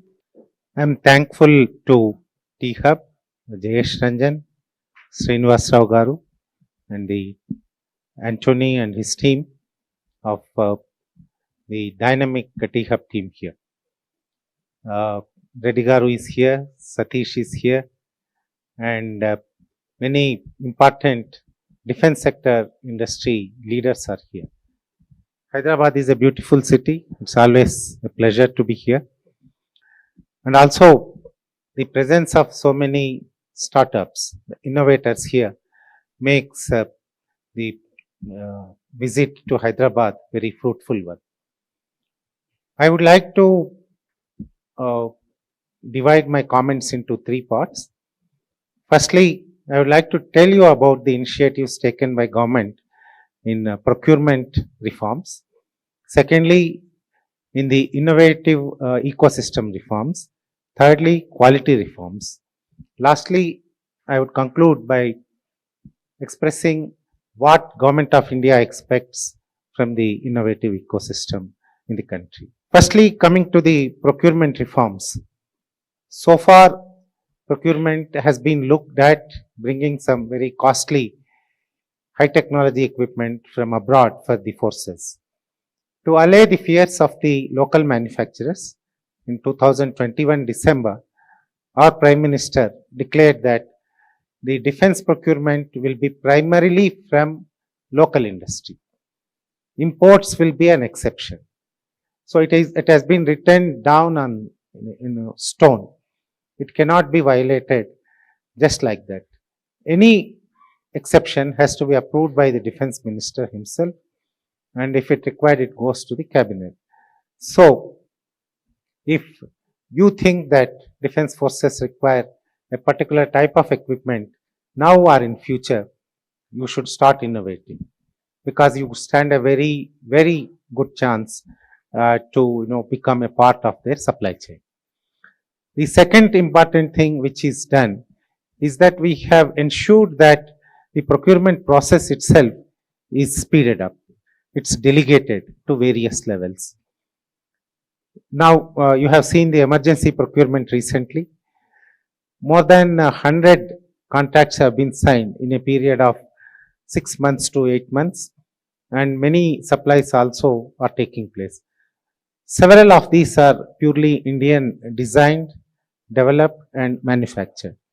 Similarly, we have the Make 1 and Make 2 programs also, where last year 2022-23 we have concluded more than 80 contracts with the local manufacturers. These can be very top order equipment like the tanks and infantry combat vehicles, and it can also be smaller equipment like spare parts, components of the various platforms we are using. Thirdly, in make programs, that is Indian designed and developed manufacturing in India equipment, we are ensuring that orders are placed soon after the development is completed. In fact, the Make 1 and Make 2 programs are tied with the secure orders. Make 3, which also looks at technology transfer and manufacturing in India, is also tied to the guaranteed orders. So in terms of ensuring that whoever designs and develops in the country is rewarded adequately, reforms are already in place to ensure that they get the returns. The next most important reform is that we are requiring each and every critical technology required for these platforms which our forces are procuring are designed and developed in India. Normally what used to happen previously is that there will be several Indian companies manufacturing parts, components, but the company which gets the order for entire platform used to import several of these components from abroad despite having the local alternative. So we ensured that now, as per the new rules, the critical technologies have to be sourced from India. If they are already available, if they are not available, they have to be developed and manufactured in India. This is a major change. Why? Because so far, indigenous technology means it used to be labor component, it used to be the maintenance component, it used to be the documentation, it used to be the training. It never used to be the critical technology. It can be the metal bending, riveting, and those kind of low technology equipment, but it never was high-end avionics or electronic systems, IT systems, etc., which used to be very critical. What happens is that if we buy the IT systems, the software of these platforms from abroad, we are constantly dependent upon the foreign suppliers. The Indian supplier never gets a chance to supply. Those things are a thing of the past now. Now we have mandated that the IDDM means it shall be designed and developed in India. It has to be manufactured in India. Next, I will come to the innovative system reforms. We had IDEX program in 2018-19 that itself was a very great revolution. In fact, it for the first time established a very simple process to ensure that the innovators are given some support, some mentorship, some hand-holding, and also a small amount of grant. It used to be 1.5 crores. Later it was increased to 10 crores. Now, recently we have ensured that these innovators, these young people who have started the companies are also assured of the orders. They progress to the orders in a seamless fashion. It is not a very cumbersome process of going through several rounds of quality checks, etc. Because we are asking you to develop a particular technology, we agreed with you what it will perform, and you have developed according to that. The procurement from these companies has been simplified a lot. In fact, one of the officers from the services, Navy, Air Force or Army, will handhold you and ensure that the procurement process is also completed. One more important, very important change has been brought about. That is the spiral development. So far, we prescribe SQR, service quality requirements, at a particular level. It has to fly, if it's a drone, it has to fly up to 10,000 feet. If it flies up to 9,500 feet, we used to say, no, you have not met the SQR, so we cannot procure. Similar restrictions were there in many other requirements.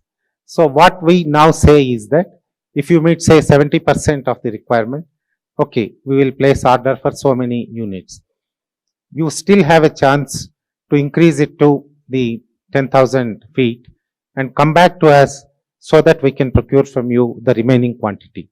So the spiral development is going to be of great help to the innovators, as they are assured of orders even if they meet not 100% but 70 to 80% of the requirement also. This will ensure that you will not suffer in future. We are also thinking of doing one more thing. Just now, some of the people I interacted with told me that the initial seed capital is okay. You may give 1.5 crore, 10 crore or 25 crores, but the matching grant is causing a serious problem. We want to solve that. We are thinking of tying you with the platform manufacturer. Suppose you manufacture a component and sub-assembly for a larger platform. We would like you to get in touch with the larger company which manufactures the platform and get the necessary funding from them. Apart from that, recently Finance Minister had a very detailed discussion with the Managing Director of SIDBI. She had instructed him to ensure that all the defense startups get the necessary funding at the lowest possible cost. The cost of capital has to be reduced for the startups in the country. So all necessary arrangements will be done for that. And from my side, from the defense ministry side, we will ensure that our companies, I have 16 of them, will ensure that they will come to your support. They will not ask for your equity. Please don't worry. They will extend you in terms of a interest-free loan if you are developing a part, a subsystem, a component which will go into the platform they are manufacturing. I request other industry representatives here. I have representatives of Tata, Mahindra, Boeing, Safran, very large companies are present here. I would also request them to handhold the startups, and they have been doing it. In fact, when Honorable Prime Minister went to US last June, he took along with him a large number of the startup innovators. There, he personally ensured that they get the necessary support from the American industry ecosystem. Just before he reached there, he had asked me to organize an event where Indian startups get an exposure to the American defense industry. So we had organized that IndusX symposium there, where many top US companies had interacted with Indian startups and have given several orders to these companies.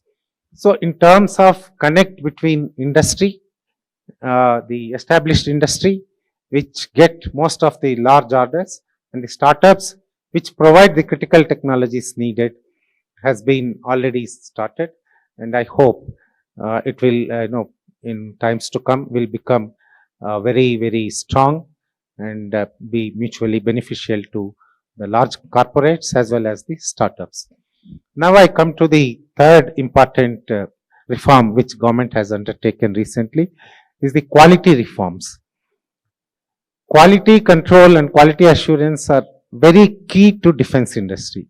You understand, one particular batch of ammunition which resulted in poor quality has caused the death of many soldiers a few years ago, 3-4 years ago. So quality control is to be given topmost importance in all the defense related manufacturing processes. So we are generally very careful. We have a very large organization with several thousands of people working for it, which will check the quality of various equipment, arms and ammunition we procure. However, many times it becomes so tedious that the manufacturers get worried that this process will never end and we may end up with no order in next few years. That will cast a shadow on their financials and will result in them getting out of the defense sector. It has happened many times previously also. So to ensure that the processes are very fair, objective and not very time consuming, we have introduced several reforms recently. Firstly, we are providing a single window system for quality control. So far, we have been asking the manufacturers to go around several of the laboratories, several of the offices to get each of the systems to be certified.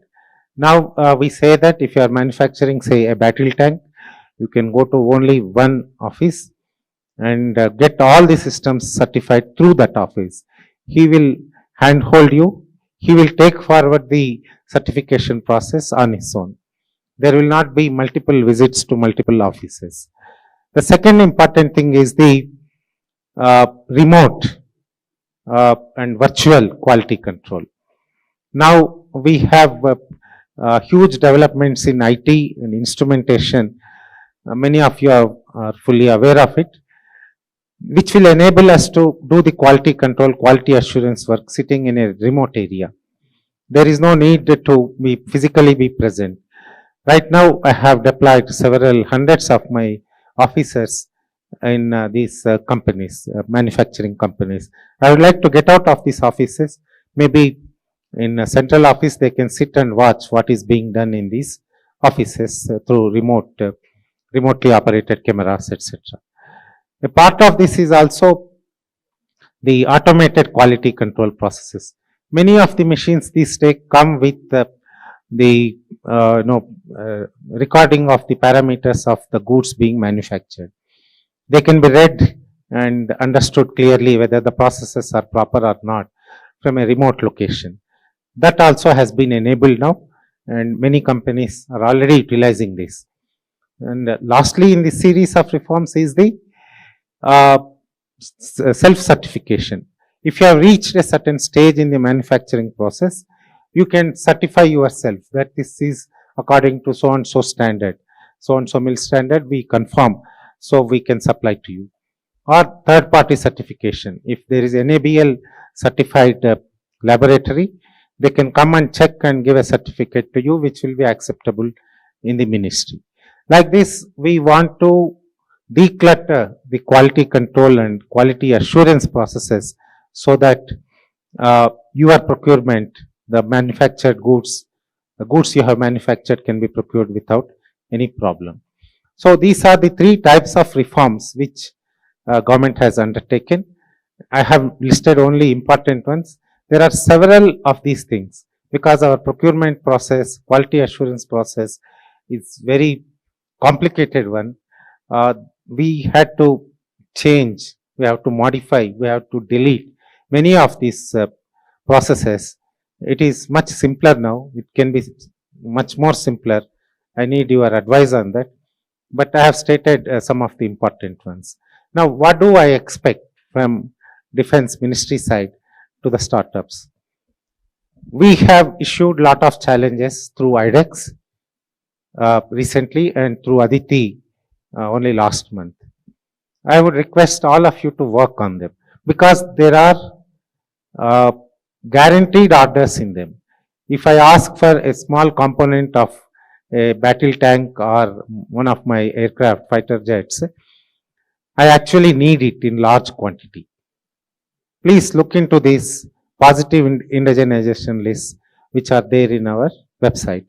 Similarly, the challenges are needed for actual life uses. We need to deploy these equipment as soon as you make them ready.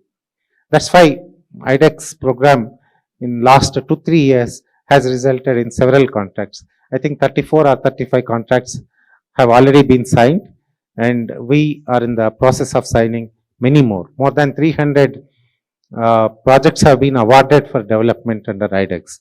So I want you to concentrate on the 5 positive indigenization lists issued by the ministry so that I can procure more and more goods from you. And also from the Aditi and IDEX challenges. The second one is the care for quality and the user friendliness. I was trying to procure an assault rifle for Indian Army. This assault rifle is like almost like a part of your body for a soldier who is guarding the border. It has to be very, very user friendly. It should not get heated up. It should be very easy to use. It should not malfunction. whether in Ladakh or is in Rajasthan. It has to be so good that the soldier will not feel that it's a burden on him. When I compare what is made by, say, 6R in US and what is made by our own defense PSU in our country, of course, our own equipment is fully indigenous, 100%.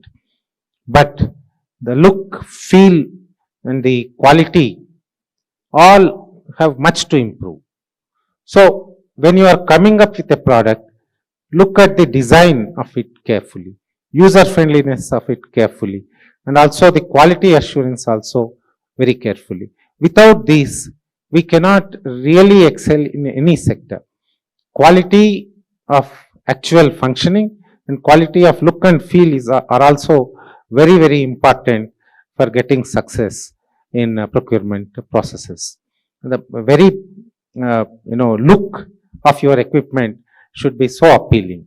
I would like you to work on it. Thirdly, for the capital, I assume that none of you want to part with equity in your companies.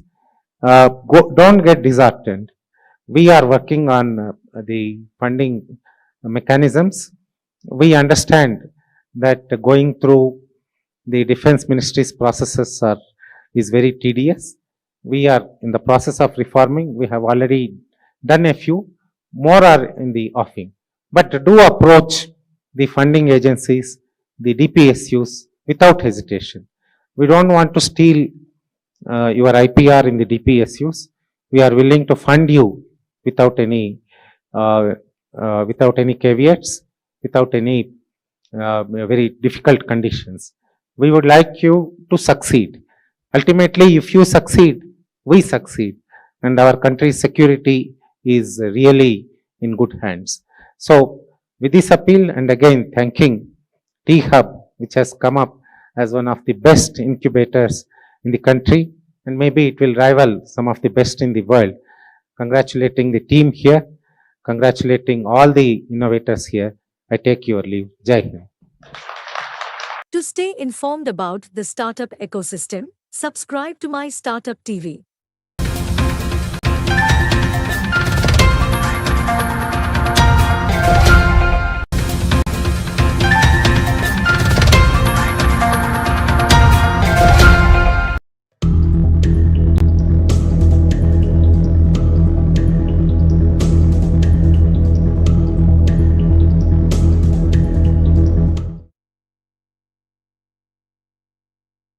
This has been a privilege, just being part of this ecosystem for the last few years.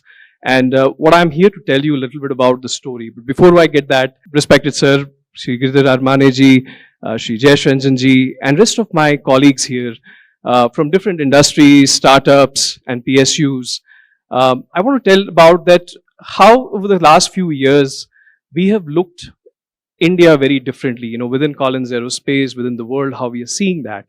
And what we are seeing very interestingly is that India is becoming largely the global hub for innovation, research in aerospace and defense. And so when we started exploring the last few years, we understood that partnerships with T-Hub, we can really get into the Indian ecosystem, we can understand the true power of startups, and we can see how they can really solve the global problems that are there, plaguing in industry across aerospace and industry, in various forms. So with that, quick introduction. So I represent Collins Aerospace. It's a 100-year-old company, obviously through various mergers and acquisitions. We became Collins in 2018. We've been in India for about 30 years now. We have actually had an engineering site based out of Hyderabad. We recently opened a very big site in Bangalore. And now we're doing even operations in Bangalore as well. And what we've realized that beyond engineering design and manufacturing, there is a lot of interesting research collaboration opportunities. And that's how we started this Powered by Collins initiative. We opened up with T-Hub last year. That was our first year exploring the concept that can we give 4 or 5 global collaboration challenges that we are seeing that daily our customers are asking. And while we're trying to solve those problems, we see there is a need for acceleration. There's a need for quick productization. And we opened that up to the global ecosystem. The best thing was we actually used an Indian startup accelerator to reaching out for the global platform. And we had quite a big success. Last year, we had several incoming proposals. We shortlisted one or two. We had one or two success stories. And that made us confident for us to come back again a second year and say that let's actually expand this. And in fact, bring those problem statements over here where Indian startups are doing very, very well. So bring in AI problems, bring in data analytics problems, and actually pose that over here. So that's what I'm very happy to share. The Powered by Collins initiative is open right now. And you can go in, you can actually find about it. You can find the 4 big startup collaboration opportunities we are looking at. And all we're really requesting you is through that, give us an introduction of how you think these problems can be solved, and then let's convene with some of the business owners, some of the people who have actually created those challenges and work together. So, in closing thoughts, I feel this is just the beginning of what Collins is doing in India today. There is huge potential beyond just the workforce, the 5,000 plus Collins employees who are across Hyderabad and Bangalore. There is a whole ecosystem where we see potential for huge collaborative innovation, huge research, and obviously reaching from here to the world, bringing solutions which are designed, developed, researched in India, but are deployed across the global landscape. To stay informed about the startup ecosystem, subscribe to MyStartupTV.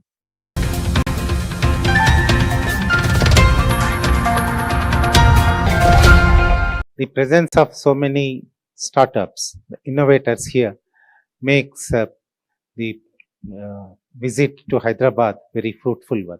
So far, procurement has been looked at bringing some very costly high technology equipment from abroad for the forces. To allay the fears of the local manufacturers, in 2021 December, our Prime Minister declared that the defense procurement will be primarily from local industry. It has been written down on stone. It cannot be violated just like that. So, if you think that defense forces require a particular type of equipment now or in future, you should start innovating, because you stand a very, very good chance to become a part of their supply chain.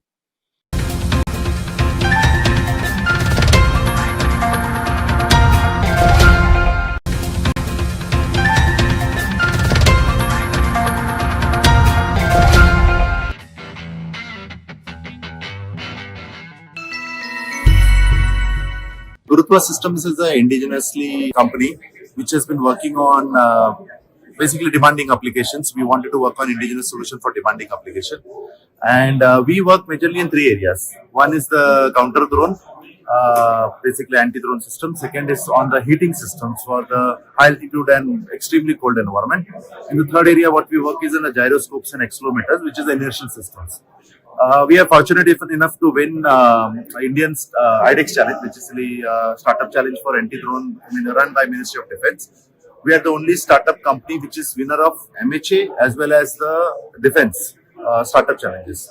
So we have also won a BSF Bhumi competition for illegal use of drones. So on anti-drone domain, we are working with not only Ministry of Defense, but we are working on Home Affairs requirement as well, which includes the policing as well as the border securities, etc.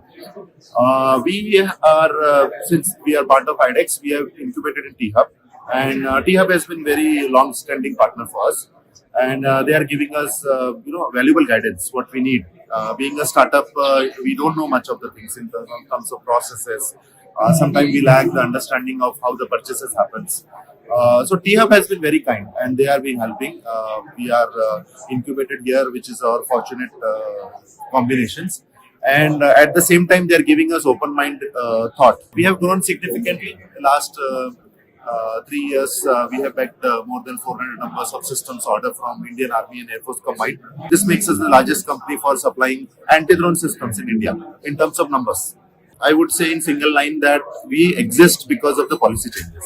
See, earlier So I have a 8 years background before starting my own. I was used to work in a defense in a large private company. And so I've seen it from 2006 onwards, the defense businesses. And it was used to be so tedious and so cumbersome to interact earlier with the customer. Okay.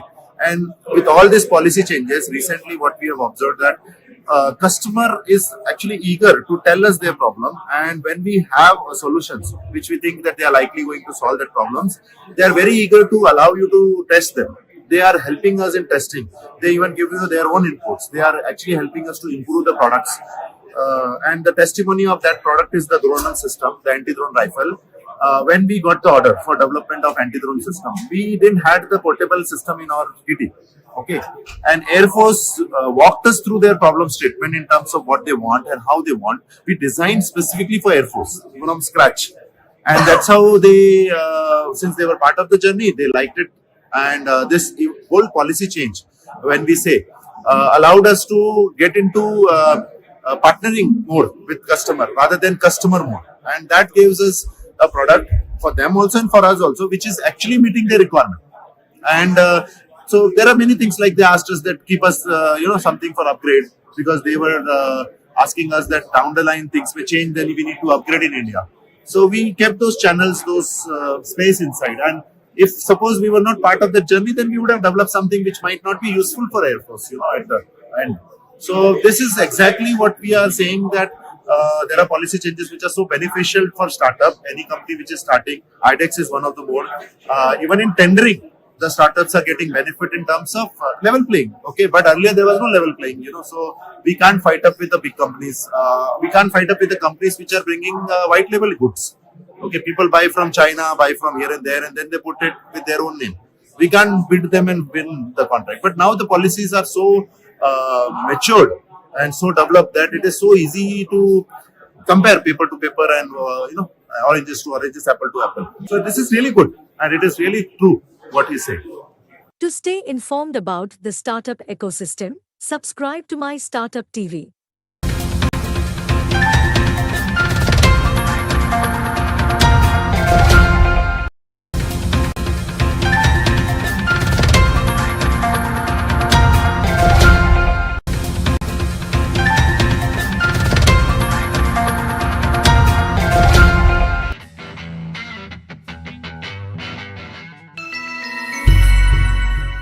Our company is a multi-platform development solution provider for defense technologies. We mainly supply to the Indian Army and the Indian Air Force. We've just won an order for about 210 crores from the Indian Army and the Indian Air Force for supplying anti-drone defense systems. Now, not only are we looking at supplying to the Air Force and the Army, we soon have the Navy as well as a customer. We are also looking at supplying several smaller solutions to different arms of the armed forces. We are also looking at setting up international sales channels for the existing anti-drone product and for several other products that are there as a part of our kitty. T-Hub has been a fantastic partner in our entire journey. We've been with T-Hub from 2019. We've had T-Hub open its doors to us even during COVID. So it really helped facilitate our journey towards becoming the defense startup where we are today. See, it's my belief that as long as you can add value to a process, money will follow. Okay, so if you ask me, Big Bang Boom has been one of those companies which has been very successful in raising funding. So we followed a very unconventional fundraise model. Initially, different startups would go to a venture capitalist and ask them for money. We did not go to any venture capitalists. We literally raised money from angel investors who typically have a higher risk appetite. We have 140 investors on our cap table. A lot of people think that's a weird way of going about things. But to us, that completely revolutionized the way we could raise funds for our business. Now we have a lot of VCs who want to come on board. So instead of us starting from VCs, we're now ending up with them in our second leg of our journey. So if you can reimagine business in a slightly different fashion and you can add value to a certain sector, the funds will follow for sure. So right now, we have not only raised funds, but we've also acquired other companies who have not been able to raise funds and have integrated their technologies into what we are doing. So we have now, in a way, become a platform for being able to source funds for other people. Challenges are always going to be there. It's not unique to the defense sector, but it can always be there. So it's been a journey. I mean, we won our first contract in 2019, and 2019 to 2024 is 5 years. Right? So saying that it's been all peaches and cream wouldn't be true because it's taken 5 years. But for a startup who previously wouldn't have had an established track record in defense, to be able to develop indigenous technology with an extremely low cash burn, and from a IDEX win to a order win of this magnitude in 5 years is a massive achievement, not just for the startup, but for the defense ecosystem in general. So when the defense secretary tells you that this has been made a lot easier, it's absolutely true. Like, you couldn't even have imagined something like this, say, even 10 years back. For a startup without a prior track record to win a 200 crore contract, it's absolutely impossible. Because think of it this way. Everybody in this ecosystem is taking risk in one fashion or the other. So you have startups who are staking their careers. You have venture capitalists who are staking their money. The government is taking its reputation. That's a big deal. Right? So you have somebody who's actually gone out there, you've had ministers, you've had bureaucrats who have taken a decision saying that this is where we want to put our fund on. And there will be failures along this journey. And for someone to have the risk appetite to take failures is almost a guarantee for success. To stay informed about the startup ecosystem, subscribe to MyStartupTV.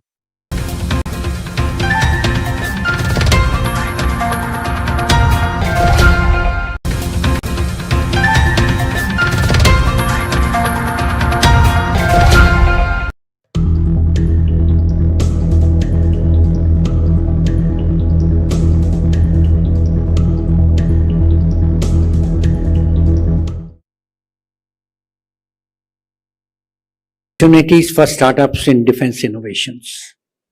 Let me start by giving you one example that although I was part of a large corporate, I started as a startup. I joined that company in 2010. I was the first person to join in the defense group. Today, this year, we should, along with my subsidiaries, do about 1,700 crores of business, and 1,300 crores out of that is exports outside India. And Defense Secretary did mention about the quality of products. I can assure you, sir, the guns which we have exported are better looking than any other gun in the world, and we believe we have a world beater. So we can assure you on the quality. But my talk today is more towards the people who are sitting in this hall. The recent geostrategic happenings have brought out two lessons. First and the foremost is that in times of war, you cannot depend somebody else to take care of your backside. Which means if you want to be a nation which can hold its own, you need to have a defense ecosystem or industrial base which is not reliant on foreign technology or foreign products. The second thing was that India wants to grow its economy. We are talking already about touching 4 trillion this year. We have a target of touching 5 trillion in next 2 years' time. And we are also wanting that 25% of that growth should be coming from manufacturing. If you take a look at it, today our manufacturing is approximately 16%. If you have to grow to 25%, the manufacturing has to double in 2 to 3 years' time from where we are. And the white spaces available in the manufacturing sector were in the area which was defense and aerospace. So if you are looking at these white spaces to be covered to take care of the manufacturing of the country, defense and aerospace needs a fillip. It's no rocket science that we need to grow our manufacturing in defense and aerospace. Now let me come back to you. How do you grow manufacturing in defense and aerospace?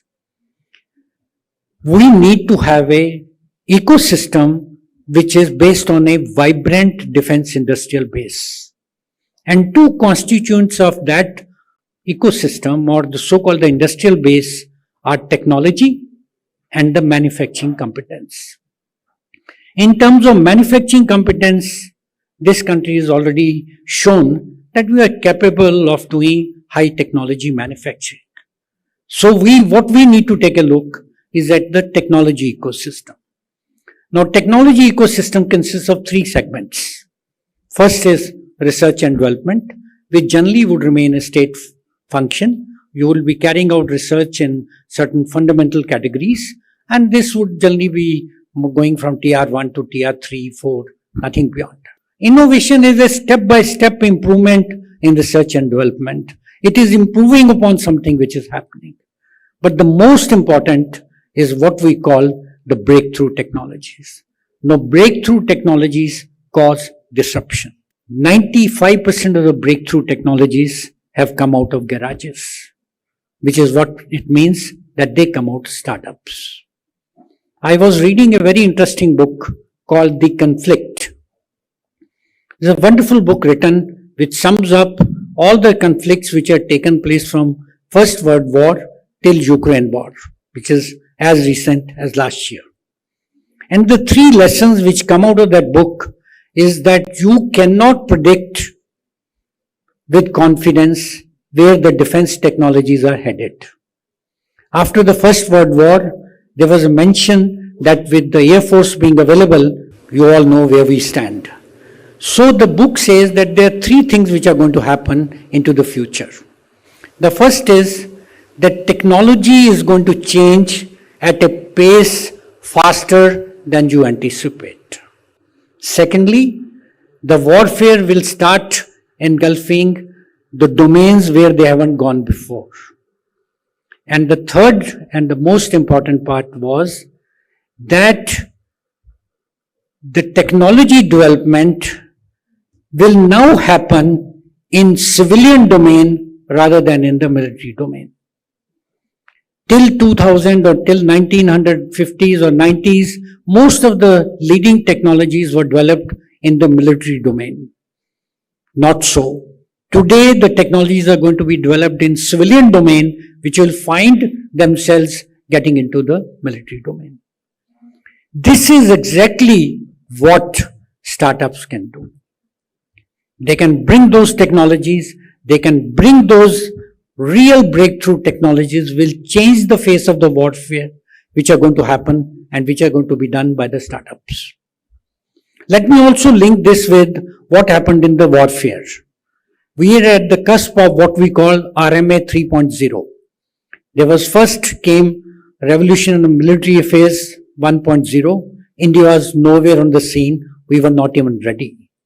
2.0 was all about command and control, communication, software-defined stuff, and we kept playing catch-up. We did have the inherent capability in the country, but we were never being able to catch up. Till today, major weapon platforms which came into the country, which were imported, had generally the fire control systems and softwares written outside the country. Of course, things have changed drastically in last 10 years, but this was the situation. Now we are at the cusp of what we call RMA 3.0. And this is the place where we need to be the lead player in the world. And that leadership can only come about when you have something what the startup today, roughly, give and take, I think Virmani will probably confirm that, we have about 864 startups in defense space in the country. I was mentioned in T-Hub, you have 70 of them.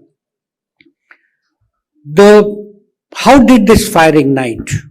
Till about 5 years ago, 6 years ago, we hardly had few startups in defense. IDEX program started and startups started to see light at the end of the tunnel. And suddenly you found they grew exponentially in this market. Today, 864, maybe 1,000. And when we are talking about, and the Defense Secretary was mentioning about Aditi, where you will have 25 crores funding. We were talking about IDEX Prime, where there's 10 crore funding. All these are way forwards to ignite that fire. What we really want to do is, there should not be 10, 20, 30, there should be thousands of startups. India should be the next startup nation. We are already third in the global list. Last year we had 8,000 startups. But United States has 30,000. So we really need to go there to become the startup nation. And that startup nation will happen when you see more and more initiatives like T-Hub. I think the only thing which is holding back Indian innovation and startup revolution is perhaps the capital. I think it was already mentioned, we did sign one, I think one MOU has been signed. Moment these things are put into place, I think, tell you, sky's the limit. Each one of you would have seen either on the 30th January or on Ask Defense Expo or even recently a swarm drone display being done. If I'm not mistaken, it was being done by an Indian startup. The total cost of that swarm drone was less than 65 lakh rupees, including the drones. We as Indians have that capability of frugal engineering and frugal development. My last point, just to give you that confidence, today we have 450,000 engineers working as centers of excellence for R&D for foreign MNCs. And just the last year's data says that in last 5 years, foreign OEMs have saved $80 billion in research and development costs by having their centers in India. Cost of development in India still is around $40 per hour for a very fine research and development engineer. Compare that to almost 160 euros to $200 in United States of America. So we are blessed in this country with the capability to take us to the next level. All we need is little more light at the end of the tunnel, and I'm sure this will be provided shortly. With these words, I wish each one of you great times, smooth sailing, and fantastic developments going into the future. Thank you so much. To stay informed about the startup ecosystem, subscribe to MyStartupTV.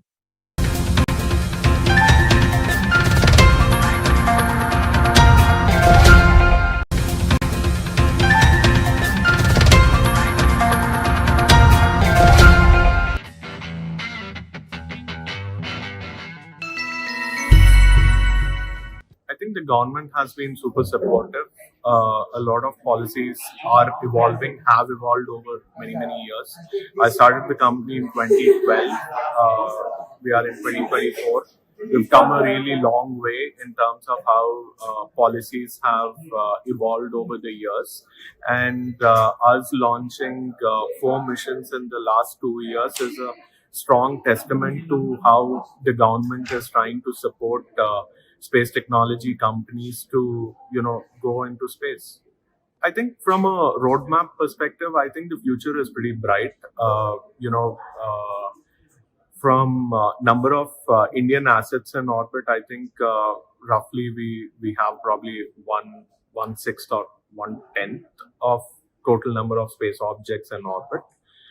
And I believe when compared to the Western world, and I believe this gap is going to shrink over the next couple of years, where the number of space assets in orbit, government would also increase the number of assets that are in orbit. And I think most importantly, there'll be a lot of space tech companies that will build in India for the global market, which is quite phenomenal also for the growth of economic activity in this sector. Sure, I think talent is never a problem. We produce India as a country produces more number of engineers than any other country, and majority of these engineers are in a very young age bracket, which also puts us in a spot where we have young talent that can cater to newer technology research, so on and so forth. And space in general is not a specific subject, but it is a amalgamation of several engineering departments. For example, computer science, electrical engineering, mechanical engineering, so on and so forth. So fusion of all these departments puts together a framework towards building a spacecraft or a launch vehicle, so on and so forth. So I believe, talent is not really a big problem. Also, we have a lot of former ISRO scientists who are there to support young entrepreneurs in their journey of building space technology solutions. To stay informed about the startup ecosystem, subscribe to MyStartupTV.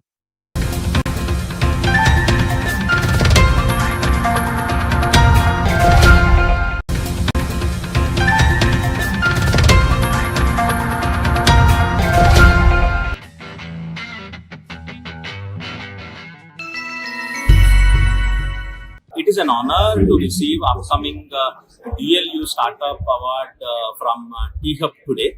T-Hub, we are very grateful to them. They are our partner incubator as part of the IDEX initiative. Within the scope of the project, we are actually using instant portable non-electric cooling technology to develop an instant cold vest for firefighters, especially those who are with the Indian Navy, who will fight the fires on the shipboard. We are making a cold vest. Simultaneously, the same technology that we are using for fire protection, we are also using the same technology for first aid applications in sports and other related injuries. As we do with the cooling technology, latent heat to comfort technologies also has a recent patent granted on our instant portable non-electric heating technology as well. Using this heating technology, we make hand warmers, body warmers, foot warmers, and various other products, which are useful for our forces who are deployed at high altitudes like Siachen. They actually protect our nation standing in freezing conditions like minus 30, minus 40 degrees centigrade. We are very grateful from this city of Hyderabad. We make these 100% made in India heat packs. We have been supporting almost 20 different battalions across the eastern and northern segments of the country. I am also very grateful and proud to say that these very important products for the army are actually made by the local women around our factory in Hyderabad. We train 20-25 women, and they are also part of our team. They are all part of our team. And extremely grateful for T-Hub, Drona Srinivas Garu, MSR Garu, Ayush Bagga and team. They have been extremely kind in supporting us through this journey.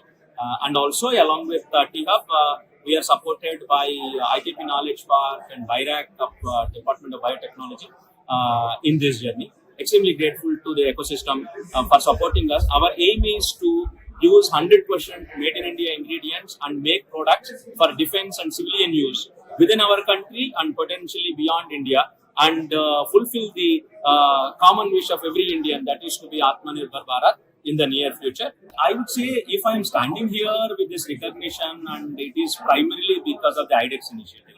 So we went to one of the defense exhibitions where one Commodore Golaya has seen a cooling technology product that we made. He immediately saw that product, identified a need in Navy, and he mapped these two requirements. He said, gentlemen, this product, if you can actually develop into instant cold vest, I have seen my team on Indian Navy ships, they will have a great use. He immediately helped us. We applied for the IDEX grant, and they provided the grant, and we started developing.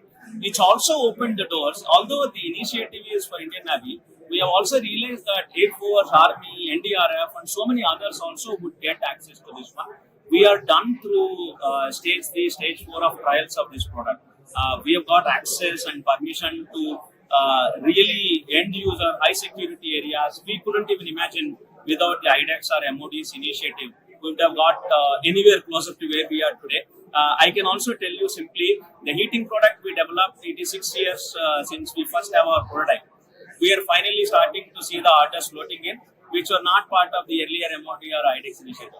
But with the cooling technology, we are expecting our first order to hit our books over the next couple of months. It is that straightforward. So they have actually reduced the overall time to market and also access to the end user. The biggest challenge is defense areas are all highly secured, so you can't easily access them as a civilian. But being part of programs like IDEX, in the ecosystem like T-Hub, they enable us to really go talk to the relevant end user, and the entire ease of doing business concept, I think, is being implemented in this IDEX initiative. I was recently in Delhi talking to the chief of NIO. It's like a dream come true, and that would not have happened without IDEX and the initiatives the Defense Secretary was talking about. So we are, from the startup community, we are extremely grateful. and this is a fantastic inspiration. And seeing us, the way I see it is, so many more people will also take up this the defense-based product journey, which is a scary thing in the past, as the secretary also mentioned. But today, I think the success stories and things that are happening, I think a lot many people will be willing to take chance and develop products for defense. To stay informed about the startup ecosystem, subscribe to My Startup TV.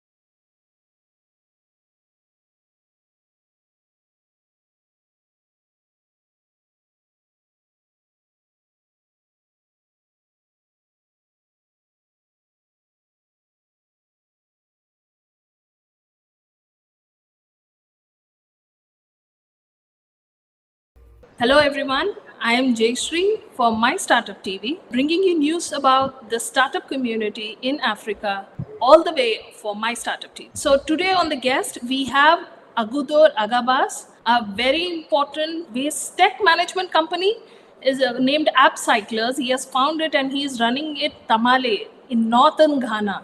In spite of very few resources, he is running a very successful company there. Here is something very interesting for our Indian audience. He recently traveled to India to learn more about clean tech, and Agabas here will take over the conversation.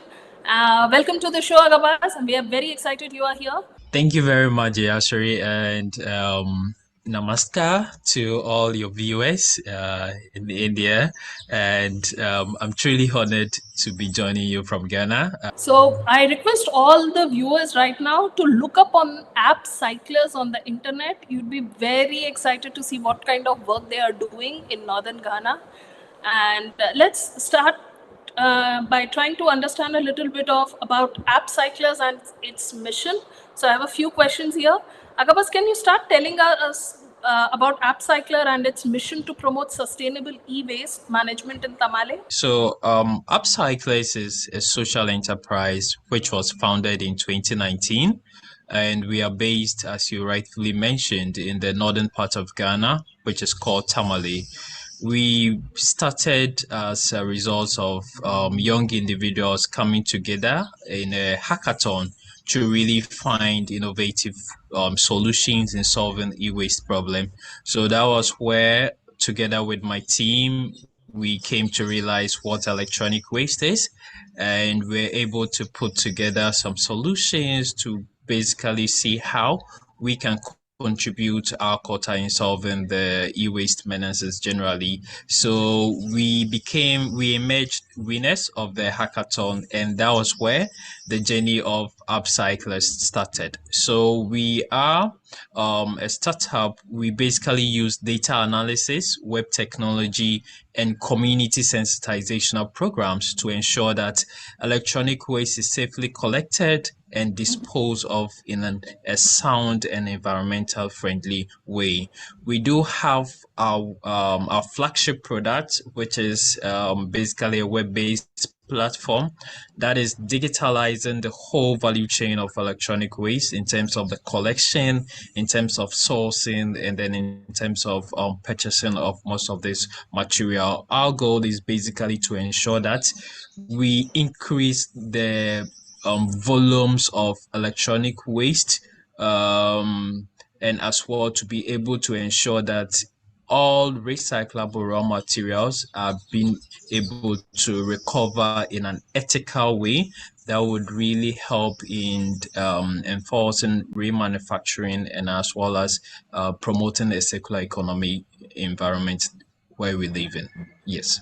What challenges did you initially face in starting Upcyclers, and perhaps you could tell us about how you overcame them? A young graduate graduating from the university with less knowledge on the e-waste industry, because the e-waste industry was also an emerging sector, and with no little infrastructure available, as well as